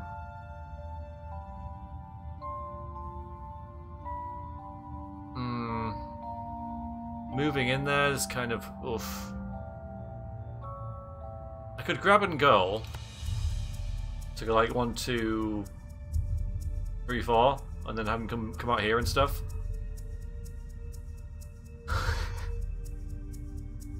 That's okay. I don't know if that would fit the aesthetic of the game. I gotta say. Alright, you just rest. Maybe we'll come up. That's really nice. Redraw it. Okay, that's great. Okay. Right.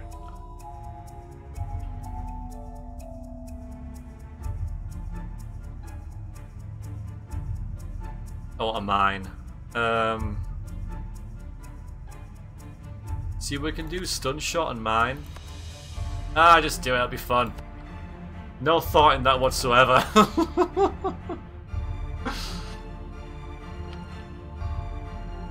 Okay. So you're just going to normal attack this dude.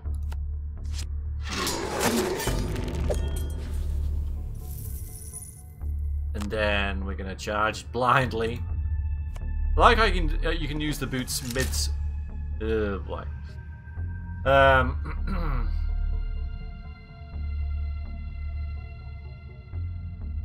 Good game. Are they going to move 1? Well, that's alright. Do they have a ranged attack? Yes, and they muddle. So if I run away, if I tactically retreated, sorry, range of 2. 1, 2. Move there, 1, 2. I can move to there. So I'll actually be away from them. They don't have much health. They've got a shield, but even so. And they're flying, so the bomb's not going to affect them. And these guys can't reach me at all. I could run in and I can get the loot. All these guys move afterwards, though.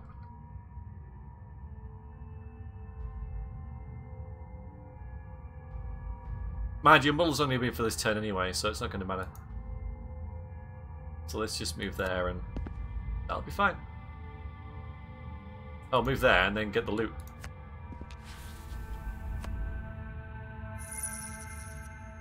Right. Yeah, you could actually then move in there and then stun that one. Range 3. I wonder if I move... 3. I don't know how the line of sight works in this version of the game. Oh yeah, the bomb will work. It's just the traps. Yeah, I was thinking for the trap for this thing.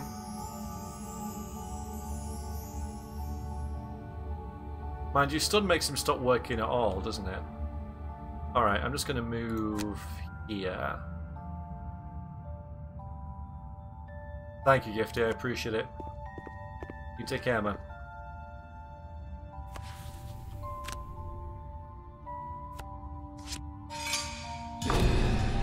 No damage, but he's not doing anything.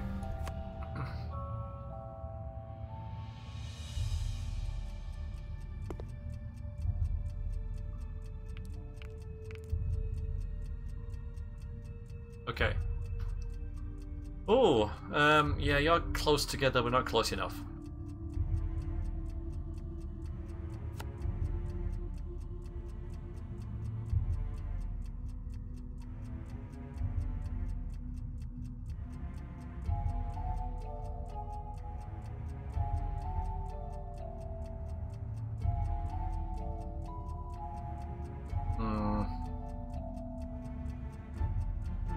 Don't have much movement. You're gonna have to get out of the way or get in there or something. Handless contraption will be really nice. And then I can loot. Got a couple of discarded cards. You're not adjacent.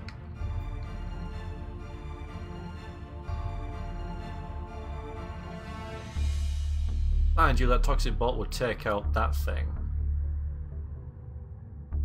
Alright, we'll do that. You? Yeah, you're just really annoying.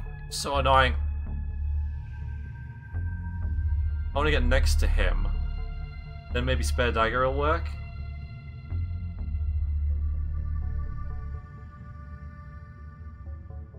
Let's use...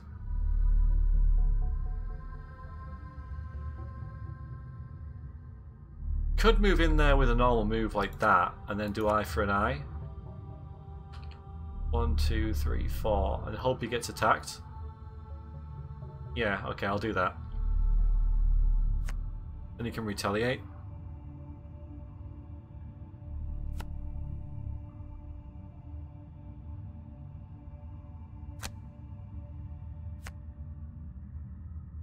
And he's right next to the chest there as well. These guys will have a ranged attack now, just watch. But he'll get experience for getting attacked. And you summon this decoy. Maybe that way.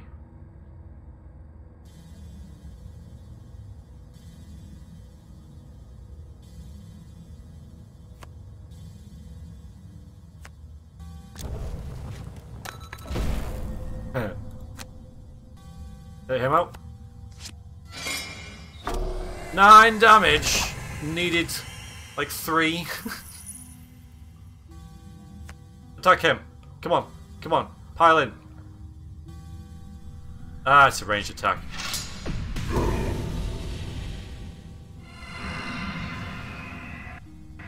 Oh, he's befuddled now. Go on, get in. Ugh, fine. So I didn't do anything. Alright, now we can trample though.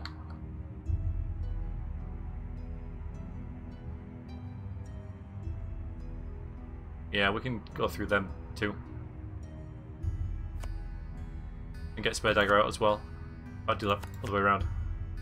And you...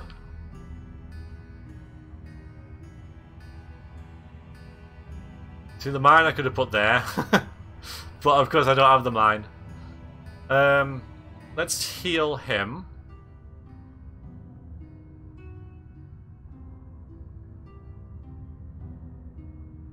And move in.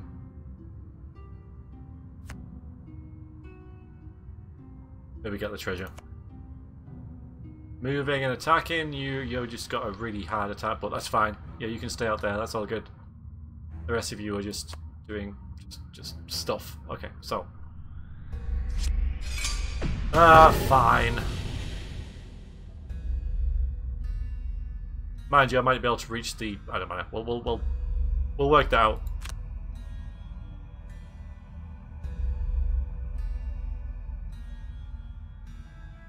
Go there and then I can get the heal.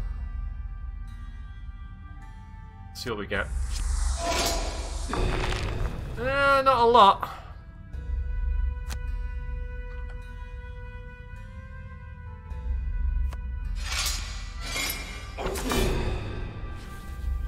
Okay, he's half dead.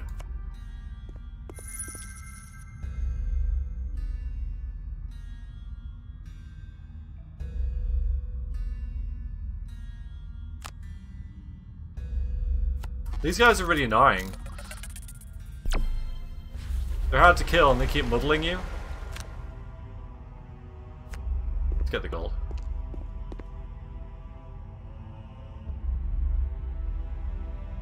Yeah. I knew I wouldn't, that's why we're in there. But yeah, cool. A poison dagger! Okay, well you get one each. Oh, I should have used the poison dagger in next time. Anyway. You just stay out there. 3 damage. It's alright, we just got healed. Alright, how about a short rest for you? That's cool. Cause, where is it? There it is. So we're just gonna move there and then do leaping cleave. So just one move and then hit them 2.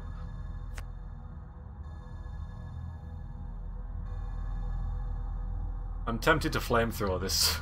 Well, we need the experience.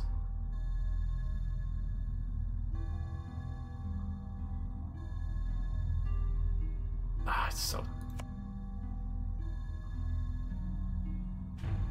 I'm gonna flamethrower. I'm gonna flamethrower this, because this will get rid of it anyway, because it'll burn it, so that will definitely kill it. Oh, whoops, yep. I just spotted that, but I do appreciate you got my back. Yeah, I'm pretty comfortable here. I'm flamethrowing this. Yeah, he's getting flamethrowed. And then I think I'll move back out here, ready to put a bomb there. He's eventually going to have to move up here. He's the only pain because he's not moving. He's just stood there going, "Right, come at me." So I might need hook gun. I need that as well, of course. You know, but yeah, we'll just do it that way. I'm looking forward to flamethrowing. I have to admit. I haven't seen it yet. He's not moving. No, you gotta see the end. My victory, Narame.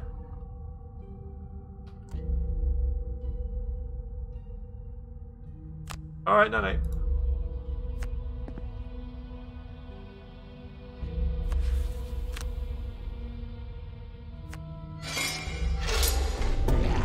Very nice. Good night, Naira. Sleep well. Thank you very much for joining. Yeah, I get it. I suppose. Oh! Alright, let's burn a card. Let me get rid of Sweeping Blow. We won't need that anymore. Ow! Oh, it's dead. Sweet. Let's burn this. Nice. Goodbye. And we want to heal ourselves, I guess. Right, now we just gotta kill this thing out here. We've only got 3 health. Shouldn't be a problem. Right?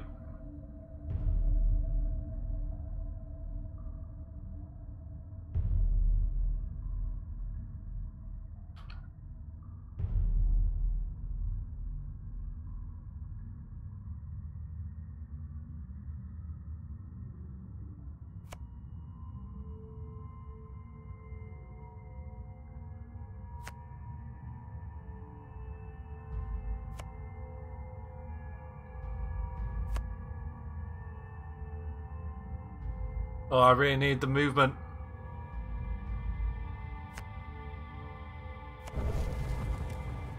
Alright, movement's going to be more useful, so we'll get that.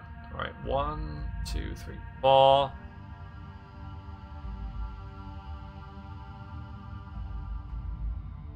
And Yeah, I'll have to get rid of resistance shot then. Not get rid of, but waste it. Move towards me! I'm not going to be able to reach him.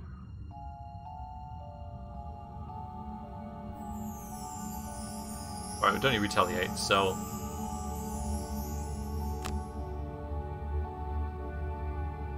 Oh man, it's going to take forever. This is the danger, of course.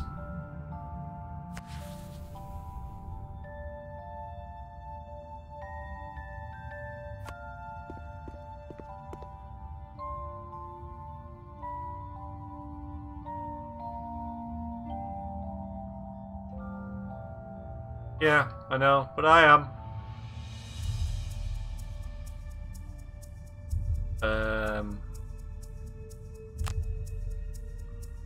There's a trap there. Oh, hang on a minute. And get to there and stun him. Okay, good.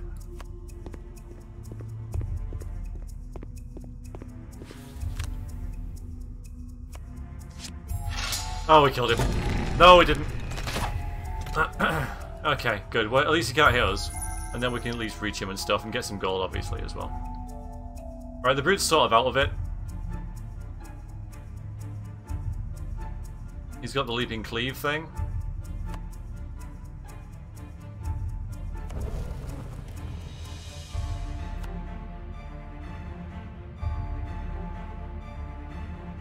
Which brings him to there.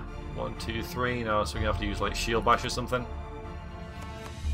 And then you, ink bomb. Yeah, we've got hot gun as well.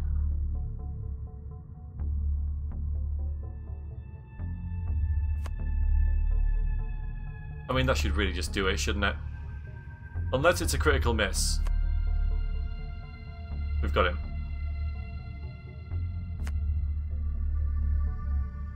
Only thing is I did them the wrong way frickin' round, but... Oh, I should be fine. Should be fine. It'll be fine.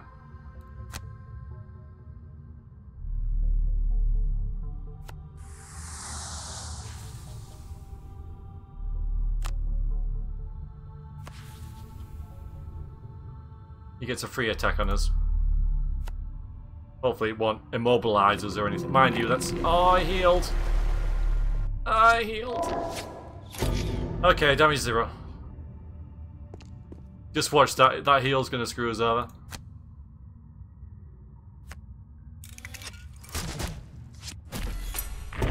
No. Thankfully not. Oh boy, that was some work.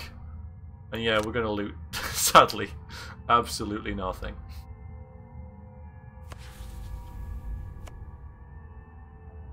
Dark element created. Oh, there we go. 4 games of Gloomhaven tonight, and didn't get much loot out of that one. But we did level up the brute, and we got a new dagger. We played this for longer than I thought. I thought I might move on to something else, but it's been entertaining enough. Kill one adjacent normal enemy, that's really nice. Does burn it, of course, but in situations like that, it's just insta-kills very nice. Next resources of damage, you suffer no damage instead. I mean, how epic is that? And we can only have one of them. How do you choose between those? They've got pretty equal initiative. Plus, this move 2 and attack 2 is so nice. Because that essentially means you can move 4 and then attack. So I'm going to go with Juggernaut. And as far as cards go... Oh no, yeah, we got this. So,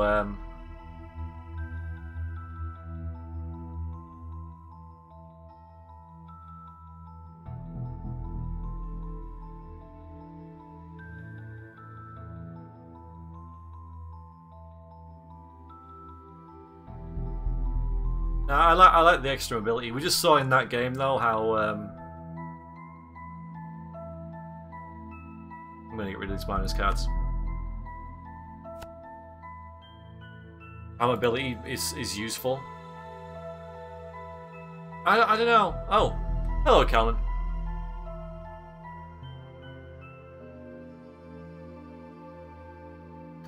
Well, that's it. that's all we're gonna do. Ah, boy. How are you, Calman? Thanks for the lurk, I guess. Yeah, I prefer a little bit more sort of movie about stuff, though I fully do get the whole killing an enemy thing. Yeah. How can that be bad? Right, well, I'm gonna go. It's been a good stream. I could stream tomorrow night. It depends kind of how I feel and stuff, though normally, for those of you who don't watch me, I stream on Saturdays and Sundays. Saturday is Enderal, which is a total overhaul of the Elder Scrolls 5 Skyrim, and on Sundays we're playing Grim Fandango, classic point-and-click adventure game, and then Hollow Knight, the really nice side-scrolling, jumpy, fighty game, exploration game. Yes, the game does have a tutorial. In fact, I shall show you real quick. We go to the main menu. So here we have the tutorial, which shows you how to do what I was just doing, and how to play, which is like a glossary of how to do everything. So it explains what all the different things mean and all that kind of thing. So